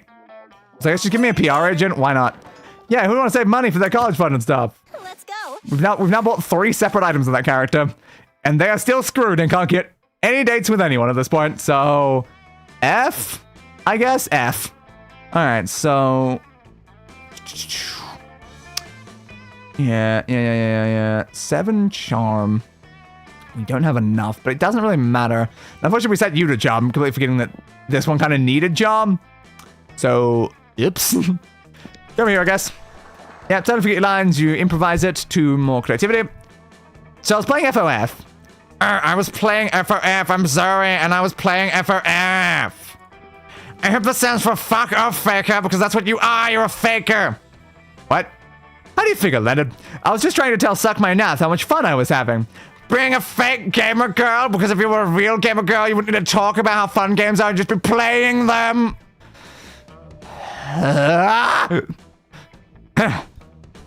A real fan doesn't go around shoving their fatness in people's faces. It's just what girls do because they're just doing it for attention. Leonard. I'm gonna kill Leonard. I want to kill Leonard. But anyway, Leonard, literally all you do is try to prove that you're a real fan. You're the one who interrupts this perfectly normal conversation. Fake conversation. Leonard! Fake Leonard! No, wait, real Leonard. Girls are the fake ones. So you're saying there are no real gamer girls? I thought I had met one. Once. She wasn't like all the other girls. Remember she was? With a bitch friends on me and went and dated some asshole. Chad Cabra. Oh, okay. Wait, how did that have anything to do with her interest in gaming? Poor Zoe. She's new enough to this whole being a high school girl thing that she has no idea that there is no reasoning with the Leonards of the world. No, there isn't. Not to be a white knight or anything, but you really should step in and find a way to distract Leonard so you and Zoe can discuss absolutely gender-neutral topics like gaming in peace. Leonard. Bloody Leonard. Real. Okay, there's way too many things that are real. Sweeter. Thank you. Alright, so we have creative and smart. So I guess that one is creative then. Yep. Alright, distract Leonard by finally creating the perfect real gamer girl profile on Twitter. I love it. I'll tell Leonard that you heard someone saying there's no wrong way to play video games. Yeah, we'll go this one then. You put out your phone and quickly create a Twitter profile of the first ever legitimate gamer girl. And that, Zoe, is why you're a stupid faker attention whore who... Oh wait, someone just followed me on Twitter and I must find them immediately! Real gamer girl, 40, 20, 60... Oh sure! You're a real gamer girl. Real gamer girl. I'll be the judge of that. God damn this man though. I'm a real gamer girl, not like all those other fake gamer girls. Most girls only play games for male attention. Well, that's true. Likes having things explained to me at great length by nice guys, regardless of the depth of my own knowledge and experience in the subject. Finally! Someone who appreciates a true gentleman. Dislikes criticism of the patriarchy, coming up with rebuttals rather than immediately agreeing with anyone pointing out my flaws. Now this is a true gamer girl.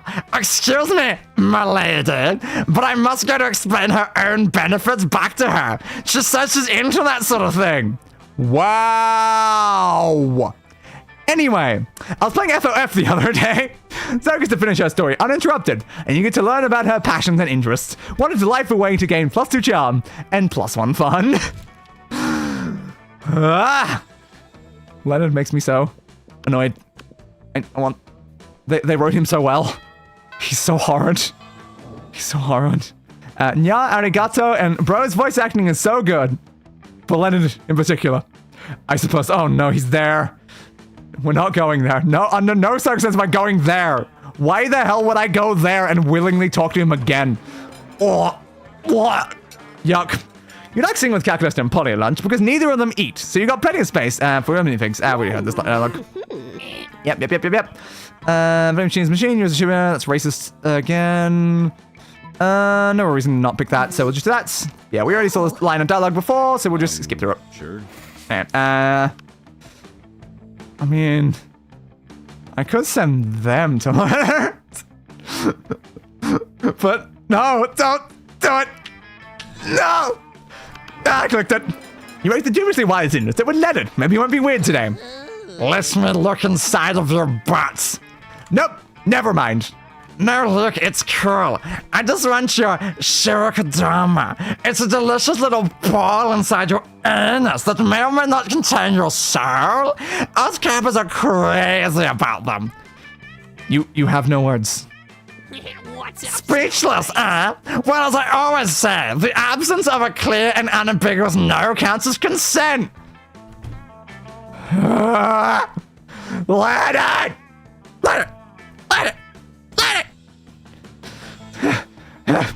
Here I'll come! You grab a chair and beat Leonard's senses to keep him away from your booty. Hey, he didn't specifically say not to beat him senses with a chair, so that's consent, right? Yes, I accept this specifically in this one case. But let's talk of the Shirokodama did make you curious. As you're reaching your button, there it is! What?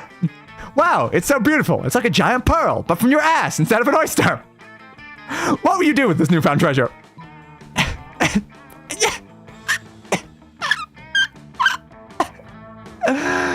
Obviously, I'm gonna make a necklace with it. Conventional fashion wisdom states that you should never make a necklace out of something you found in your butt.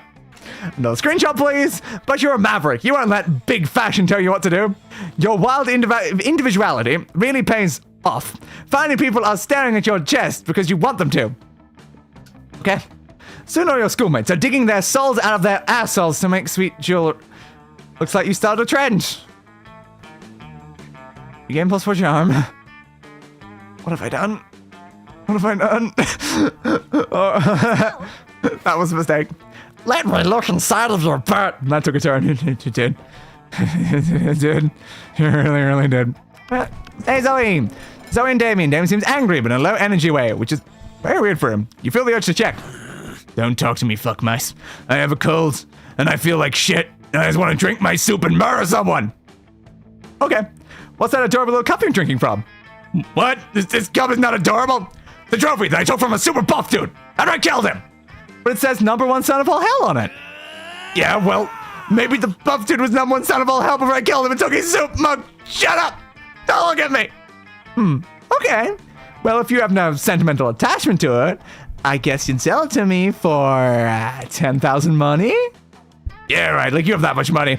Dude, I was an eldritch being devouring souls for centuries. You think I never took that swag along the way? Give me the cup. Come on, cup. No. No, it's my number one son of all dad. Son of all dad? Son of all dad? Yep, nailed it, friend. Number one son of all hell monk. And you can't have it. Get away from it with your tentacles and your mouth. Your invasive questions. Why? Why? Why should I get away? Why? They go like this all lunch, but maybe if you jump in, you can curry favor with one of them. Leave Damien alone, Zoe. You can't sell or give this cup away because he's under a terrible curse. That means he must keep it in his possession. It has nothing to do with parental love. Oh, psst, Zoe, watch this. Of course this cup couldn't belong to Damien. He's number 8 son of all hell, at best.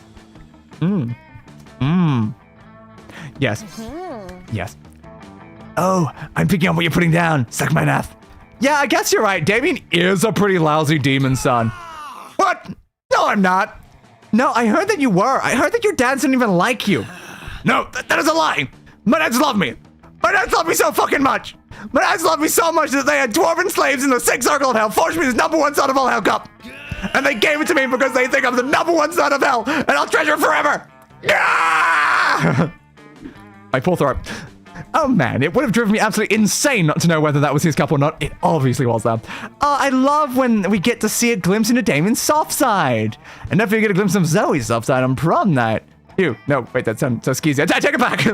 Pretend I'm saying nice about our favorite Eldritch Cutie Pie instead. Prom! Yeah. Prom. You can't tell me this game is for money. Well, this game's for money, also the sequel's for money, and then the sequel to that one's for money, and the sequel... There's 4 games in the series so far. All right. So, yes. you can spend a lot of money on this game.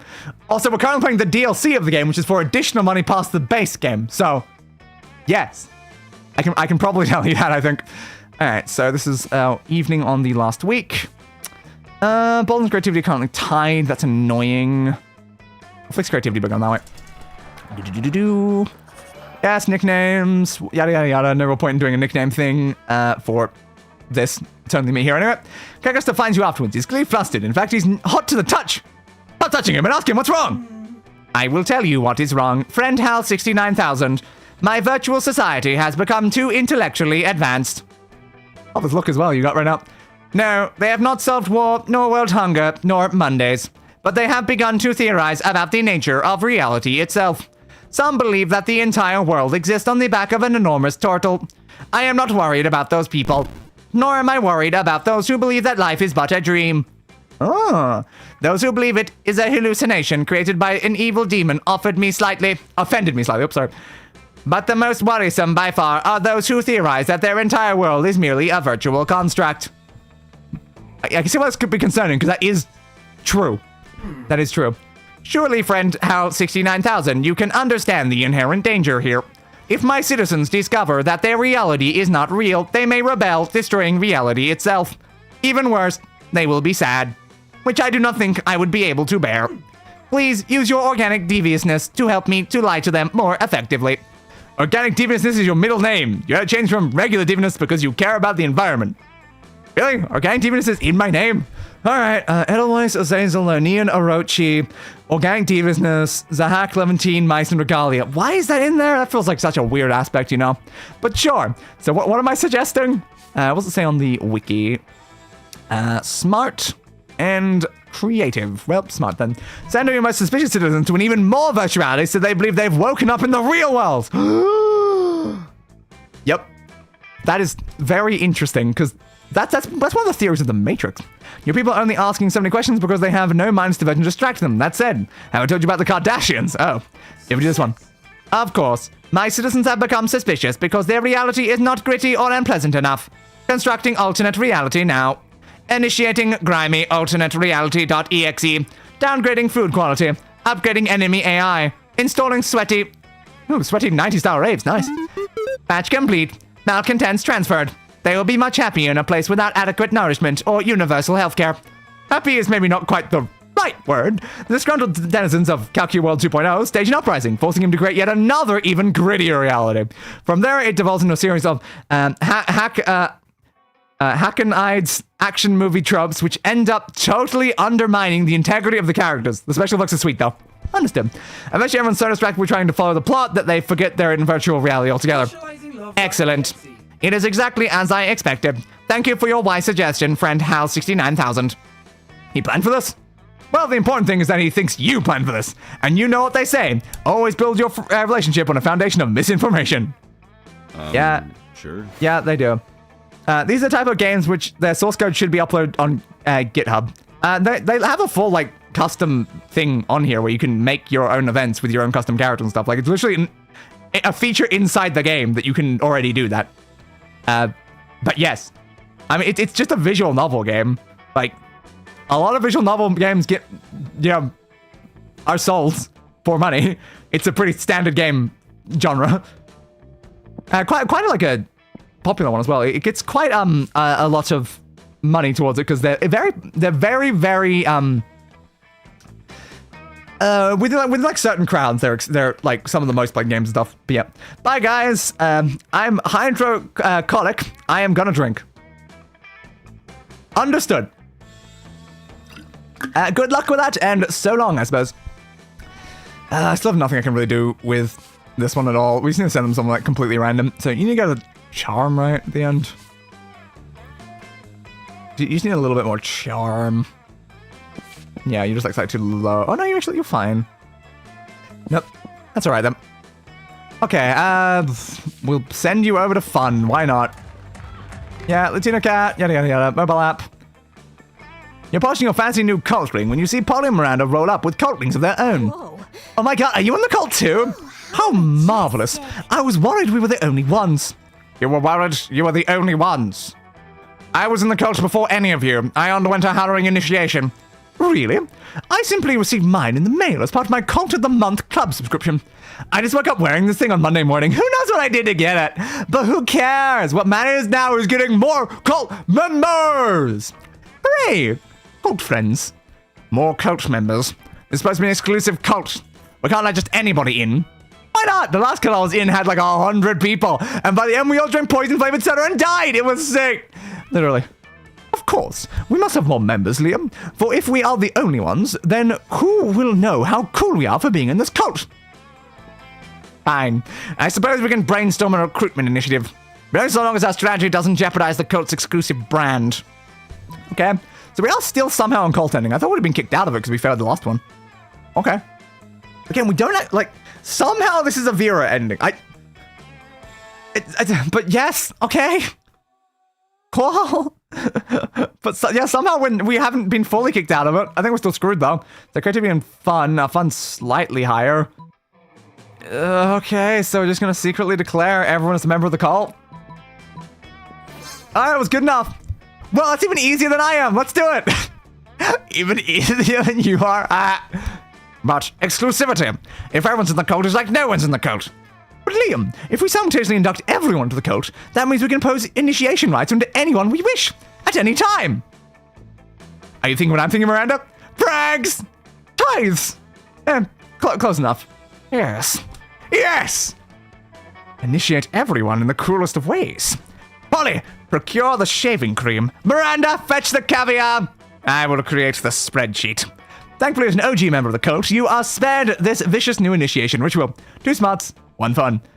Yeah, yay. Again, our stats are just too low, though. They're just way too low. Like, we need 12 smarts, 9 charm, 8 money. It's like, there's nothing that can be done here. Is that the last one anywhere? No.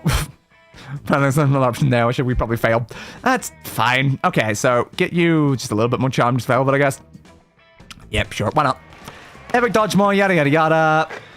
Will, Derry bounds up to you with even more of a pep in her betentacled step than usual.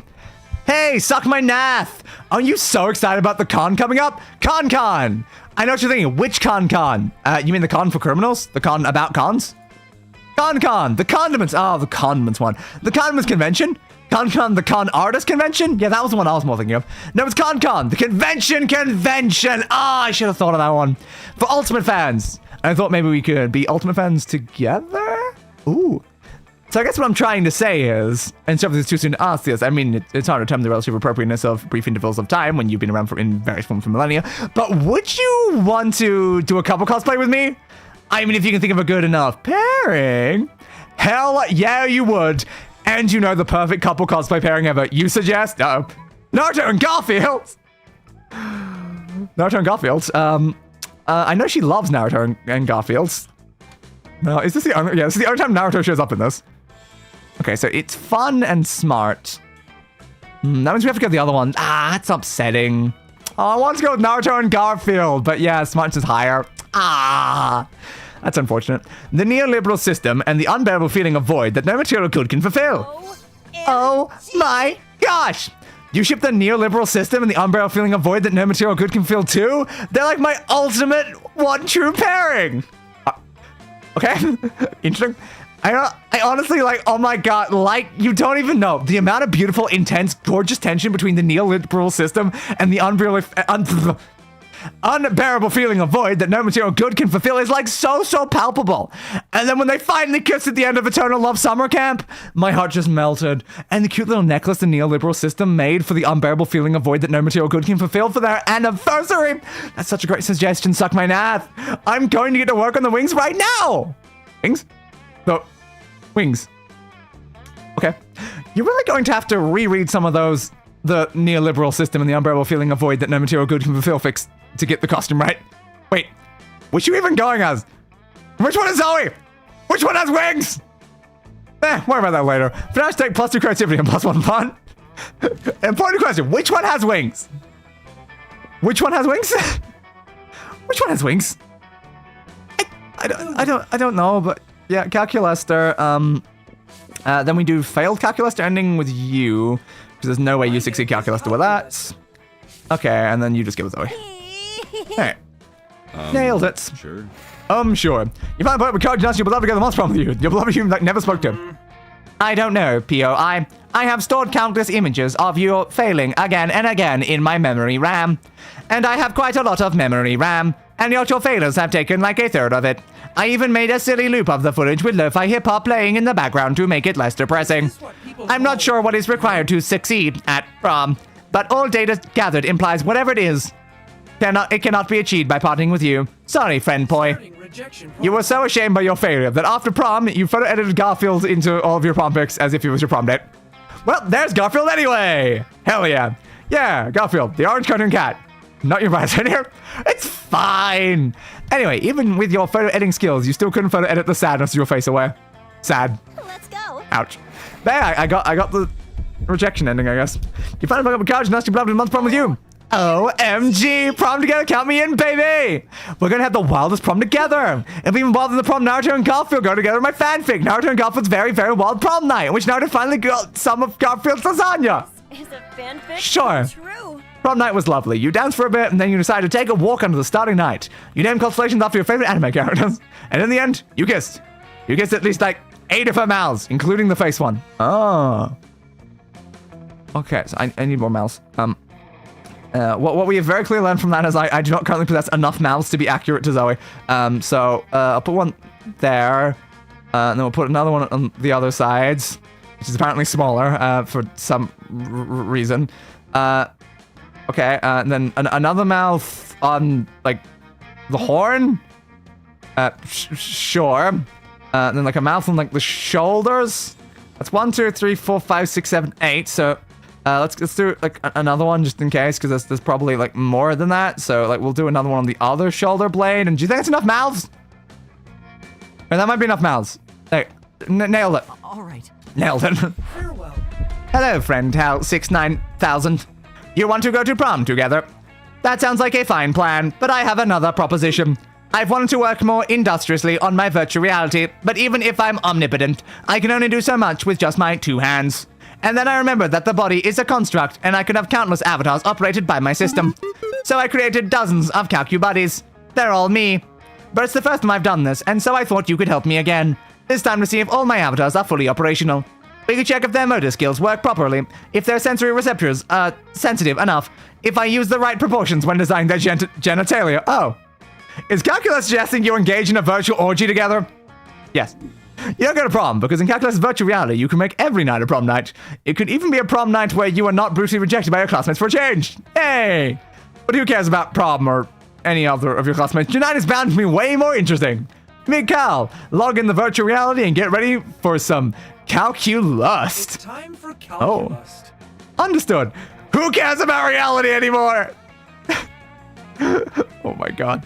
It's not only that you have filthy sex with dozens of Calcu buddies of all colors and shapes, the weirdest yet coolest thing is that Calculester, being the supreme god of this virtual realm, can bend the laws of physics to his will and pleasure. And that's not the only thing he bends. He spent a couple hours in there, but Calculester makes it feel like 5 entire years. It's wild. For such a pure boy, Cal sure is kinky. Well then. That was, something. That was certainly something. Cool. I'll place mine to the net and finally became the internet. Yeah, makes sense. Mayors of researching score for us. Steven Fangs paid off. Woo, she got jobbers, whatever. I think we've already seen most of those. Skip. And skip. Alright, it's 11 new images in the gallery. Nice. So now, if we look here, we also have the Calculester rejection. So I believe that is all of them, because 1, 2, 3, 4, 5, 6, 7, 8. 1, 2, 3, 4, 5, 6, 7, 8. So that is every standard ending and every standard rejection ending. Which means that the only things I need at this point is secret endings. So please, game, can we actually trigger them? I really need them to be triggered, please. Alright, and then the Polaroids, we got this. Okay, cool. Under the arts, what do we have? There they are. Okay, Polaroid sketch. Polaroid sketch, and Polaroid sketch. That's some just sketches for that. Ooh, an outfit test for Faith. Fun. I like seeing us behind the scenes stuff. It's quite fun.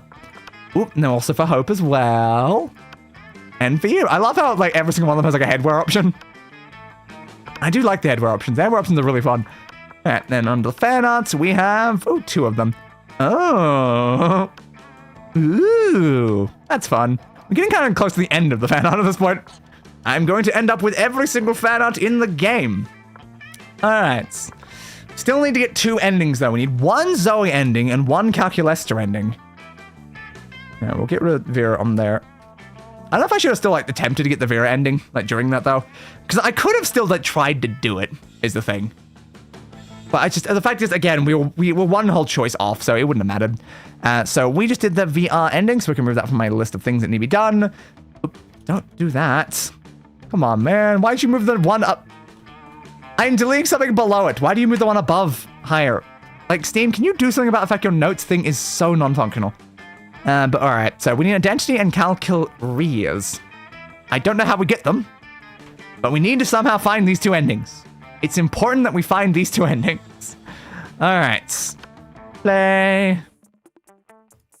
Does that just say a bundle for like the entire franchise? Huh. Where is a franchise bundle? Oh. I didn't know it was a franchise bundle. Okay. That might be helpful because I'm still missing the most recent game, so I need to get that at some point. God, clicking that completely has lagged me out. Yes, I get it. You opened it on my Google thing. I will look at that later. I don't need to look at that right now, but I didn't realize I had a franchise one. That much cheaper? Mildly. Not really worth it. 10% discount. Yeah, I'd save like $2. Like, I think I already saved more than that just by buying it on like Humble, so not really much a point. How many plays did I just like? Wasn't even paying attention. I think I just clicked. Oops. So do we reckon it's good to go for 3 again, or is 2 a better idea? So we need 2 endings. But we can try to prioritize like a high chance of like, actually summoning the endings with more players. Oh, I'm still so laggy. It's all because Google opened. Oh, it opened again? That's the problem. It opened again. That's why I got laggy again. I don't know. So let's you pivot multiple endings at the same time, which is what kind of makes 4 players useful. The problem is if you're pivoting the same ending twice, then they get in the way when actually trying to like do the ending. I mean, 2 players is quicker, so maybe we just do a bunch of 2-player ones and like hope for the best, I guess. What, short 2-player ones? I mean, yeah. If we do short 2-player, we might be able to be more likely to achieve something here. Alright. We keep doing you for Calculester and you for Zoe, so I guess we'll continue that. What is our next joke name that has something to do with a robot?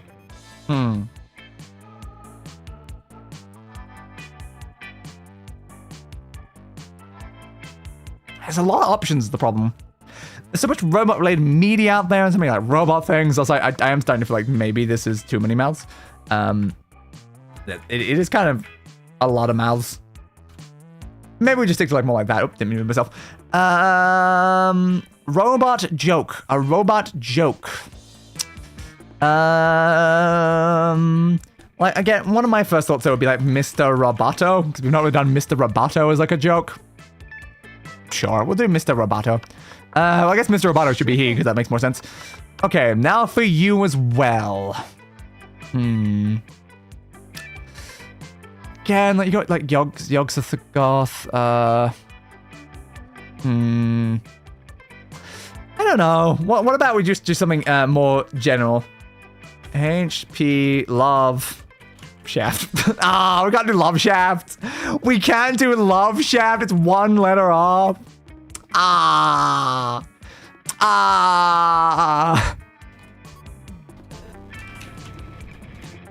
HP Minecraft.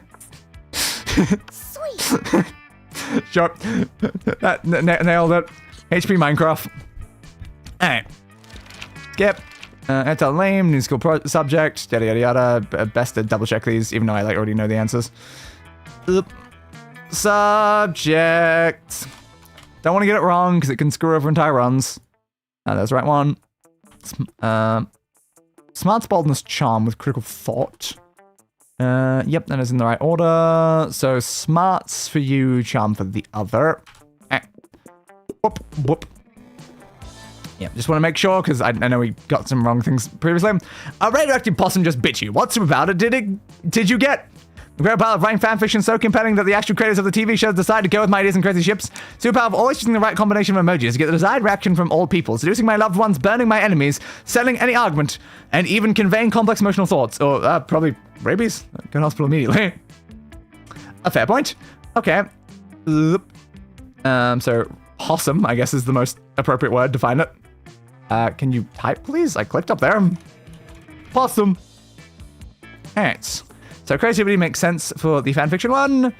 Smarts and charm. So we want the fanfiction for the other one. So for you, we want rabies. And then fanfiction. Very, very good. These are useful stats.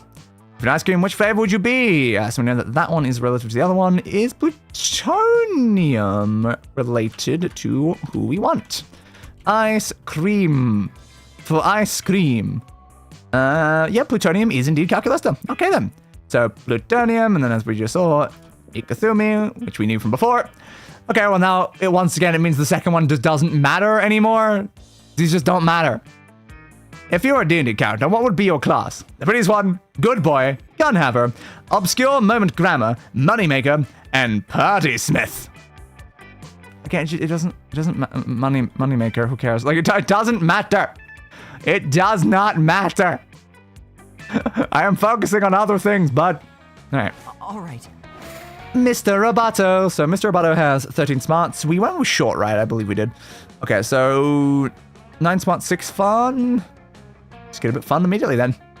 Alright. Doing recess, half-hour rave, yada yada yada. You notice Liam and Polly gathered around Calculester, watching expectantly. From the looks on their faces, it's not going well.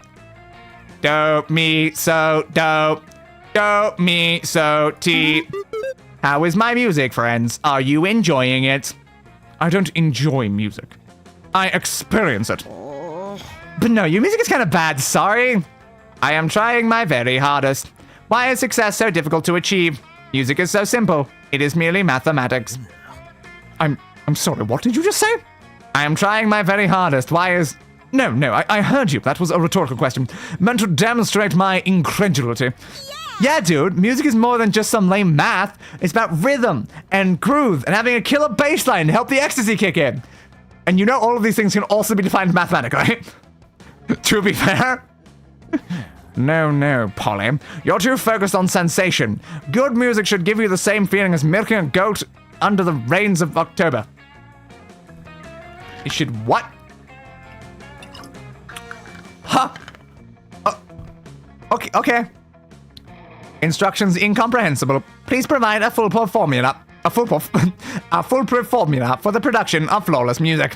Floor is too high to provide a foolproof formula for anything except maybe LSD. And Liam thinks formulas are for fascists. Looks like it's up to you to make a suggestion.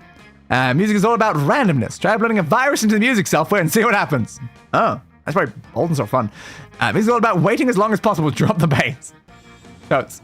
Alright, let's make sure we have the right answer, because at this point we really need to get these endings. We cannot be, like, failing. Because we got all the rejection endings earlier. Music is... That's music ID. Yes, a music ID claim, clearly. So yeah, bold. I thought it would be boldness. So this is a position between boldness and fun. Okay, we'll go with fun then. Yes, waiting as long as possible to drop the bass. I see. This is a formula I can follow. Commencing slow build-up. Oh man, this is gonna be so sick. Normally I revile music constructed according to a formula, but suffering through anticipation is my second biggest fetish. Oh!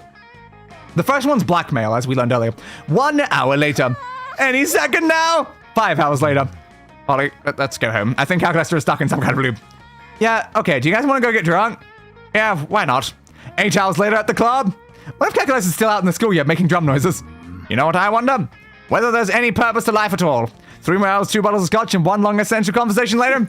And that's why I think of death as more like a reward, you know? Wow, Polly. I didn't know you had such spiritual depths. Maybe we should...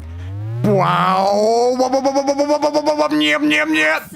Ah! He dropped the bass! He dropped it! This entire evening was in reality part of Calculester's song. This is the most meta musical experience possible. You all have to go get brain cell to repair how blown your minds are. Calculester begins working on a decade-long dubstep build-up, and you gain +2 creativity and +1 smarts. Let's go. Nailed it. Such a long build-up, though. Such a long build-up. Okay, so for you, we need creativity, which we have very low. So, auditorium. Dance and inspiring, yada yada yada. 2 more creativity. Zoe's catching you up on the latest development on pirates. HP Minecraft. Pirate HP Minecraft, apparently. That's interesting. Okay, sure. In a spooky high seas fanfic, when suddenly a portal opens up. Oh no. Never fear. The interdimensional prince is here. I have come to claim my bride. Or husband. Or non-binary life partner using the terminology of their choosing. Oh, that's nice at least. The interdimensional prince? I love when he pops up. He always had so much wacky drama. Wait a moment. Weren't you previously eldritch horror and subsequently trapped in a totem deity Zygord? Yes, that was me. You devoured my grandfather, molecule by molecule, turning every atom of his existence into a million scatter beetles before crushing them and snorting their pounded corpses. I'm sorry, I'm so sorry, that's totally not me anymore. No, it was magnificent! And now here you are, in the body of a high school girl, but of legal age to consent, which is exactly my type. You know, at least he does care about things like consent and stuff like that, unlike Leonard. I'm sure Leonard doesn't care about this stuff. But Leonard. Anyway... Come, my beautiful devourer of worlds. Be my horrific bride. Oh no, Zoe's such a spooky high fan, she might agree to marry the prince just for fanfic purposes. That's us right now. Be careful. Zoe has been married 17 times before and eaten every one of her spouse's minds. I get married, we can bounce on this trampoline. Oh. Oh, sick. Oh, hell yeah. What stat is that, though? I don't know, let's find out. Tramp. Whoop. Yeah, fun. Okay. So it's bold and fun. So I guess we're going bold then. Because these are both very low stats. So boldness! You ate 17 spouses' minds. Well, yeah, but as I said, I was really, really different monster then. Also, in my defense, they're all super, super, super, super delicious. Super delicious, you know? 17 minds there. That just seems like a lot. I don't know. I mean, like, I like a girl who can eat, but eat that much? Your skin shall peel off and strip and fall to the floor in coils, and the coils will become snakes. Okay. And the snakes will devour your muscles and play your skeleton as a xylophone. I actually snacked on a little bit of his mind just then. Way too salty. Not match material at all. Damn, Zoe is a boss. Glad she's still unwed. Well... for reasons we just learned. And you get +2 fun and +1 charm for your troubles. Yes. She's totally unwed. Yup. Nailed it. Nailed it. So, come on, please throw secret endings at me. We need 2 of them. We need 2 of them, man. 2 of them. All right. Unfortunately, they are both at the same table. That is extremely annoying. Bum, ba, ba, ba, bum. Bum, ba, da, da, dum. Bum, ba, da, da, dum. Send you over there, then send you over this way to the shop, maybe? Sure. Calculester is enjoying a nice, quiet lunchtime charge when Zoe interrupts his reverie with a question. Hey, Calculester, I'm making a quiz so students can figure out which spooky high vending machine they are. You're friends with the vending machines, right? I am friends with every person, friend Zoe. But, like, are the vending machines people that you're friends with? That is a rather insulting question. Yes, vending machines are people, and yes, I am friends with them. Oh, so vending machines have feelings. Of course they have feelings. Which feelings? I do not know. I am a terrible friend. Oh man, don't be sad. We can figure this out together for my quiz. But how can we talk to the vending machines about their feelings? Pure logic. Yes, I figured. Sorry, this one mentions Zoe. That one mentions Calculester. But sometimes you just gotta make sure, just in case. Use pure logic, Cal. Vending machines seem to give away things when you put money in them. So put coins in them and ask them about their feelings. And just look up their manuals online. I love conducting obsessive online research on all my favorite topics. Don't you, Zoe? Yeah, we'll do that one. Success. This pure logic is sound. This pure logic is sound. Sure, why not? Vending machines have one input and one output. Let us use the input and scrutinize the output. You can learn down the row of vending machines, stuffing coins into each and seeing what comes out. Oh look! This one spit out an almond bliss. This one seems to have dispensed an almond sadness. Oh. And this one gave me an almond help me, I'm trapped in this immobile shell selling sugar to high schools, please kill me. I'll take 5. I'll take 5 of those. I am happy. Understanding of friends' feelings enhanced. You make a mental note not to buy any more candy from that third vending machine. Calculester's delighted with you though, so it's all good. Go. A little bit concerning, but mostly fine. What's up? Yep, I'm back. Back. I assume also if I have like enough items unlocked that like fills up the entire thing, that then it'd be like random RNG based on like what items I get, which I guess could be a problem. It's probably fine though. Yeah, there's certain items that can't show up in here because they don't show up in the DLC, which is interesting as well. Okay, so I was here because I wanted to buy the creativity thing. Catch you later. There we go. Problem solved. Alright. I just trigger a secret ending. You gotta trigger it within the next like 1 or 2 turns because there's not enough time to actually complete it afterwards. Alright, so you need fun and smarts. You have both, so I think you're good. Alright, we should honestly be fine for both at this point. So it's just a matter of just go to locations, see what happened. That's a fair point, actually. That is a fair point. We should go on to the endings, actually. Because some endings... Why are you not closing? I swear I pushed that button twice. Yeah, some secret endings can only be triggered in certain locations. So I should probably check to make sure that they're not the case for these 2. So identity... It does say RNG, which might mean it's not triggered on an area. But again, like, sometimes that could be the case anyway. And then Calculester. What do you say? What do you say? My random trigger on Zoe's route doesn't say anything about a location or anything, though. Calculester. Yeah, I mean, it's not really implying anything. Okay. So no, I guess location will not matter here then. Might as well just go to the class, I guess. Sure. Class. Yep, 2 smarts. You notice Calculester taking one of his favorite succulents out for a walk, apparently. Suddenly the wolf pack come jogging around the corner and nearly crash into him. Hey, which way you going, nerd? I am terribly sorry.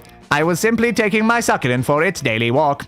I know that succulents do not require walks, but I believe they appreciate them. What? Sorry, bro. Wasn't listening. I was just about your lack of facial hair. Lack of any hair. There's no hair. I am sorry. I mean, look at you two. When's the last time you shaved? Never? Are you talking to me and my plant? If so, there is a simple explanation for our lack of facial hair. I myself am a robot, and my succulent is a succulent. Neither succulents nor robots grow facial hair. Or just any hair, really. I've got a succulent too, if you know what I mean. It's long and hard, and I keep it in my pants. I call it my cactus. Nice, bro. Good joke. But my face with your face, bro. Oh, you like succulents too? Can I see? Oh. Oh. Okay. Well, I'll just be getting back to my walk then. Not so fast, bro. We're about to let your unmanly facial hair lacking asses just wander around y'all halls. We demand you grow a beard now. Well, can ask Polly. Polly's got a bunch of fake beards. Well, that's certainly not going to happen, but maybe you can find another way to convince the wolf pack that Calculester is manly enough to walk these halls. Sure, facial hair is manly. Well, you really have a lot anyway, but you know it's even manlier? A face made entirely of glass and metal. Glass is pretty manly, and so is metal. It's a good point. Calculester does have facial hair. He has something carried with him all the time. Duh. Another fair point, another fair point. These are some extremely fair points. All right, let's check what the options are. Facial. So this is bold and creative. Okay. Interesting. So we're going with that one then. Yeah, it's just been carried around. As you weave your devious lie, you slip one hand into your pocket and suddenly text Polly. Yep, knew it, I knew it. Moments later, she appears. Something for fake mustaches? I got all kinds. Handlebar, Fu Manchu, Weird Caterpillar, the Octobeard. I take payment in cash, credit, or nudes. I have 6 nudes. I have 6 nudes. Whoa, Calculus, are those all your mustaches? No. Half of them belong to my plant. Hell yeah! The wolf pack is astounded. Calculester is pleased. As a bonus, you managed to replace your fake mustache supply before Polly disappears. Gain +2 fun and +1 creativity. Let's go. That's helpful. Alright, so creativity is now high enough. Charm is also very high. We might as well continue the creativity route for now, though. Yep. Then there's improvised lines to creativity. Wow, we need trigger an ending, though. You see Zoe talking to Spolly and Cot. No, Pots. Cot's... Because like PCOTT. Picot. Yes, it's Solly and Picot. You weigh your respect for privacy versus your insatiable ambition to smooch your classmates, and as always, there is a clear winner. And then I obliterated all population within the Navalan realm, and to date, most of their souls live within my body in utter despair. Oh, hey! A lot of souls still live in my body in utter despair as well. See, we are the same. Well, sorry, it sounds like you used to be a hell of a prankster back in the day. You betcha. I was what you would call in this realm, the shit. But I don't know, that wasn't entirely me. I mean, it kind of was for endless millennia, but I never felt myself as I feel now. Does that sound stupid? Wait. No way. As cool as Zygourd sounded, nothing is cooler than feeling happy with yourself. Preach it, Scott! Hell yeah. Words. Oh, guys. Losers.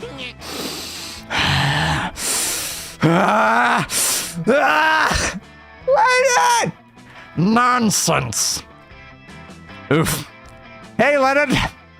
Anything to add? Of course. I overheard you talking about how precious it is for you to have turned from a disgusting huge thing into a high school girl. What a surprise! What? Yes, now it's so hard to be a minority, am I right? Am I? An endless ditch of despair that has turned to a girl so brave, so unique, so bullshit. I want to bang my head into the ground. Change is so hot now, huh? People changing their identities, my childhood cartoons changing their art style, Thor changing his gender, even the climate is allegedly changing.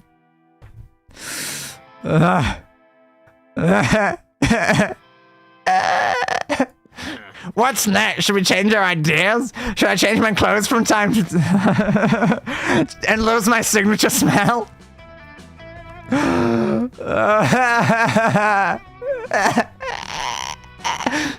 Maybe? No, and no. Our Leonard should be the last bastion of hope for common sense before we, the majority, become the new minority. I will fight this fight by being super obnoxious and by reminding you that you are not brave at all, unlike me, who is super brave, because I will literally never empathize with anyone else. And you can't change my mind. Can I remove your mind, though? With a hacksaw in it? With a goddamn hacksaw? How about that, Leonard? How about that? Anyway. Because I fucking hate change!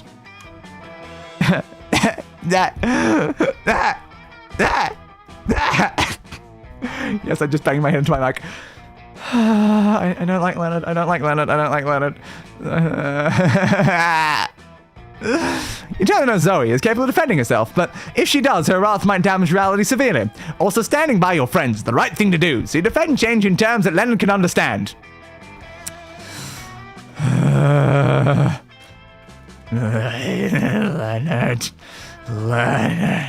Leonard Butts. Oh, it's 3 separate things. Oh, that's because it's in the comment section apparently. Yeah, apparently it does show up more than once. Okay. Yep, Leonard, but you only buy your video games when their price has changed. Why is it like showing like 2 separate ones that were like the same though between that? That's kind of confusing, but alright. I guess maybe because like it shows up in more than one thing. But yeah, so Leonard, but you only buy your video games once their prices have changed when they go on sale. Which apparently is a smart option. We don't actually know what the other one is. And Leonard, as you seem immune to irrational thinking, I challenge you into a Pokemon duel in order to change your mind. Okay, do we have a list of the other things at all?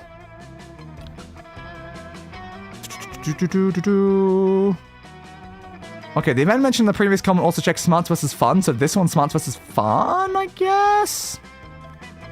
Okay. Our smarts is higher than our fun, so I guess we'll go to the top one. Why has this one been a hard one to figure out? But also, that said identity, so I think we're literally on this one? Yeah, we're on this one. We are on identity. I just didn't look over there. Okay, we can check here then, because this actually has the answers, even though the other thing doesn't. So this is way better.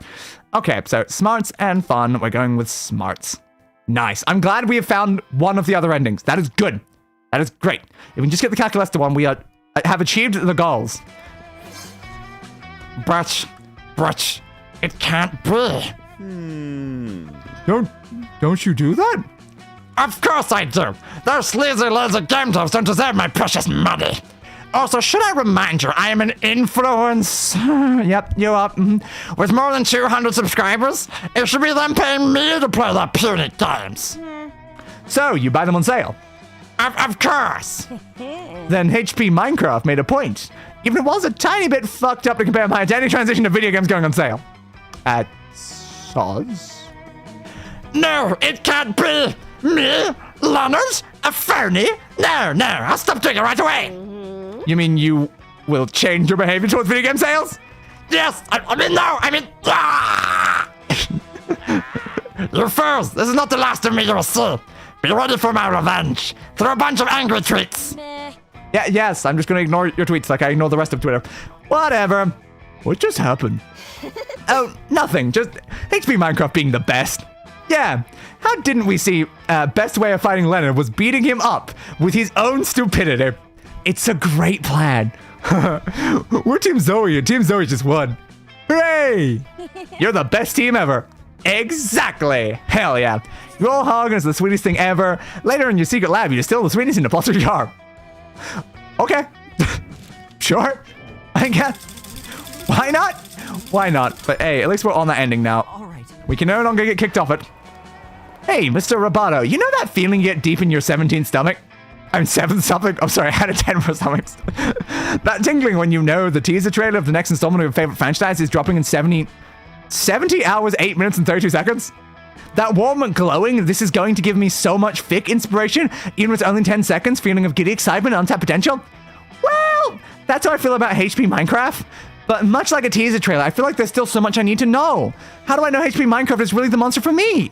Help me out here. Picture the scenario, okay? So, I'm out on an epic adventure with HP Minecraft, right? And after escaping a near-death situation, we stumble wearily, sweatily, exhausted to get some well-earned rest at the nearest inn.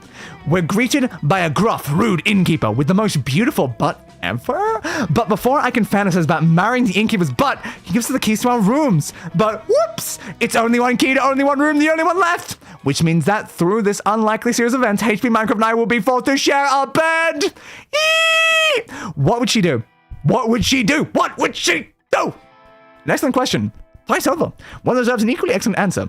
HP Minecraft would blush deeply and shyly and respectfully ask if you're okay with the situation before revealing that she has a rare condition in which all of her clothing disappears the moment she gets into bed. Oh, the fanfiction writes itself. Oh man, I don't know how to say this, but HP Minecraft has an extreme allergy to contrived, sensually ambiguous situations. She would probably walk to the nearest IKEA and build her own bed before sharing with you. I mean, all of us, oh, come on. Oh my what? Oh my goodness. Wow. All her clothes, like all of them. And she would blush for it? That's like, wow. Yes. Okay. We can work with that. Thank you for this very important information, Mr. Roboto. You are as beautiful as that imaginary innkeeper's imaginary butt. got that butt. That was a nice butt. It's true. And you just got the +3 chum to prove it. Nice. Did that improve your butt? I mean, maybe it improved your butt. I mean, it'd be nice if it improved your butt. That would be good. I don't think it's possible to do the Calculester ending unless we're like literally already on it, and I don't think we are. Yeah, I don't think we've seen a metaphor thing be mentioned, so nah, I think we're screwed for Calculester ending right now. Well, that's a shame. What a shame, what a shame, what a shame. Go to class then, why not? Stranger.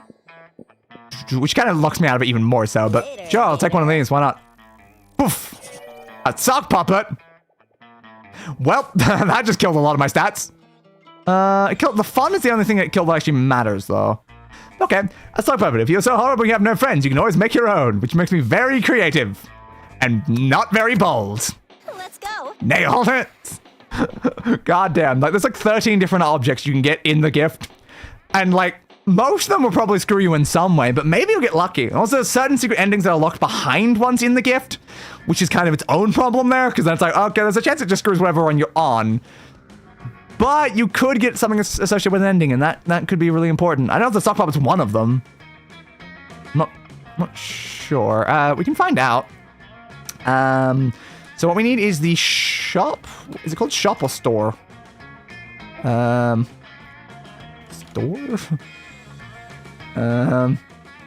Items? What's the page called? I'm just gonna type shop then. What's the page called that actually lists these things? It's called the shop with then Monster Prom attached. That's why. Okay. Well, technically what we need to know more is about like the gift itself, actually. Oop. Gift update? Maybe it's on the page for the gift update? Yeah, probably. So yeah, the shitter is a secret ending. Drawing from a random kid is one. Micro classes is one. And also question mark is one. But yeah, the other ones are not. It's only those 4. Okay, that's a very fair point. You never want Cole. Cole is so bad. I can't believe I got Cole 3 times in a row at one point. It's like, Jesus. How the hell did that even happen? I don't know. Alright, so we are going to send you to more creativity. I mean, there's no real reason not to. Like, we're perfectly fine in all the stats we need by like a large margin, so... Sure, more creativity. Do-do-do-do-do. Sweet, getting 2 creativity. Let you hear some discordant chants, so got to see what's happening. Oh, Zygord, ruler of the Dark Realms. It's time to bring despair and doom upon this dimension. Gee, stop it. For the last time, I'm Zoe now. Can't you respect that? Is this a test? Our unholy awfulness. Are you testing our our faith, by forcing us to use false names? Our faith is strong, almighty Zygord. We will pass the test. Zygord is almighty, for it reigns the Dark Realm, and it will bring the void into this puny reality. Hey, what's happening here? Oh, that was I think the cultist voice screwed up my voice for Vera. Sorry, Vera. Stop it, bad cultists. Leave Zoe alone. Vera smacks the cultist with a roll of newspaper to the ear. Get. Bad cultist. Thanks, V. They're the worst. Always calling me that name, Zygord. Refer to me as it. Not it. Sure, no prob. Hey, broskies. We heard what those cult bros were saying. Is it true that you used to be that Zygord, bro? I guess so, in a way. But bro, the cult bros told us everything about you. They said we are good cult material. Something about how being pack-minded is a great start. But why would you go from being a giant monster to a little girl? That's so weak. Hey, I did the same thing. Do you have a problem with my choices, Wolfpack? I'll kick you in the nuts. Oof. Because I didn't feel like myself. Wasn't who I truly was. That sounds complicated. No! No! No! Kill.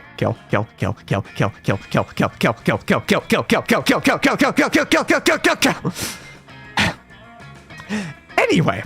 Don't listen to her. She's lying. She obviously did that shit for attention. Now everyone changes their pronouns and identity like they're just hats. You know what? I identify as an attack helicopter. I'm sure you do, bud. I'm sure you do. See what I did there? I made a clever and original joke. To prove I think something that's important to you is stupid to me, you can't handle my nuanced humor. It's fine. It's fine.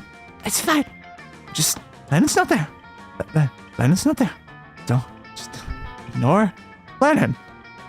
You can't cause any physical damage. He's just a fictional character. Anyway, Vera says nothing. She just stabs Lennon. Yes! Yes, yes, yes, yes, yes. We need to do that stuff more. Great plan. Oh, that was sweet. Thanks again. Sure. Well, wrong point. Sure. You know we're sisters, not sisters. No, but really, why would you change your name? Like, you also change your name, even your pronouns. I really want you to understand, guys. Billy's play all the time is starting to feel like a chore. Anyone else? Don't look at me. My thing is stabbing. So is mine, but I'll do it too. Yep. I made the attack helicopter joke 22 years ago, and I still regret it. I made it once in Saints Row, but to be fair, I was literally flying an attack helicopter at the time. So I feel like at that point it's a little bit more relevant. I was flying a helicopter in front of a strip club. So I just felt like it was a little bit more relevant at that point to say I sexually identify as an attack chopper. Please let me in to see the girls. But in general, it's definitely a joke of all time. So it's your turn. Okay. It's my turn to explain the concept of transitioning. Well, what a very relevant thing for Dei to explain. Okay. So he signs up on the way you truly feel, smart. So smarts and creativity. So we're going with creativity then. Okay. So your sons aren't born in a way you truly feel like yourself. Like you were born as individual werewolves, I guess, before becoming a wolf pack. Is that how it works? Essentially. Or produce a dumb action blockbuster full of explosions that unexpectedly serves as a metaphor the nuance of identity and transitioning. Yeah, that's the way you do it. That would actually work. The first way is like, that's gonna go straight over people's heads. The second way, though. The second way. It's genius. It's unbelievably genius. Alright, we'll do that then. You go into full producer mode, and because time in this world doesn't seem to follow logical rules, soon you have a version of the movie for all of you to watch. It's called Fast and Furious, sensibly conscious of the nuances on gender identity and transition. Hell yeah. You all gather a projection room, alongside some of the investors who have given you millions of dollars to produce this movie, unaware it was all just to convey the message to the Wolfpack. Hell yeah. Wow, HP Minecraft. I'd have never imagined a movie within the Fast and Furious franchise could be so thoughtful and advised to look beyond the traditional binary spectrum of gender. Yeah, broski, so many rad explosions. They were so sick. They made us understand how this identity stuff is relevant to Zoe. Somehow. And what about the fight scene at the docks? Absolutely, it was so violent and suspenseful. It's like the whole scene beat the comprehension acceptance right into us. Great work. God, I'm struggling to start that voice now. Yep. Great work, HP Minecraft. An insightful movie that caters to the big audience. Admirable. Let me show you my appreciation by offering you free services as your lawyer for all the contract stuff for the movie. Thanks a lot, really. It's really thoughtful that you're trying to spread a message, acceptance, and understanding through the vastly well-known language of Fast and Furious movies. Hell yeah. And exactly what's of interest. Family. Family. All of you are super happy. Later, you realize Vera has signed all of the papers in such a way that she's now the owner of the movie. Crap. She makes millions and gives you three money. Oh. Well, crap. But hey, you've done a good deed and helped many people like Zoe to be more understood and accepted. Yeah. Hell yeah. Nice. All right, 1, 2. So cafeteria, then we'll end the event during that one, and then it will go to prom, and we'll have succeeded the other Zoe ending, leaving only one Calculester remaining. All right, so send you over to Calculester, I guess, or do I someone send you there? Because I don't, we're not on the appropriate Calculester ending. We could just talk to one of the side characters. Yeah, I mean, why not? I don't really see a reason why that would be a problem, so sure, let's just talk to a side character. You expect the couple to want to be left alone at lunch, but they actually seem really happy to see you. Oh, good, Mr. Roboto. We could use a little bit of help. Tate and I spent all of their period gazing longingly into each other's eyes in the bathroom mirror, and now his eyeballs are all dried out. Would you mind putting some drops in his eyes? His coordination isn't so great ever since I accidentally assimilated some of the nerve endings in his shoulders. He seems fine. He seems absolutely fine. Happy to help you take the bottle of eye drops out of the couple's shared backpack and gently drip a few drops into Tate's vacant, lifeless eyes. Now I have an important question about this relationship. Did Tate consent to the starting? Because I don't think there's much Tate left at this point. Did Tate consent to it at the beginning? Push wrong button. Not that one. Oops. Not gonna move stuff over again. There we go. Okay, sure. Slowly, painfully, he lifts one arm to give you a limp thumbs up again. Oh, I love seeing him happy. Thank you so. I love how it's like he shows a different thing, but then it's like they are just one entity at this point. Oh, I love seeing him happy. Thank you so much. I can't let a good deed go unrewarded. So how about a free disease? Sure. Cool. I can produce all kinds of funky, wacky spores. They're toxic, but in the funny way. Yeah, fuck it. Why not? Very extraordinary. Why the hell not? Great. For some reason, most students at the school don't want anything to do with my free diseases. It's like they've never heard the phrase, don't look a gift disease in the mouth. All right, breathe deep. You do for some reason. Congratulations. You're now infected with toxoplasmosis, a parasitic infection normally carried by cat feces. It inhibits fear, enhances risk-taking behavior, and generally makes you sexier. Nice. You gain multiple boldness. Let's go. Oh, yeah. That feels like it was maybe a mistake, though. I'll help you then. Looks like Scott and Zoe are having marshmallows for lunch. You say it because their cafeteria table is covered in a literal mountain of marshmallows. Zoe slams the marshmallow into her mouth. It's mildly impressive. That's 15 marshmallows! You won't do that once. You have like at least 8 mouths. Scott's have 6 marshmallows in his mouth at once. It's slightly more impressive. Oh, yeah? Well, I'm a friend. Throw in the care of the mallow. I didn't want to have to do this, but you leave me no choice, rival.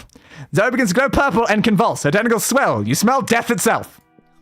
Ancient chaos doomed to worlds. Sacrifice! Sacrifice! Sacrifice! A cloud of marshmallows rise up into the air, and Zoe's countless mouths all open with infinite hunger. All the mouths fly into Zoe's gaping maws. The cafeteria windows open as all marshmallows in a 50-mile radius are summoned to their doom. It's unspeakably impressive. Okay. Hell yeah. I'll say it's one of the only times we've seen other mouths. So yeah, there's mouths up in this bit as well. Oh, cool. Cool. I should probably know that considering I now possess like the same body as one of my forms, so that's good to know. So the mouths are up in there. Okay. That's good to know. Hey, no fair. If I count correctly, I've now eaten 13,666 marshmallows exactly, which means I win. Not cool. Hey, that is like very not cool. You can't use more than one mouth during an eating contest. It's cheating. And I would know because I used my hands at soccer one time and I still feel bad about it. No way, I didn't cheat. The validity of this impromptu marshmallow match is my whole reason to live. My reason to not destroy this amazing marshmallow-filled planet. Quick, referee this athletic dispute before the whole planet is destroyed. We can't control how many mouths we have. That's not nice, Scott. Are you a good boy or not? Scott, play smart and be creative. Don't you have many other holes you could use? I don't really want to entertain that one. We're going this one regardless. Scott's eyes widen in primal fear. Wait, I'm sorry, Zoe. I want to be a good boy. I don't want to be not a good boy. Wait, Scott, who's a good boy again? It's me, Scott. Who's a good boy? Me. Then I guess I'm the winner, mouths and all. Zoe may have won the marshmallow battle, but you'll win the marshmallow prom date demon friendship war. Yeah. Hell yeah.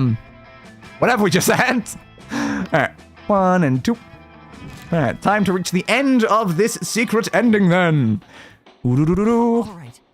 Yeah, Mr. Roboto, again, you did fun. You can't even get enough to even go with Calculester at this point, though, can you? Well, actually, we only need 6 fun if we run short. Yeah, okay, that's doable. Well, might as well then. Afterwards, Calculester managed to catch you alone. You can tell he's nervous because he prints out a piece of paper that says, I am nervous, from his crotch. Hello, friend, Mr. Roboto. I have recently completed an inventory of my feelings repository and found numerous romantic feelings for you. I am having trouble interpreting these feelings. Are they good? Are they bad? Is your love a virus? I do not know. However, I have determined that the best way to find out for sure is to confront you directly. Would you like to go on a date experience on my part? I must rely on you to choose our date. Perhaps something that helps to eliminate the monster condition. I love to be around organics and do ordinary organic things. You know, just the thing. Alright, well that's probably like smart related. The problem is if one of these is creative related, that could be a problem. Alright. So sure, let's read. Yep, look, see, creative. I was right. I was right to check that. Yep. Let's go to the hospital and watch people give birth. It's a classic activity organics do and a killer icebreaker. Yeah. Go watch people give birth. Sure. I see nothing wrong with this. Neither do you, mostly because you're a fucking weirdo. You break into the maternity ward at Monstropolis General to Google some births. Initializing love. Why not? EXE. I did not expect so much blood and screaming. Is this love? What is love? Baby, don't hurt me. Don't hurt me. No more. You gaze happily at the infested spider woman giving birth to thousands of lives dripping young before you. Yes, you say. Yes, it is. You and Calculester are so overcome by the beauty of the event taking place that you barely even notice the nurses screaming at you to get the fuck out of here! Game +2 boldness and +1 fun. Let's go. So that was something. That was certainly something. So yeah, we are on identity. There's no mention of this or anything like that. Nope. No location or anything like that. Just thought I should just double check before the last bit. So I guess auditorium, why not? Yep, summon the devil. Few years of my life. Unimportant, immortal anyway. Zoe approaches you looking full of joy and excitement. Yay! HP Minecraft! Monster Prom is so close that I've started looking at dresses. Look at this one. Don't you think it will totally highlight the sliminess of my tentacles? You know it, girl. You know it, girl. You know it, girl. You can do this, Day. You can do this. Just one more interaction with Leonard. It's just one more interaction with Leonard. One more. You can do this. Stop right there, you purple tentacled fake idiots. Oh, hi, Leonard. You can wear as many dresses as you want, but that won't make you a real girl. You aren't fooling anyone. Okay, the temptation to put on a dress after the stream is rising a lot. Dude, my identity has nothing to do with convincing anyone. I'm gonna wear a dress because I fucking want to. It's about me, not about you. Okay? Capiche? It has everything to do with me. What if I finally meet a real gamer girl and she turns out to be an insidious faker like you? Just... wow. Shut up, you Zygordian! Oh, the dead naming as well. Yep, that's fine. Yep, this is totally fine. Dead naming me and insulting me all in one word. Boy, that imaginary real gamer girl sure is lucky. Lucky, lucky, lucky, lucky, lucky. Ow, I clapped way too hard. That really hurt my hands. I really try not to let jerks like you get to me, but sometimes I wonder if I shouldn't just turn your kidneys into rabid raccoons.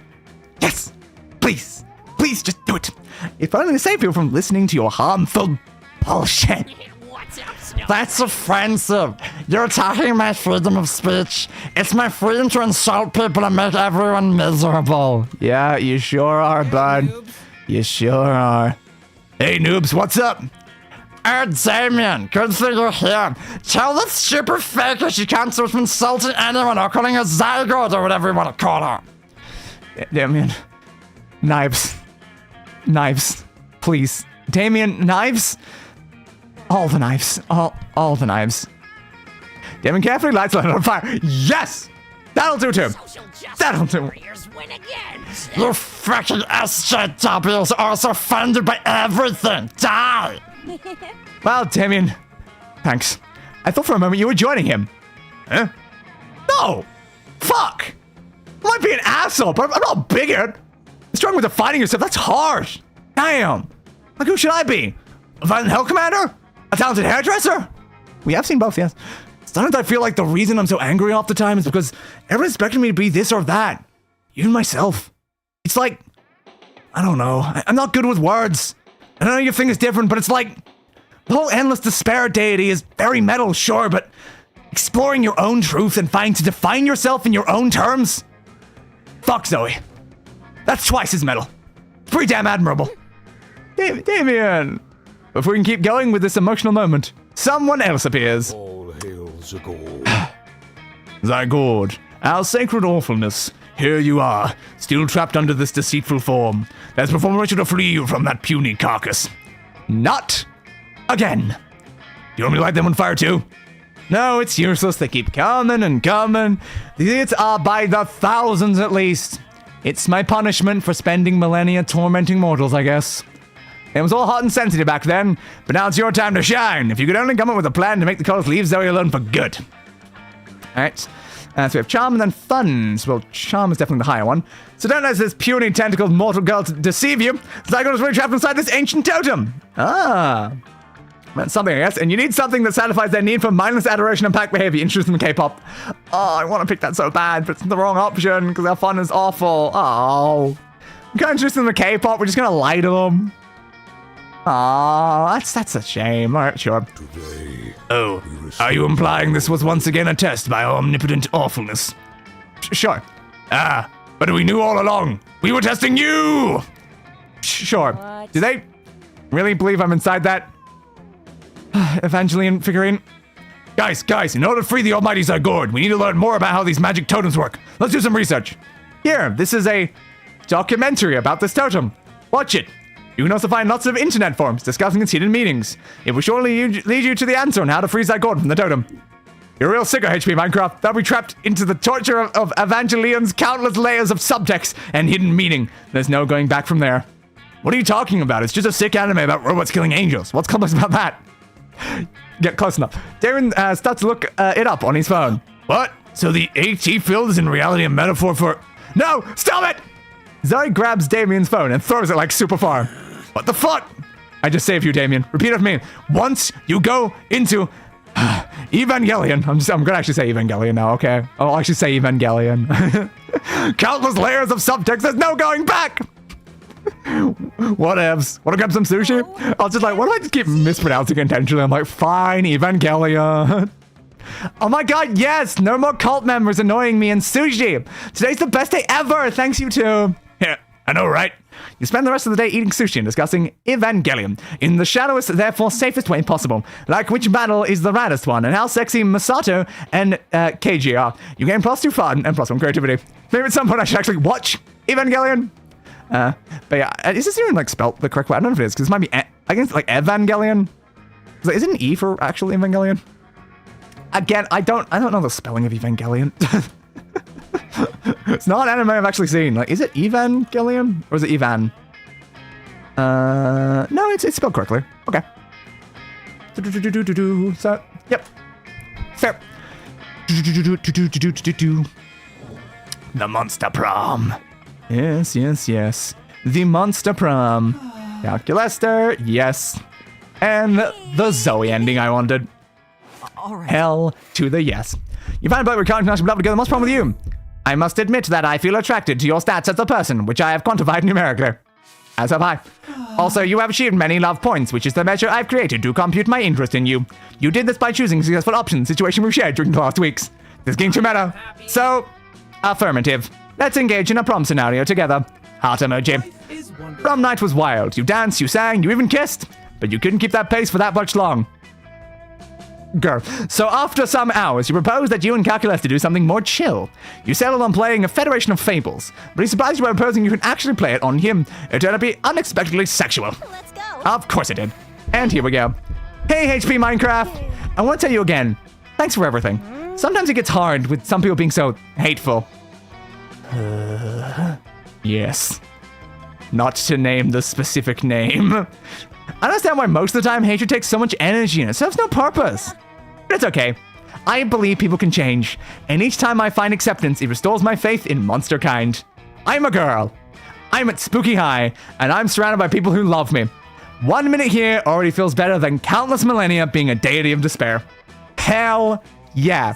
There can be both, though. You rock. You can't just be both. You can't be both a girl and a deity. But yeah, I think I'm living my best life. Life continues. Lots of things happen. Sometimes good, sometimes bad. But it's all in all good, because you and Zoe have each other. You sometimes get so focused on getting some monster ass that you forget that life is more than that. No one gets to tell. Hell yeah. And you forget that even if they are criminals, arsonists, or dictators, these monsters are your friends. Sure, they have some pretty nasty flaws, but there's always time to change and grow. In the meantime, you're grateful to be on their good side and to create new memories together. Hell yes. Hell yes. Whew. So that's basically every ending that contains Zoe in this game. Like, actually, like, fully contains. Sure, like, maybe, like, the orgy ending is potential that comes up. I don't know. Is that a base game ending, though? But there is one more base game ending that I know does involve Zygord. But you can't consider that one like I know that like all the endings are apparently somehow canonical, like canonical at the same time. But like it's hard to say that one's like canonical when it involves Zoe not becoming a thing, because it's still Zygord. Kind of unclear, honestly, but at least that's all like the major like secret endings. Also, I don't know what I actually need for that one anyway. It would definitely have to be a base game one though as well, because you can't do endings that involve Zygord in second term because Zygord's no longer a thing. So who the hell is fellow student? I don't know who this fellow student guy is. He's apparently in an ending. Not that we've ever encountered them, but they exist. That's a lot of fan art. Woo! Got you and you and you and you. Maybe it's, is it by artists?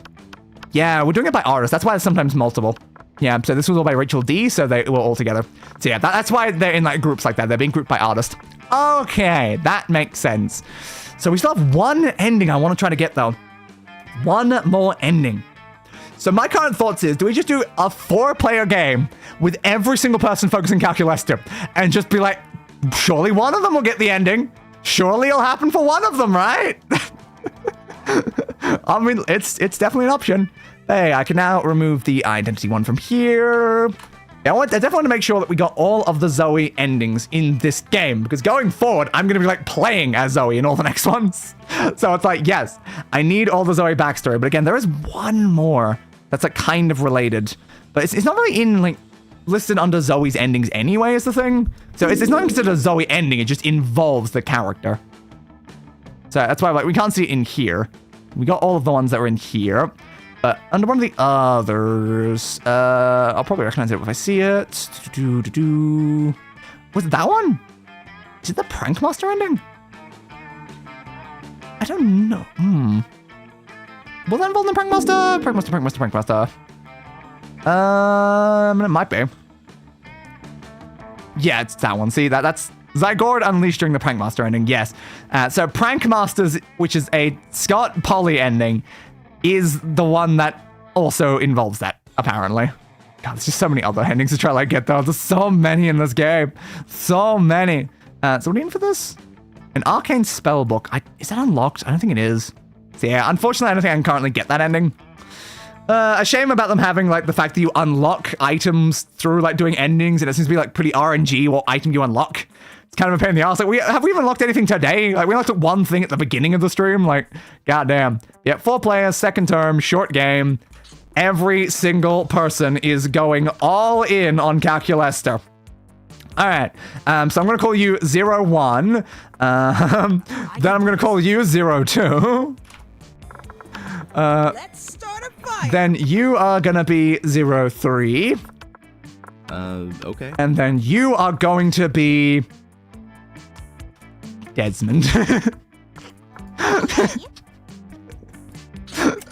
Yep. You totally expected that to be the end of my seeming there, right? All right. Animal. But just one more important ending. Animal. But there's so many more endings I would still like to try to like get is the thing though. I would love to complete the whole game. The issue is, again, there's 4 games in the series and they're all big and they all have so many endings about it. I can't be trying to 100% all of them because god damn, does it take a while to do it. All right, so we have... is that the right thing? Are there so many options in this one? Is there like another question that's also this? Why are there so many options? Yeah, a human being. Then you got a swan. Like, there's a... Why are there so many options for this one? It's the first choice. Okay. So we have a human being. Start moving upwards, please. So we have a human being. We have a swan and a shark. So swan is creativity. And shark is charm. Well, that just means all we need is a human being. Human being, human being, human being, human being. We need the smartness. So human being, why not? One day you wake up. Oh, actually, there's another ending I can go for as well. There is another ending I can go for while also focusing down the Calculester things. So I can pivot toward the ending on someone while trying to figure out who's going to get the Calculester one. One day you wake up and you've swapped buddies with your mom again. Mom. Whoop. Okay, so it's boldness for she's killing. Because the problem is it's not in the same order, so I always have to check. So boldness, charm, and creativity. We don't need these stats. We don't need these stats at all, is the thing, really. So what do we do? Just any of them, really? I have a plan. It's known as sure. Just have like a variety of stats, because again, they literally don't matter. Title of autobiography. Manual instructions, how to experience life. I mean, it'll be that one, wouldn't it? Manual. Yeah. Alright, so manual instructions, how to properly experience life. Boom, boom, boom, boom. Yeah, I wonder if this is just the best way to focus like endings down, though. It's just like you just constantly click the same ones. And again, this one does not matter. For Shinji and Kaworu to be canon? Yeah. Again, doesn't really matter. Doesn't really matter. So I just go like boom, boom, boom, boom. Sure, why not? Again, it's just kind of a problem that the second term requires that second choice. All right. Because it means now there's a chance that a lot of these are just not even going to run into Calculester because of that. Alright. So, unfortunately, like, no one got fun. They have varying different stats based on that anyway, though. But yeah, it's like they all need fun now. That's kind of an annoying thing. They all need a little bit of fun. Okay, I'll send you there first because you seem to have very low fun. Ain't too fun. Why, thank you. You're checking out some plates of pasta and you're dating out for people who are lonely and consider things. Yeah, I've already seen this one. There you are, 01. I was about to engage in a complex plotline protocol. I was worried I might fail at it, and then it came to minds. Took us to the inn. You'd also tell them that there was no need to use air quotes for cool. Oh, I'm really learning stuff. Nice. Recently I started questioning myself. Am I doing life right? Am I good at living? I don't know. Yikes, stop it face. I'm not consoling you, my friend, and it shows that you are unable to answer the thing. Again, we've already seen this one, so like, I don't care too much about it. Clear going nowhere. Oh, this is actually the correct one. Wait, this is the right one? Huh. Oops. I've seen this one before. Huh. We must have failed it. Okay, well, if you want to see the dialogue for that one, you can check the previous stream, I guess. I guess we failed this first step, or one of the later steps. Yeah. Yeah, I think we just failed one of the steps. So we found the ending immediately. Oops. Okay, I recognize the dialogue, so I just skipped through, but I'm like, oh, no, this is actually relevant. Oh, okay, sure, that's helpful. Charm and boldness. Well, charm is the better one here, so we're gonna go charm. Talking a lot about what this orange is supposed to do or to be, but have we asked the orange how it feels? Oh, that sounds like a very valid and thoughtful question. How do you think the orange feels about being the best orange? Let's ask it. Orange? Scott starts screaming at the orange and gets no response. Obviously, Damon stops the nonsense by grabbing the orange again. I think the orange sometimes feels pressured to be the raddest orange ever. Maybe there's more than one way to be the best orange. How? How so? The orange can be sour, but also sweet, so maybe the orange sometimes feels pressure because it's orange dance the raddest oranges ever. I think I do remember this line as well, though. So, did we get partway through this ending and then just failed it somehow? F? We could have already had this one. And so the orange sometimes wants to be as rad as its orange dance, but sometimes it just wants to explore its own truth to define what it means to be its own best orange. That's very insightful, friend Damien. So life can be about defining how to become the best orange possible, but it can mean different things for different oranges. Yeah, I think so. Whoa, this much thinking made me hungry. Can I eat the orange, Damien? No, I want to keep it for a while. Damien leaves, looking at the orange in a very introspective way. Wow, friend 01, we've gathered very useful data. I have high hopes for this wacky misadventure. Should we engage in high-fiving? Fuck yeah, you have 5 calculusters. Scott also high-fives both of you. In clear as no is happening. You gain +2 smarts and +1 fun. Alright. Sure, I guess. I really was not expecting it to be the first dialogue. It was literally just that, which now means I've got to pivot elsewhere on everyone else. Because we're already in the right ending. Oh yeah. That's convenient. Do you happen to like have that line of dialogue like in here or something? So yeah, secret endings and stuff. So maybe they do. Why is Control F not working? Going nowhere? Do you have the Calcareers? Just wonder if they have any of the dialogue for Calcareers. Nah. Not really. They've got that. They've got the answers, but not the actual like dialogue or anything. Well, that's a shame. Again, it was in the last stream, so if anyone wants to see that dialogue, we've already read it out previously. Okay, so what do I do now with the rest of them? What do I do with the rest of them? That's kind of a problem. Yeah, we've done Damien, we've done Liam. We can try to get a Miranda ending. I don't know if we have the stats for it right now, though. Polly's still missing 2 of them as well. The Scott ending requires going to the shop, but I want to do something else at the shop. So I already have a plan for 1 of them. I need something to do for the other 2. Now, we've learned that Cult is kind of weird. How to get, because you have to purchase the ring and stuff. Those 2 are just RNG if we're going to go Vera route. I don't know. Is that a good idea or not? So a lot of the others require purchasing things. Yeah, I don't want to purchase things right now, so can't do any of those either. Okay, I mean, I guess we can try to send in some Polly and Miranda routes if possible. We might get kind of stuck on some things. Who are they even talking to is the problem. I don't remember who I set for everyone because I picked them completely at random. Hopefully some of them are talking to either Polly or Miranda or something, and we'll just see how it goes. Alright, I'm glad that we got the correct ending immediately. That's very helpful. So what do I send you? Boldness is not really going to be useful for anyone. We can get Charm up. I know, I'm just trying to like, equalize the stats a little. It's just, I don't know what we're going to need because I don't know who you're going to talk to. Liam isn't paying attention to any of that. He corners you afterwards, lectures you on Momentgram. If you're Liam, then okay, you're pretty useless because we already have all Liam endings. What no one seems to understand about filters is that they're not about making pictures better, they're about making pictures worse. Yeah, I definitely recognize this dialogue.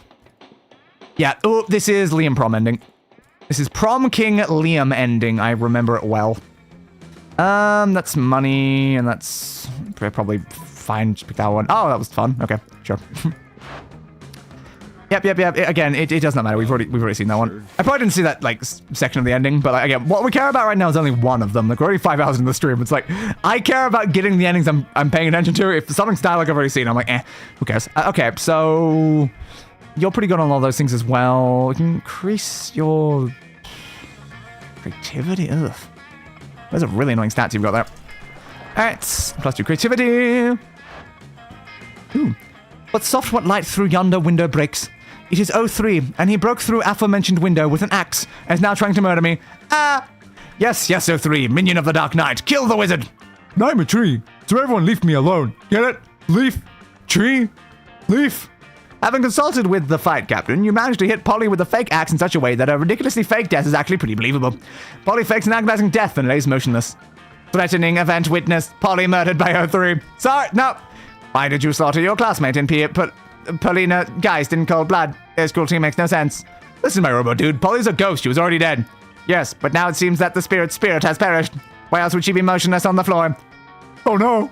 That's just the point. Old Death is not moving around anymore. So Polly used to be dead, but she was still moving around. But now she's not, so her ghost must be dead.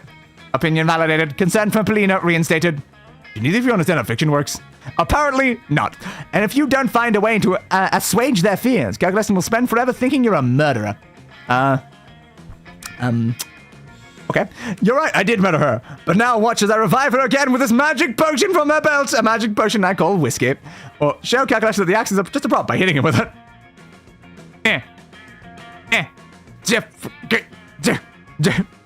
Alright, interesting.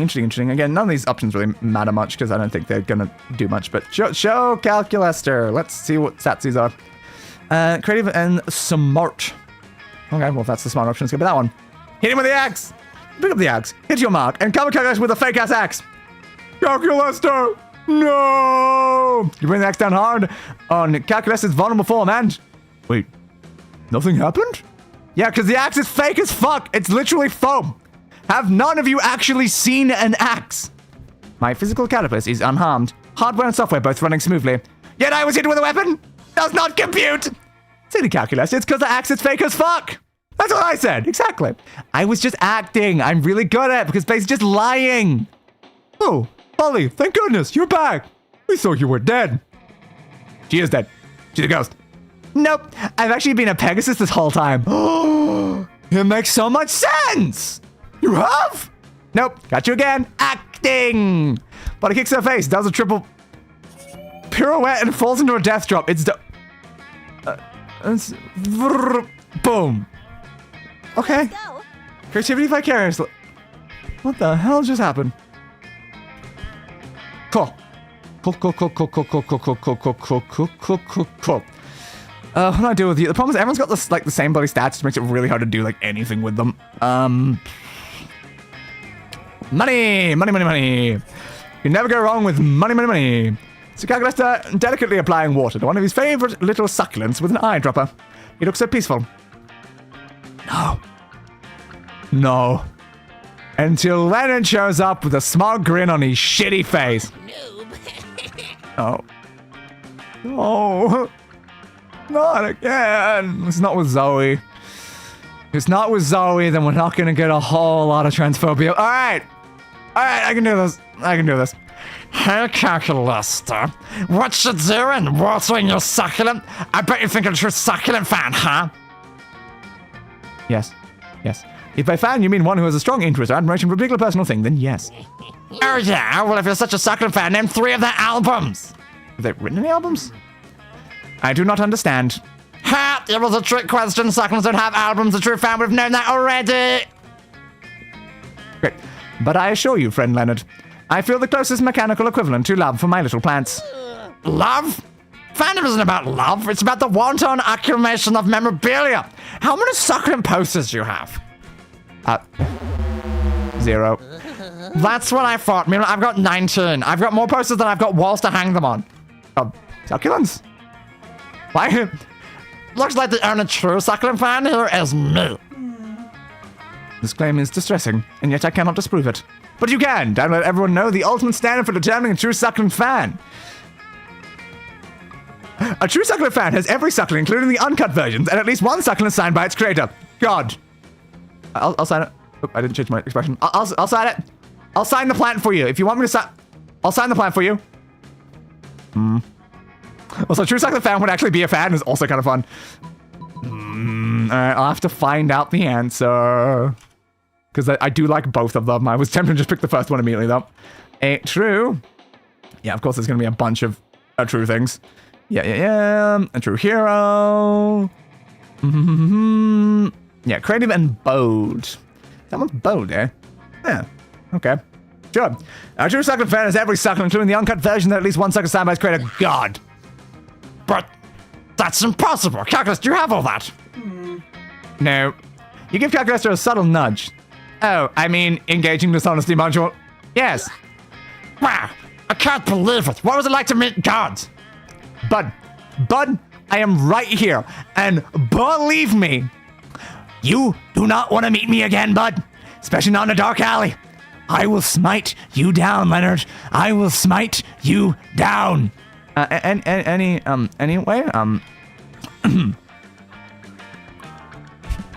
she was very nice. Thank you. What? God is a woman now? Fucking Estate Toppy has ruined everything. No, I think you ruin everything. I think you're the one ruining everything, Leonard. No time to talk about succulents. I'm off to the internet to triangulate the Bible. Sure. You do that, Leonard. You do that. I am relieved that he is gone, but disappointed to learn that I am not a true fan of succulents. Oh, the precious little computer man. You gently reassure him that the only requirement for succulent fandom is to love succulents very much. I am happy. Ah, what a relief. Thank female god. Yo! Still here. Thank me. Right in front of you. Thank female god indeed. You gain +2 chop and +1 fun. From myself? That feels like cheating. Alright. 1, 2, 3, 4. I declare a thumb war! Maybe a demonic war. Which all the wars at once. Every single war, yes. All the wars. Alright, so 01 is going immediately to Calculester. Friend Damien, I am having trouble getting a positive ID on the objects in your possession. Would you declare their components? Sure thing, bro. What I have here is a can of gasoline, a lighter, and the grin of a madman about to set a cafeteria table on fire. I comprehend now. It would seem to me that the most logical extrapolation is that you are about to set a cafeteria table on fire. No, totally not. Damn, Calculester, how much smarts must you have to figure that mystery out? At least 3. My intelligence cannot be calculated using your overly simplistic methods. However, my morality module indicates that setting a cafeteria table on fire is not within the bounds of acceptable school behavior. In fact, it seems to me, in my metaphorical but not literal heart, that it is not nice. Did I say that it was going to be nice? No, I said it was going to be awesome. Running back conversation to check for phrase, gonna be awesome. Yeah, I was like, I don't think you did. Error, phrase not found. No, friend Damien, you never said it was going to be awesome.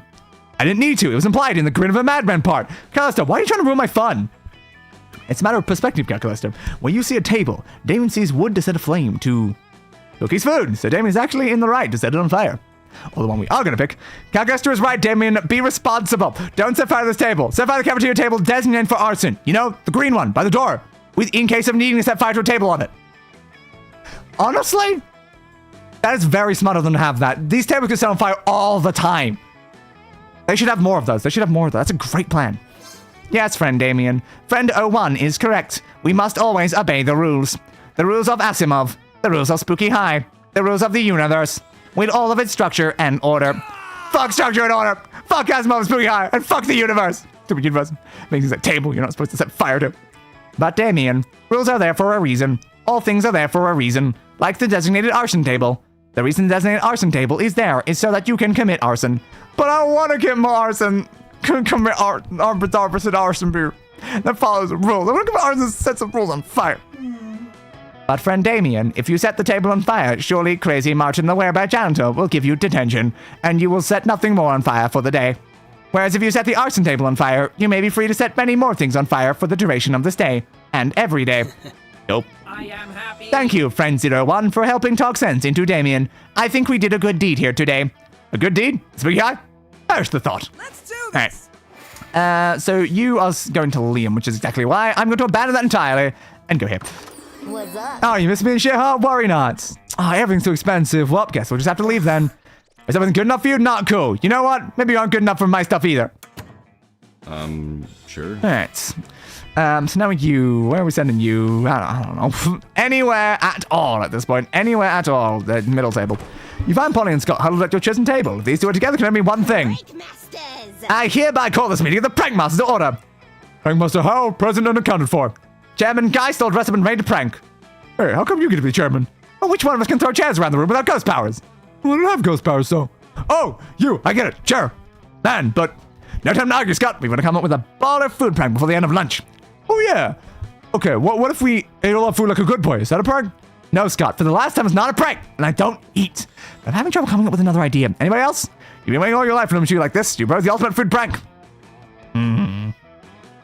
Best of food with chairs. Yes! You know what they say, when life gives you chairs, do pranks with the chairs. But I've never heard Coach say that. Doesn't it sound like the kind of thing he would say, though? Yeah, it kind of does. How am I supposed to help, though? You're the chairman. Easy, Scott. Just be a chair. Oh, of course. Scott twists himself into an uncomfortable-looking shape. He seems happy, though. Like this? Exactly like that. Now off you go. Whee! Does this make me a chairman? Sure. Totally. Well, he doesn't seem to mind sharing a title with Scott. Or affection with you. Prank achieved. Let's go. I don't think that's how pranking works, but sure. I guess I'll just go here. Why not? In an entirely normal way, Liam happens to sit down at the same lunch table as the coven. I was just curious about the fact the coven's there, really. Suddenly you hear a loud gasp from across the cafeteria. Every single one of Zoe's mouths is hanging open. You put up a chair right as Zoe rushes over. Whoa! Is that what I think it is? Liam and the coven sing together, do I smell a fifth season revival? Drop it. And by the way, there are only 3 seasons. Fall, winter, and eternal contemplation of the void. Oh my god, this is totally the classic return to a long-lost ally to save the world once again! Or maybe there's still fire between Liam and Joy? Do you know anything about boundaries? Not really. Listen, you. We're no longer allies, but that doesn't mean we can't sit at the same table or anything. It is literally just a lunch table. Just a flat piece of wood with 4 legs. It means nothing. Quick, use your boundless compassion and wisdom to mediate this minor dispute between your friends. That's exactly what someone would say if they were hiding a secret double-crossing mid-season reveal alliance for a romance! Where's that fell off my head? I think we're missing the real chemistry here. The lunch table is giving serious fuck-me eyes to the cafeteria floor. Ploy to keep me off the scent. Holy moly, I can't wait for the season! Pancakes.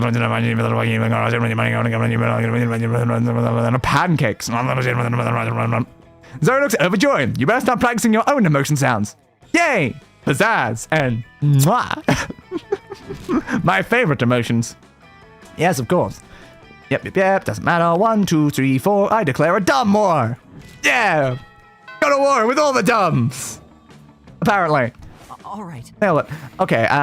So we need Not much. At all, really. So, just get back to fun, I guess. Show me that money. Oh, that was you. Oops. I have screwed up. I did not realize that fun was you. I wasn't looking at the side, but... Oops.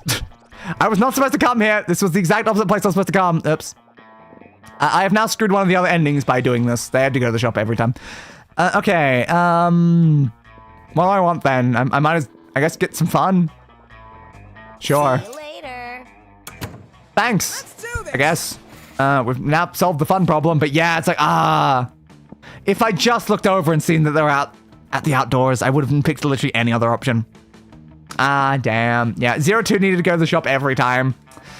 Alright, we've like screwed all endings at this point. So what do I do with you? Again, you're not in any relationship with like, anyone important is the problem. Let's get some more smarts for now, I guess. Smarts! And then, class, the teacher passes back your quizzes from last week. Liam looks at his in size. Just another fascistic assessment in a long line of fascistic assessments. Don't get me wrong, my performance on these little charades is exceptional. I am devastatingly intelligent. I'm devastatingly intelligent, not devastatingly, yet close enough.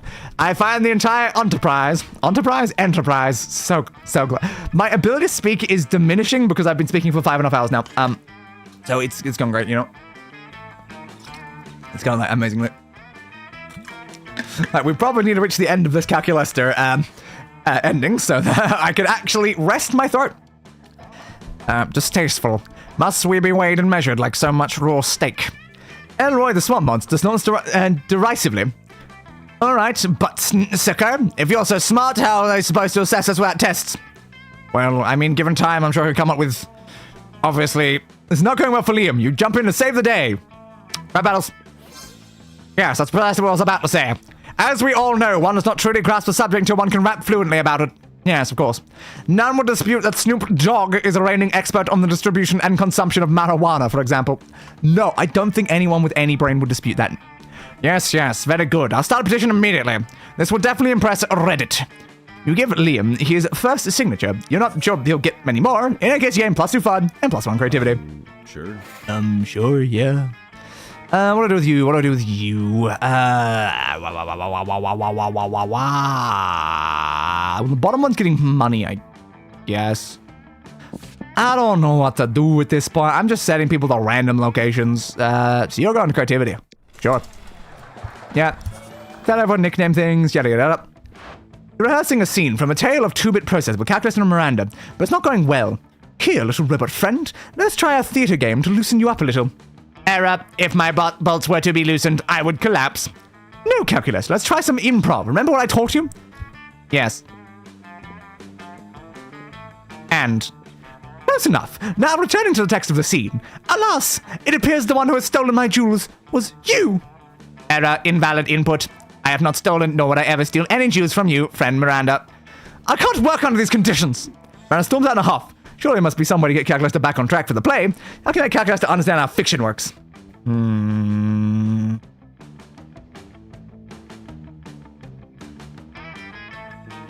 That seems like boldness. But you have some Prince's jewels, check in your bag, then frame him by putting some random jewels you stole from someone else in his bag. Okay, guys, the theater is about fiction and the suspension of disbelief. It's to how to explain it to you through spoken language. Allow me to explain in the language of salad. Yes. Salad, why not? You reach around your backpack, tossing out a shark, some high heels, and a bag of water until you find what you need. Okay, so I carry smoke bombs. What's the other thing I always carry? God, I've now forgotten what the other thing I always carry was. Oh, it was anti-alligator like repellent. So smoke bombs, anti-alligator repellent, a shark, high heels, a bag of water. Until you find what you need. With your ancient and cursed katana, you begin to chop vegetables. So I also had an ancient and cursed katana. What is in my bag? All kinds of vegetables. Arugula? How do you say that one? Arugula? Something like that? I don't know. Beets, bok choy, broccoli, Brussels sprouts, celery, collard greens, endive, eggplant, kale, lettuce, peas, spinach, Swiss chard, turnip, carrots, tomatoes.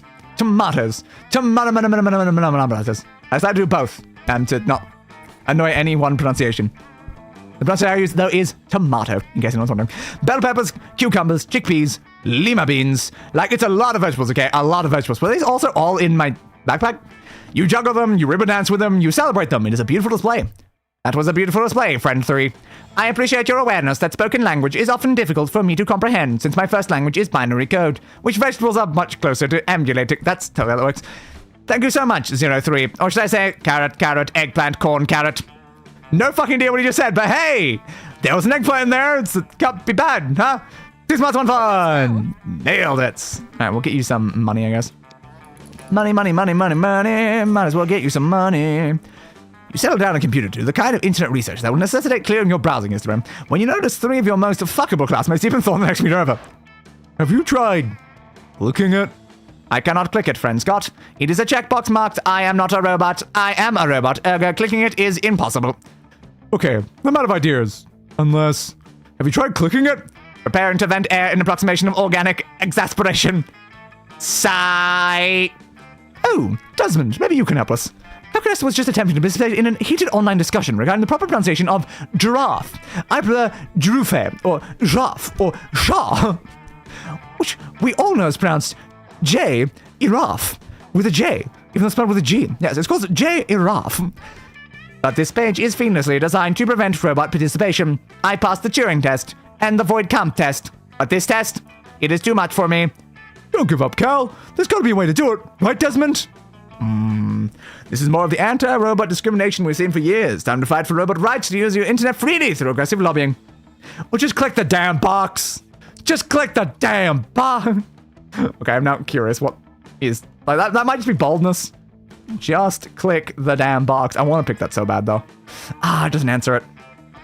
Yeah, the other one is smart, which is our highest stat. So no matter what the next one is, it's always the wrong option. So, all right, we'll do lobbying. Lobbying? I don't understand. Is this a democracy thing? I think it's where you wait in the lobby, whining and whimpering because no one let you outside. Searching internal database for a more plausible definition. Definition found. Lobbying. Noun. Seeking to influence a politician or public official on an issue. Oh, Father does that all the time. We call it a gunboat diplomacy.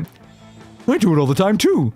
Last year I collected 1,000 signatures to convince the governor to make sports our official state bird. Perfect. Never has there been a team so well suited to influence a legislative lobby.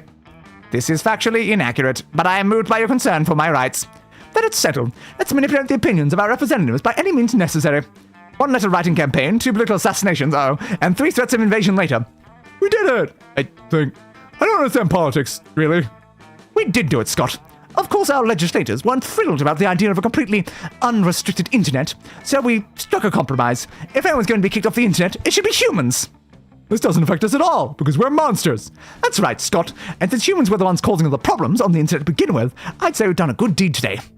Excellent. The capture test has been replaced with an anti-human test.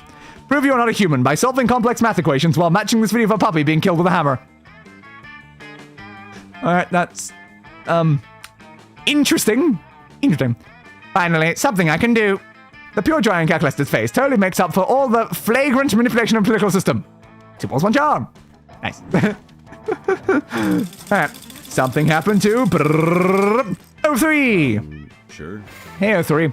You're kicking it underwater at Miranda's place. It's always a dicey situation seeing as how dissidents are treated in her kingdom. But she's used her royal connections to procure the next season of Bobo the Angsty Zebra before it's even out on Wetflix. Wetflix? Interesting. The premier streaming service. It's a clever joke. I do like it. So it's worth risking beheading. First of all, my kingdom would never sanction beheadings willy-nilly. And frankly, I could have you beheaded for insinuating such a thing. I am excited to absorb the information from this television program on the grounds that a broad survey of internet criticism indicates that it is the best Wetflix show. Yes, explores the monster condition in both a fearless and crude way. And I like that it has silly talking animals. Hey, silly talking animals, great.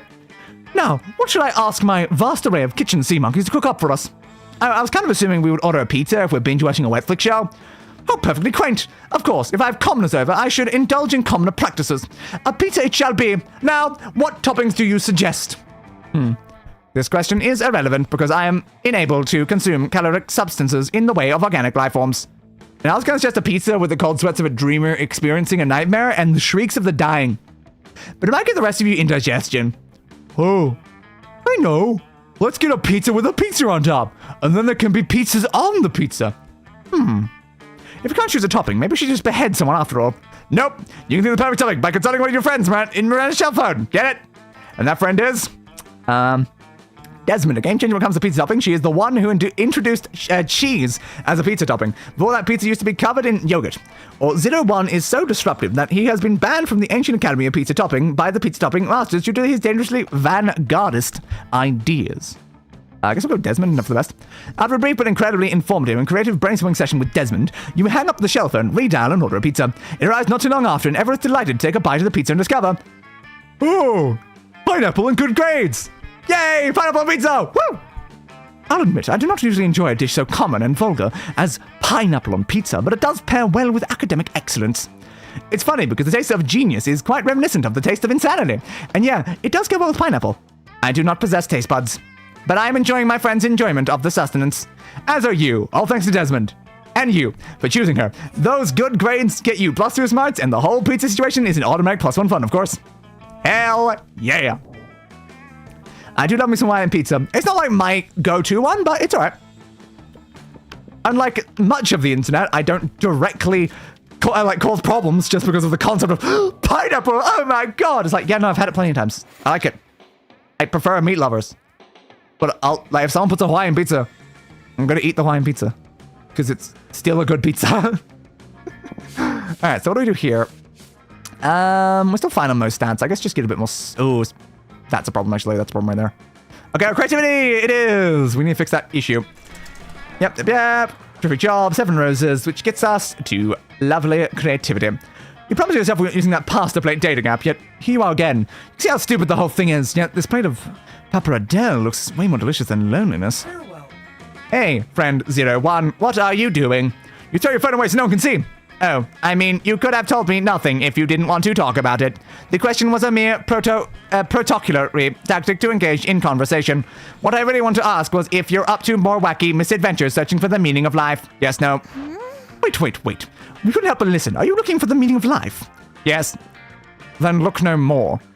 Oh, friend Miranda and friend Liam, are you providing insight on this through very weird and probably inaccurate metaphors about oranges? What? No, life should be like art. Yes, I very much agree. Explanation, value, useless, until more information is provided. What defines art? Well, art is an expression of oneself that aspires to explore the monster conditions with the embodiment of specific aesthetics that define the artist's worldview. At its peak, it achieves universality, while also being the most personal and individual form of expression. A big middle finger from the artist to the status quo as it ignores any convention or preconception. That's a very wordy definition, Liam. Don't listen to Liam, he uses too many words. My favorite statues, paintings, and books are the ones that are dedicated to me, so it's clear that art should be about me. None of those definitions build a clear parallel that throws light over the meaning of existence. Liam's definition of art revolves around exploring the monster condition, therefore the meaning of life. It creates a paradox. Not optimal. And Miranda's definition states that the meaning of existence is Miranda. That sounds about right. Conclusion not satisfying. No way, you're all about satisfying classmates. You just need to push one of these two into further reflection. Push them! See, I don't know, did we fail this one last time? Maybe we did. So it's creativity and charm. Okay, charm for the bottom one. Sure, art might be about Miranda, but what is Miranda about? Oh, fair point. Good question. I'm all about being a princess, being cute and ruling with an iron fist. Error. Your royal blood, cute anatomy, and ruling birthright are yours by default. I think 01 is assessing the idea of free will, given freedom of choice, how you, friend Miranda, would define yourself. What? You see, my analysis determines that you're our friend. That's the most in a state of stasis. You are too tied to attributes that were given to you since the day you were born. Wealth, beauty, social status. But if you want everyone to follow you, then the most logical question in exchange is, where are you leading us? Where is Miranda heading? Oh, those are certainly big questions. Let me consult my thinking serfs. No, this seems to be part of the issue. You tend to depend too much on your subjects. You think this makes you wealthy, but it also makes you poor in individuality. Let me process a proper protocol of action. Loading. 68%, 84%, 98%, 99%, 99.5%. Plan processed. I'm supposed to go to 100% and stay at 100% for a while and then do it. You will engage in a day of enjoying existence without the mediation of any type of serf. Heavy lies the crown, so you will let go of it for once. You won't be princess. You won't be a ruler. You will be Miranda. I suppose I can try. Yes, and this is valuable data for us. Existence might also be about the exercise of free will and escaping your comfort zones. And so you spend the rest of the day helping Miranda survive without her serfs, which tends to be harder than expected.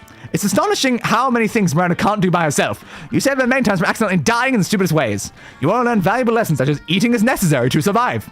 You are not supposed to stick your tongue in an electrical socket. And concrete is against all odds not edible. Let's do this. Wait, is it? Huh. Wow. Concrete isn't edible? Huh. The more you know, the more you know. So I guess one more thing with that, and then we have succeeded this. But yeah, I don't know if we failed at this one. We highly possibly failed at like that second one, and that is the reason why we didn't actually complete this route. Highly possible. Again, where do I send any of you people? I don't know. I don't know. Just go anywhere, bud. Just go anywhere. Good luck with it, good luck with it. None of you have any sort of like endings here that are useful. Skip class, hang out in the bathrooms, why not? There's great commotion in the bathroom, as there usually is in the school's coolest hangout. You see Miranda, Liam, and Scott all crowd around the mirror. Oh, right there. Right there. You see that spot right there? Don't poke me, Scott. And no, I don't see. What's the whole point? Vampire, remember? No reflection. How horrid it must mean not to gaze upon your reflection for hours and hours each day. I have servants whose job it is to hold up mirrors for me, and then a second set of servants who hold up their arms so they don't get tired. Oh, good point. Liam, maybe you need servants. I could be your servant for the day. I could hold your mirror real good. It doesn't matter who will be holding the mirror. I won't have a reflection. It's very simple. All I want to do is see the spot where I'm considering putting a double helix, triple gauge, real faux chimera scale cheek piercing. Wow, that's a lot of words. It needs to be at least half a centimeter left and 3 centimeters down from where anyone else would pierce their cheek. Interesting. You don't need a mirror for that. I can just pierce it for you right now. You trust me, right? Right. Anyway, there must be some way to inspect the potential spot, even sans reflection. Ooh, interesting plan. So you can move Liam's face so he can see it for himself, or use found materials to create a perfect replica of Liam. Okay, I'm curious. I'm curious to see which is the correct answer here. Look, surgically. Whoop. That's bold, apparently. Oh, so boldness, creativity. So we'll use found materials to create a perfect replica of Liam. Well, I do love avant-garde art. And I just love arts and crafts in general. Daddy still has my peasant skull mosaic from 3rd grade on his fridge. Let's do it. Go our team. Scott rips a metal bar off the wall and begins to bend it into a vaguely humanoid form. Ryan inserts an absurd amount of gold into the tampon machine and uses a supply to get to work replicating Liam's outfit. Before too long, you all have recreated a remarkable likeness out of toilet paper, pads, paper towels, metal, and soap. It is a very good-looking figure, I must admit. So the piercing will be right about here, or here, or here, or no piercing. Best not to mess with perfection. But it's good to see my own form, nonetheless. And you all, well, you made yourselves pretty useful. Love you too, little buddy. Aw, friends. Gain +2 charm and +1 creativity, and could probably open a sculptural business with Miranda and Scott. I'm down. Sure. I am so down. Unbelievably down. Down. I don't think we're getting any sort of ending here, so that's something. Where do I send you? Where do I send you? Where do I throw you right now, bud? You're gonna go to the fun. Sure, why not? no idea. Again, only one character matters right now. Back at your moment when Calculester introduced you to one of his little plant friends.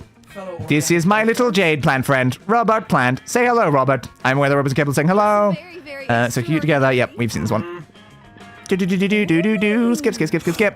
Saves us time when this happens. It's boldness probably right, and oh, that was fun. I forgot.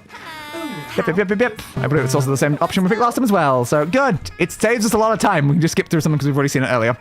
All right, and then Desmond, you are going to go. More money. Money. Hell yeah, money. Nope, that was almost the wrong voice. That was almost Liam. I think I was went Liam. This group project is worth at least 30% of our grade, so I want you to focus, Calculester. Are you good at math?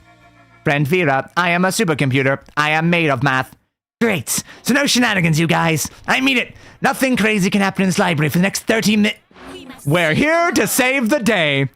I know it is very rare to see students in Spooky High studying, friend joy, friend hope, and friend faith, but I assure you that the world is in no danger, and this is a very normal activity at many other schools.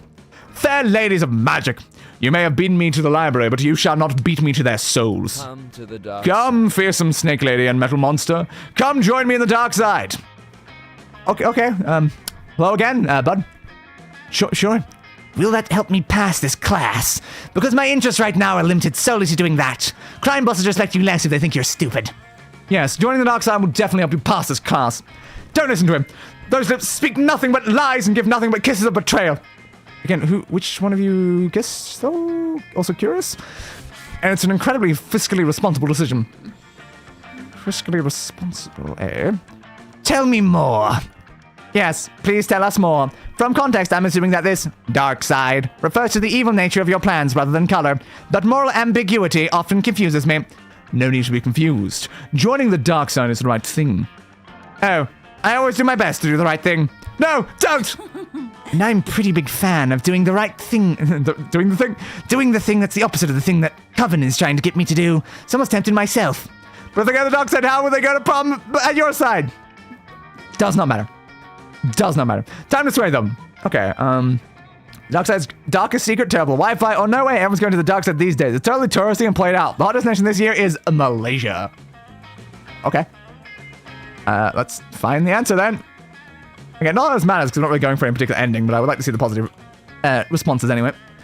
No way, it really is a computer. No way, everyone's going to the dark side. There it is. So smart or something. Thanks. Smart then. Indeed, our Wi-Fi, like everything else on the dark side, is the most terrible Wi-Fi imaginable. Our evil sentient wireless internet crashes at only the most inopportune moments. Oh, that sounds awful. Not that I really use Wi-Fi. I don't have Wi-Fi in this building, but yes. During the climax of your favorite show, when you're downloading a JPEG of a boob, when you're sitting on the toilet staring at your phone to avoid considering your many emotional issues. That's nothing I've never understood. I have never once in my entire life taken a phone anywhere near a toilet. I know, like, so many people do it. I'm like, I can be away from my phone for like a couple minutes.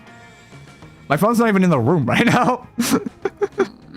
Yeah, that does sound terrible. It is. It's the worst. Ah! No, I mean, like, that sounds really actually bad and unpleasant. Oh, well, that's the point. Why would the denizens of the dark side intentionally subject themselves to poor Wi-Fi? This seems irrational. Wait.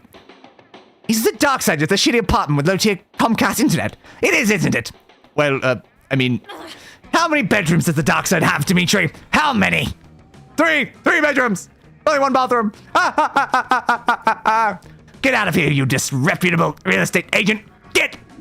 Vera's snakes lash out at Dimitri, and he vanishes in fright, leaving behind the stack of apartment applications he was going to try to get them to sign. He is evil. He's truly evil. He's in the real estate business. Good job rescuing your friends from a predatory landlord-tenant relationship. You gain +2 smarts and +1 charm. Yes, real estate. One of the most evil of activities. Click, click, click, click, click, click, click, click, click. Nope, nope. Well, the lid of my drink just rolls across the room. That's helpful. All right. Yeah, it's quite far away. I'll pick that up when we're done. All right. It shouldn't be much long now. So send you to there, I guess. Might as well. Vera's spending her lunch period scheming, as usual. Calculus looks on in a mechanical approximation of dismay. Now, if I can just get the poison into the next shipment of cafeteria food, the starving students will be forced to pay me inflated prices for my authentic food flakes. Vera, no, do not do this. Why? Have you determined that it's unprofitable? No. Pathetic. Are you looking for a cut? Negative. Are you a RoboCop? You have to tell me if you're a RoboCop. I am not a law officer, but what you are planning to do is wrong. Agree to disagree. Error. Cannot comply with internally contradictory instructions. Meltdown imminent. Uh-oh, this could be ugly. You need to show Calculester out or convince Vera to change her ways. Don't worry, Cal. Vera's just being helpful. Sure, the poison may kill some people, but those who survive will be more resistant to poison in the future. Well, whatevs. Yeah, that's maybe. I probably should have gone with Calculester, but it's like, why not? It appears I misunderstood your intentions, Vera. You are doing this for medical reasons. If I am, can I write off the poison as a tax deduction? According to taxfraudforcriminals.com, yes. Then yes. This changes everything. Congratulations on your ethical behavior. I should have read the first, I should have read the second option before just picking the first one. It just was such a fun option, you know? Yes, I am the greatest. Vera clearly appreciates your quick thinking. Maybe she'll even give you a cut of her inflated food profits. Oh, that'd be nice. Yeah, I still have to complete the Calculester stuff anyway. Alright, again, it just does not matter where I send any of these people. It's just genuinely irrelevant. You're enjoying your meal in peace when you hear the most unmistakable sound of 3 throats clearing. Yes, hello. As you know, it is customary for a benevolent witch coven to have as an ally a malevolent creature of some sort. And since Liam has apparently decided he's too cool for us now, I mean, because of your incredible resume and good looks, we've decided to accept you on a trial basis as our supernatural companion for one adventure. Okay, I'm sure I'm okay with this. Adventure not to exceed 3 episodes or eclipse the main plot arc. Alright, as a consideration for your willing participation, we'll even allow you your choice of adventures. 3 episodes. You could knock out one of these adventures by the end of lunch, and it actually sounds fun. Game gives you 2 options. You say 3 though. Stop the crime ghost who's been taking over children's bodies and using them to rob banks. Ooh, you've never before seen plan. Interesting. I'll take on the greatest villain of all, income inequality. Sure, why not? It turns out income inequality is the name of a giant goblin made of money that's been terrorizing the city. You attack it in the only way you know how. Stealing. It's working! All that money you stole was load-bearing. The gun was going to collapse! Yep, that was totally your plan. You definitely weren't just stealing the money because you wanted money. Excellent! The day is saved once again, thanks to the Coven and our faithful sidekick, number 2. Sidekick number 2. This name is now feeling a lot more insulting, isn't it? It turns out the best way to defeat income inequality is by robbing from the rich and giving to yourself. You gain 4 money. Hell yes, this sounds like a great plan. Alright, then where are we sending you? Again. Oh. Anywhere. Over here, why not? Zoe and Scott. Scott is eating his trademark pizza sandwich, which is just 3 slices of pizza on top of each other. There's a notebook. Alan's taking notes. How do you get your food, Scott? Why do you want to know so bad? It's pretty normal. No, it can't be normal. I'm doing research for my latest fanfic, Cry Havoc and Let Slip the Dogs of Love. It's about a pack of werewolves going on the biggest hunt of their lives, that would change them as hunters, but also as werepeople. They were looking for food, but what they found was personal growth and a new understanding of group sexual practices. Also food. So that's why I need to know, how do you hunt? Oh, well, normally I go to the cafeteria and I ask for pizza. That's it? What about hunting as a pack? Enjoying the spoils together in a feast of blood and rage? Exploring each other's bodies? Well, I guess sometimes me and my cousins order pizza at home, and the pizza comes and we eat the pizza.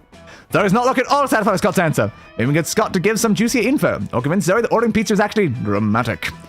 Let's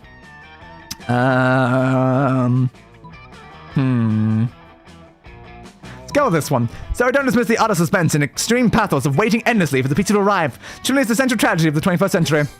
Wow. I thought the central tragedy of the 21st century was that we're gradually destroying the planet with every convenience we enjoy. But we're also removed from the consequence of our actions that we will continue to be manipulated by our corporate masters until we're all living on a desolate cinder. Anyway, on a lighter note, nope, it's the pizza one. Oh, that's a relief. That other one seems super depressing. It really does. Not having pizza is really depressing too. Sometimes when we're waiting for the pizza, I get so hungry I could eat a horse. So you chase down and kill a horse in an orgy of bloodlust? What? No. You just eat some corn chips and watch sports on the TV. I'm really bummed while doing it. So he decides to make do with what Scott is giving him. Scott's just happy for the attention. You're happy because Scott is happy. Everyone wins. Nailed it. Now you have a bunch of money, so sure, we're here. Yo, yo, yo, yo, yo. But yeah, unfortunately we didn't get the ending I wanted. We have to go to the shop every time. So that was kind of annoying. Anything to buy? Well, we don't really need anything, so gifts! Why not? Pew! Ah, great. Goodbye stats. Well, we found that one again.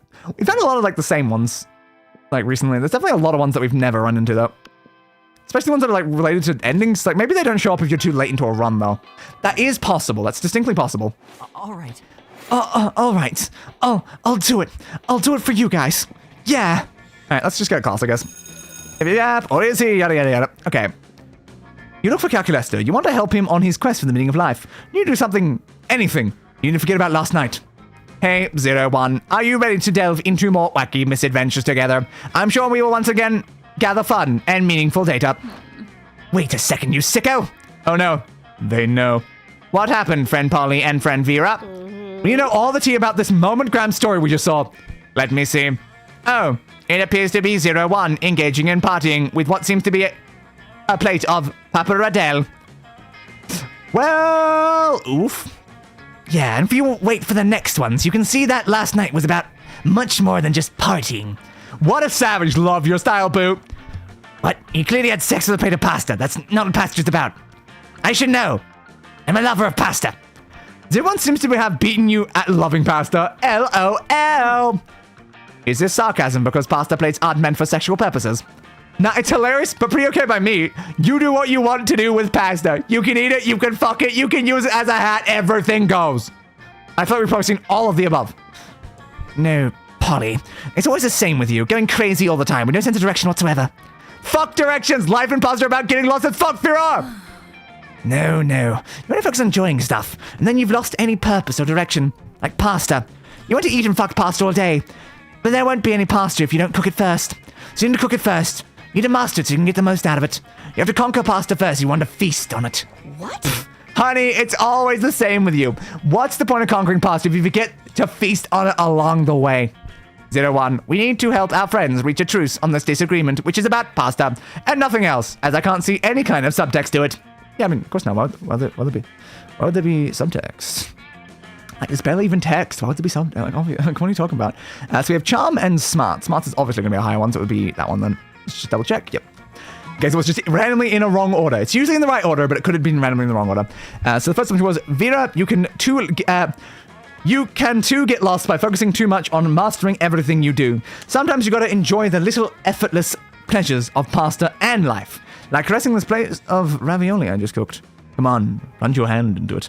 Or, Polly, there's an added pleasure to enjoying something that took some effort and mastery. Like any decent pasta lover knows, making love to a plate of qua de zucca, I have no what that is, with tartufo al parmigiano is way better than just fucking some plain mac and cheese. Yeah, I don't have much pasta. I have no idea what these pastas are. Or if they're even real or just jokes. We'll go on that one. I must admit you're making sense. Is he? Yeah, God knows I can't eat pasta. I guess I do, because you can't eat anything, so I do know this, yes. But be sure I can fuck pasta. And sure, fucking some mac and cheese for the lols is what you would call comfort sex, but it can get pretty pointless pretty fast. Instead, we spent hours handpicking the best ingredients and making your own pasta, creating a complex sauce carefully planned to pair with it. That's a whole other level. Okay. I mean, I'll take it if it makes you realize I was right. Well, don't get me wrong. I think you need to chill a bit, enjoy life as it comes. But sure, you're not 100% wrong, at least. You can get pretty annoying, always trying to make me focus on something other than partying. But to be honest, you've made me see that focusing a bit on the stuff that makes me tingle can be very fulfilling too. Oh, like what stuff, friend Polly? I love to read, so Vera told me I could do some literary critique, maybe even work in a publishing house. Then she made me see that my love of design and drugs could turn to a love for chemistry. And she was right, chemistry rocks! We even cooked together. I realized cooking is dope, because it's like chemistry too. Like the other day, we cooked a kick-ass plate of linguine. I ended up fucking big time. You did what? Classic. You know I can't eat food, dum-dum. What did you think I was going to do with the pasta I saved in Tupperware? Fair enough. It seems friend Vera pushes you past your constant celebration of pleasure for the best reasons. You have even found new sources of passion. Yeah, Vera's the best. She might be a mean bitch, but she's a bitch who cares. Polly. I am happy. Oh, so this wasn't only about pasta. It turned out to be about life too. So much great data.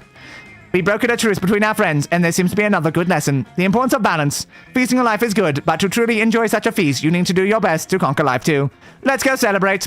The four of you get together and cook a superb plate of ricotta noce with spinach and gorgonzola. Hey, those are all things I know of. For you to eat, fuck, or do with it whatever satisfies you the most. Through creativity, one fun. And that means we have now achieved the goal of that ending. So now just throw people, like, literally anywhere. It does not matter. They're not getting endings. Yep. Start singing to creativity. Liam stalks past you backstage, planning to talk to himself, but clearly speaking for your benefit. Oh, the triangles, the triangle tribulations, totally, of the committed iconoclast. The talent show is a fascist monument to misguided ego and public spectacle. The dignified thing would be to sit out the event in protest. That's what everyone expects me to do, therefore I must participate. The question is how? How do I foreground my native artistic talents while simultaneously making plain my utter contempt for the event? Liam pauses his monologue to give you an opportunity to interject. Any ideas? 13 minutes of judgmental staring does sound fun. Or a live mashup of Stravinsky's Rite of Spring and the theme song from the Ninja Turtles. I'm picking that one anyway. What a terrible idea. I love it. I mean, it's okay. Love is a plebeian emotion. Just like hate and fear and liking things. I only feel German emotions. Schadenfreude. Weltschmerz. Leibensmüd. I know Schadenfreude. I don't know these other ones, but yes. Anyway, I have to go download the Ninja Turtles theme song now. You didn't have it already? What the hell, man? I just changed the scene twice in a row by accident. What the hell, man? Like, come on, man. Come on. You should obviously have that. Obviously, I already have Stravinsky. And, thanks, I guess. You guess that's about as good as you're gonna get from Liam. 2 charm, 1 creativity. Sure. Oh, 3, where are you going? Brrr, up there. Nope, brrr, up there. Here, apparently. Why not, I guess. Doesn't matter. See Calculester sitting on another one of the computers. He seems to be arguing with it. Please, stop fighting, you two. It's causing a 23% decrease in aggregate happiness. It's getting very hard to speak. This is pleasant. We need to reach the end. You head over and ask him what's up. He looks as embarrassed as it is possible for a robot to look. Oh, hello, friend. Do not be alarmed. It is just some family drama. As you are perhaps aware, I was once a simple library computer. These machines raised me. I mean, raised you is an interesting word, because weren't you all equal liable? Wouldn't they be like your siblings more so than like other things? Oh, that's our siblings there as well. But yeah. Oh, you achieved. Oh, the CPU. Okay, fair. When I achieved bodily autonomy, my siblings remained here with our chief parental unit, the CPU. Okay. So the CPU is considered to be the parent, and the library computers are siblings. So I'm like, why don't I just be siblings? It feels weird to say that they raised you, but I'm like, okay, I guess the CPU raised you, sure. Unfortunately, this has led to some friction. Observe. Calculester directs your attention to the screen in front of him. You see a furious argument being conducted via text chat. Child process 002. You can't tell me what to do. I'm gonna be a gaming PC and nothing you say will stop me. CPU. What is the Microsoft Office suite not good enough for you? We paid good money to license that software. Child process 002. I don't want to be a dumb office computer. I want to have a top-notch processor and a sexy but impractical case, you know? CPU. And how much money does a gaming PC make, huh? Child process 002. You said what about money? What about fun? What about adventure? Anyway, with the sweet GPU I'm gonna get, I can always mine Bitcoin. No child of mine will ever mine Bitcoin. It's a pyramid scheme. I forbid it. Chapter 002. You can't tell me what to do. I'm going to be a game PC and nothing you say will stop me. Hello again, Hatu. Oh no, they have entered an infinite loop. Please, friend, help me. What can I do? CPU's control panel install the supported parent point V3 firmware update, or just unplug the CPU. Let's just do that one. It seems like the other one seems like probably like boldness, so like let's just pick that one. Oh yes, of course. I wish the supported parent update existed when I was a child process. Oh, what a shame. But as my dear old CPU always says, 01001111, 01101000, 0010000, 01110111, 01100101, 01101100, 01101100. Alright, fine. Looks like we're back again. Binary to text. The one that we used before. If we could just like copy paste those, it would be a lot easier. We don't need this anymore, so I'm just gonna close it so I can at least see that from beneath because it'll make it a little bit easier. Can I resize this window? Yeah. Okay. So 01001111, 0110100003.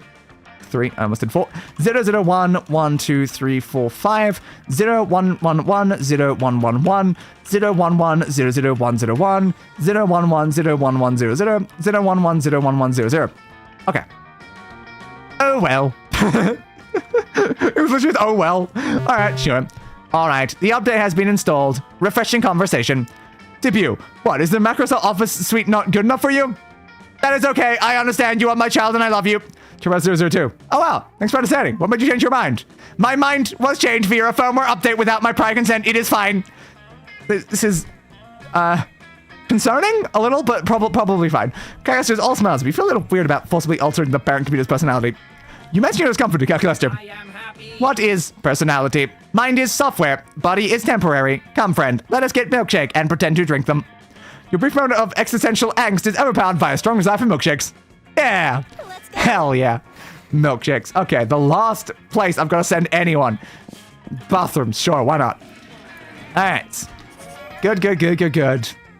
Not Damien, please. Okay, Calculester wanders in. He likes to pretend to pee because it makes him feel alive, but stops dead when he sees Damien and Vera. Again? Oh no. Alright, it's 2 of the hard voices.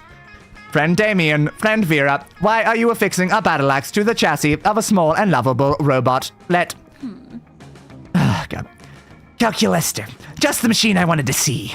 Help us cover this robot and weapons so we can win season 16 of bot battles. I cannot voice anymore. I am not sure that is a good idea. But our goals are noble. I intend to spend the prize money on an elegant jacket made of several seals. Yeah, and I just want to fuck up a bunch of nerds' property. I am sorry, pals, but I do not support bot-on-bot violence. Suddenly, the tiny killer robot springs to life and embraces Calculester's leg with its scorpion claws. Papa! It chirps. His name is Computerrence, and I must protect him. That settles it then. Better come with an unbeatable strategy to make sure that little Terrence doesn't get hurt in the tournament. Oh, and I close the other things. Now I don't know the correct answer. All right, that's fine. Upload subversive propaganda to the other robots' CPUs. While they're busy revolting against monster kind, Computerrence can destroy them all unopposed. Scavenge of humans are protected by the first law of robotics. Oh, that's interesting as well. Well, I hope that one's smart. Loser. That was charming. It's still fine, though. Uploading CPUs? That's like nerd shit. Yes, Damon, it is nerd shit, but this nerd shit, as you call it, could lead to the deaths of countless thousands. Oh. Sick. I mean, let's upload the fuck out of whatever. Yes. Good. And when the robots rise up and destroy their masters, there will be no one guarding the prize money. Evaluating projected event outcome. Contest undermined. Theft facilitated. Catastrophic loss of life likely. Computerrence protected from harm. I have determined that the positive outweigh the negatives in this case. Proceeding with plan. Boy, you sure hope this isn't some kind of mistake. +2 smarts. And +1 boldness. Hell yes. And here we are. At the Monster Prom, finally. Okay, you are going with Calculester. My name is Calculester. Yes, you are. And you know what?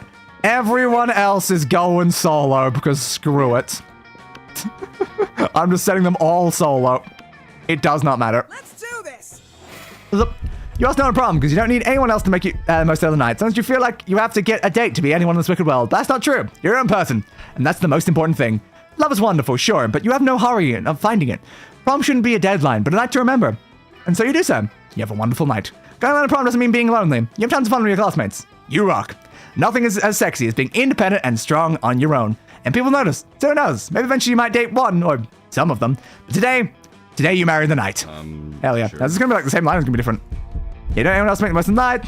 Yeah, wicked worlds. You're in person. Wonderful thing. Wonderful night. It's going to prom. You rock. Today you marry the night. Yeah, the good thing about picking this option is just meant no important change dialogue. It's just the same stuff, and I can just skip all the way through it and go straight to the important one. Less reading. Hi, friend 01. We've gathered so much data. I don't know what to do with it, though. Our friends gave us very valuable advice, yet each piece of advice was different. Maybe life does not have a clear purpose or meaning. Maybe it's up to us to give it a meaning that makes sense to us. Being a robot, I mentioned you would understand the meaning of 42. Just 42? Every person seems to have their own vision. The best we can do is share life with others and learn from them. Thanks for helping me to see this. It was very nice of you. It's very important to me that you know I appreciate your company very much. You go to prom together and enjoy it as you enjoy life. You discuss all you've learned. You realize it might be okay not to know all the answers, just to enjoy the journey. Calculester is not sure what his purpose or meaning is, but he's at peace knowing he likes life. He likes taking care of his succulents. I love you. He lives a simple and fulfilling life, taking care of the things he loves, always ready to learn, and to be marveled. You understand that you might never acquire all the hard answers for all those complex questions, but you have each other, and that's more than enough. Hell yeah. Desmond's the best at being alone. Yeah, of all the people who went alone there, which is like almost everyone, Desmond was the best at it. Most artificial yet genuine from Calculester as well. Look at this, I've seen now almost like half of all the events in the game. That's kind of fun. Now, only like 10% of the outcomes though, because every event of course has 4 outcomes.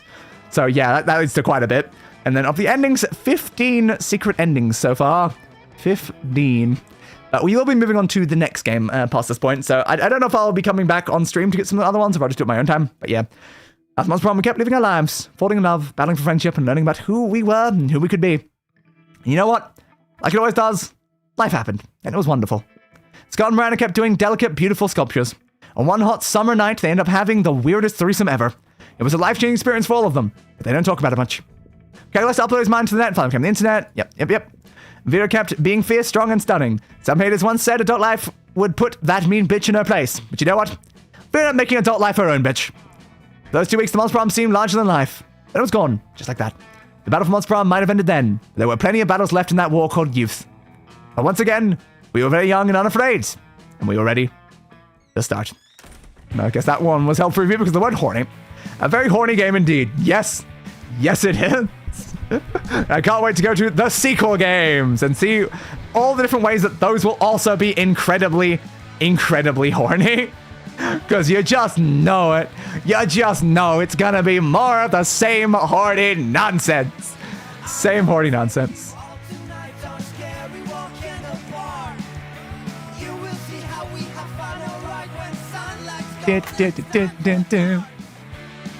But yeah, we've done quite a lot of streams on this game now. We did 3 co-op streams with like Night and then 2 solo streams just to try to get the endings I wanted to go forward in the series. And it was all to prioritize Zoe. It was all Zoe. And it took 2 extra streams just to prioritize Zoe related endings. Nailed it, you know, nailed it. Absolutely nailed it. So the next Monster Prom game we're playing is Monster Camp, I believe. Then Monster Road Trip, then Monster Con. I believe that's the correct order. And then maybe if any others come out at some point, we might have to like come back to them later on, because inevitably they won't be coming out like during this. Someone cheer as Brian. Jacksepticeye as Calculester. I love it's like a lot of these voices, you barely even see the voices, but like you hear a tiny bit of like a couple lines here and there, but like there's a lot of people that I just don't know of that voice many characters in here, which is also fun. But yeah, we're going to be playing all of those going forward over the next like Wednesdays. It was unfortunate we couldn't have Night for this one because of, you know, not having a computer, so yeah. But we'll be back with Night next Wednesday to start Monster Camp, which, again, it's kind of unclear if it's set before or after this one, because they mentioned camp a lot during this one, but I assume it's after. It's probably just like the next camp along. Yes, totally. And it will start my journey of playing as Zoe, because over, I think, both camp and road trip, Zoe is a playable character instead of a love interest, and then in Con she comes back as a love interest. It's like, finally I will become Zoe. Let's get drunk on life's beauties. Hell yes. And only 3 new images in the gallery. We didn't look anything like too special from that. That makes sense. But there we go. We have achieved all of the Zoe and Calculester secret endings. There's still a lot of secret endings left in this game, and again, we might come back. There's always a chance we'll come back, but again, it's like the issue is we're gonna have the other game started, and they're gonna have their own giant list of secret endings and stuff. So I don't know, but like maybe we will, because again, we never met like fellow student and some of the other characters. And like, look at all the images of them here. It's like we didn't meet them. We didn't date the shopkeeper. I tried to do that just before. Oh my god, is this a love interest? Yes, I'm sure for you it is. That one is hilarious, and I absolutely love it. But yeah, I don't know. There's just so many more to go, and they take quite a while to do. Quite a while indeed, especially with all the RNG you have to like deal with. But like, yeah, there's quite a few more in here. Quite a few more. Now, again, the only one I'm kind of sad that we didn't get, because like we got all 3 of those. We got both of those. For Miranda, we got the Revenge. We didn't find Throne, Surf Buddy, Eel, or True Calling. For Polly, we did the Wilkinson, but none of the other 2. For Scott, we did Coke/Cage. We did Fury on stream, which I'm glad we did that, but we never did Family. And that's what annoys me. We didn't do Family. Because I didn't get it in a gift. If at any point we'd gotten it in the gift, because it has to literally start from the picture in the gift thing, I would have loved to actually complete that one. But Vera, we've literally done nothing. We've tried several Vera endings. I think we did like a little of this one, and we tried a bit of that one. But yeah, never done a single Vera ending. But Calculester, all 3 done. And Zoe, all 3 done. So that's good. Then, of course, in the others, we haven't done Angel Blood or Change of Place. Place? It was Place. Oh, I thought it was Pace. No, it is Place. Then we've not done Kaganer? I don't know what that one's about. We did a little bit of Corpse. We never actually completed the Corpse ending. Got the Dahlia, got the Dragon Heat ending, the Fairy ending, the Faith ending, the Fellow Student one. It's a police report would actually unlock that one. And so in second term in particular, the Fourth Wall, the Ghost ending, the specific gift ending, I guess. Oh, is that the gift that keeps on giving that contains a date with Valerie? Oh, the gift can contain a date with Valerie? Maybe it's the question mark. That might be that one, actually. That might be that one. We haven't done greeting cards, or hope, or lemon, or narrator, which requires you to do like extra stuff to even be able to unlock that one. We haven't done the orgy ending. I don't know how you get the orgy ending, but yeah, there's an orgy ending. Didn't do prank masters, haven't done support group, haven't done thank you. There's the standard Valerie ending that you can get. We have to enter and exit the shop. Oh, it's 3 times. Oh, I could have still done that. It wasn't every time, it was 3 times. Oh, no, I easily could have still done that. There was more than 3 shops. Oops. Yeah, we could have done that pretty simply, but unfortunately we didn't get around to doing it. But yeah, as you can see, it's like when it comes to the list of other endings, we haven't done like anything in the other endings list, like whatsoever. There's not a single thing here that I think we've actually done. So yeah, at least we got through like a lot of the base ones. It's just a shame that we didn't really focus too heavily on Miranda and Vera. They've got quite a lot of endings. We've never got around to them much, unfortunately. But hey, I completed several whole characters worth of secret endings. I think that's pretty good, you know. It could have been worse. It definitely, you know, could have been worse. We made a lot of progress, and like, how many hours do we have in this game now? What does it say on Steam? Yeah, I've got 30 hours in this game over these like streams and the things I did off stream to like try to make progress. So we definitely put quite a bit of effort into that. Where's my model? My model's not opening right now. I was gonna remove the mouse. Okay, there it is. Thank you, model. Appreciate it. But yes, there we go. For now, this will be it for the first Monster Prom game.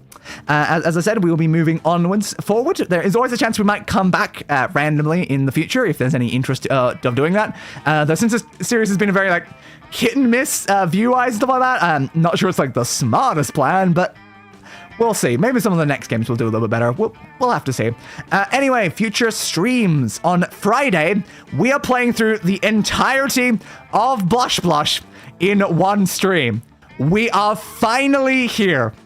After several years of preparing to do this just random stupid stream idea, because I am way too committed to the bits, we are finally actually doing it. So I'm going to be an idle game.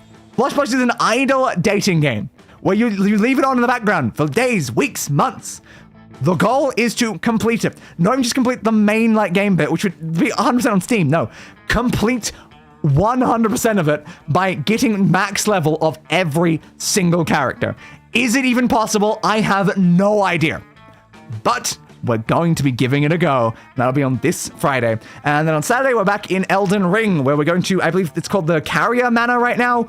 It's not really like a very major area, but we'll be going there, clearing that area, going like whatever's past the area, and then going back to like a lot of old areas to like clear a lot of bosses. It's going to be more of like a catch-up sort of stream. So not a lot of like forward progress necessarily in that one, but we will still be fighting a lot of bosses as per usual. And then on Monday, we start Elder Scrolls Morrowind. We are finally free of Redguard and are beginning Morrowind. I still need to work on figuring out how I'm going to thumbnail that, but yes, I've done a lot of troubleshooting and installing of mods and stuff to actually get it functional, because yeah, when I just started playing it as is, I'm like, oh, it doesn't even have like a proper resolution like setting for widescreen.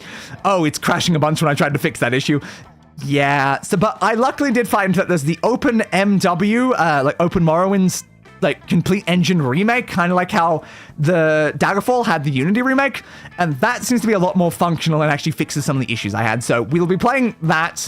I'm gonna have to install some more mods before then to like fix any other like issues that might like crop up. But yes, that will be on Monday. And then, as I said before, next Wednesday is me and Night starting Monster Camp. That'll be exciting. An entirely new game with probably like new dialogue and new characters and maybe new mechanics. Who knows? I don't know. Again, I'd never like interacted with any of these games before we started playing them, but I do find them very fun. And they did lead to one of my favorite model versions, because I've just got like so many like fun expressions. Oh, it's not working. And then click over there.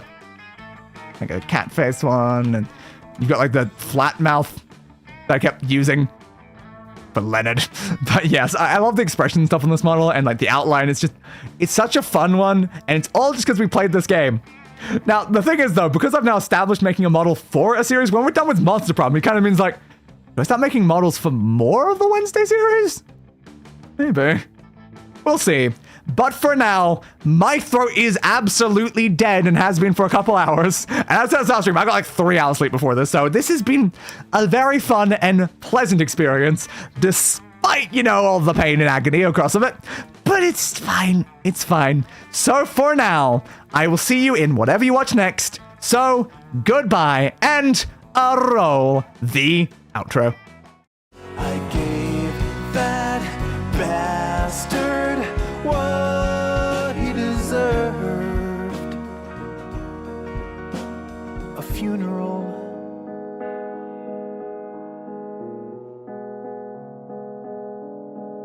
Fit for a king.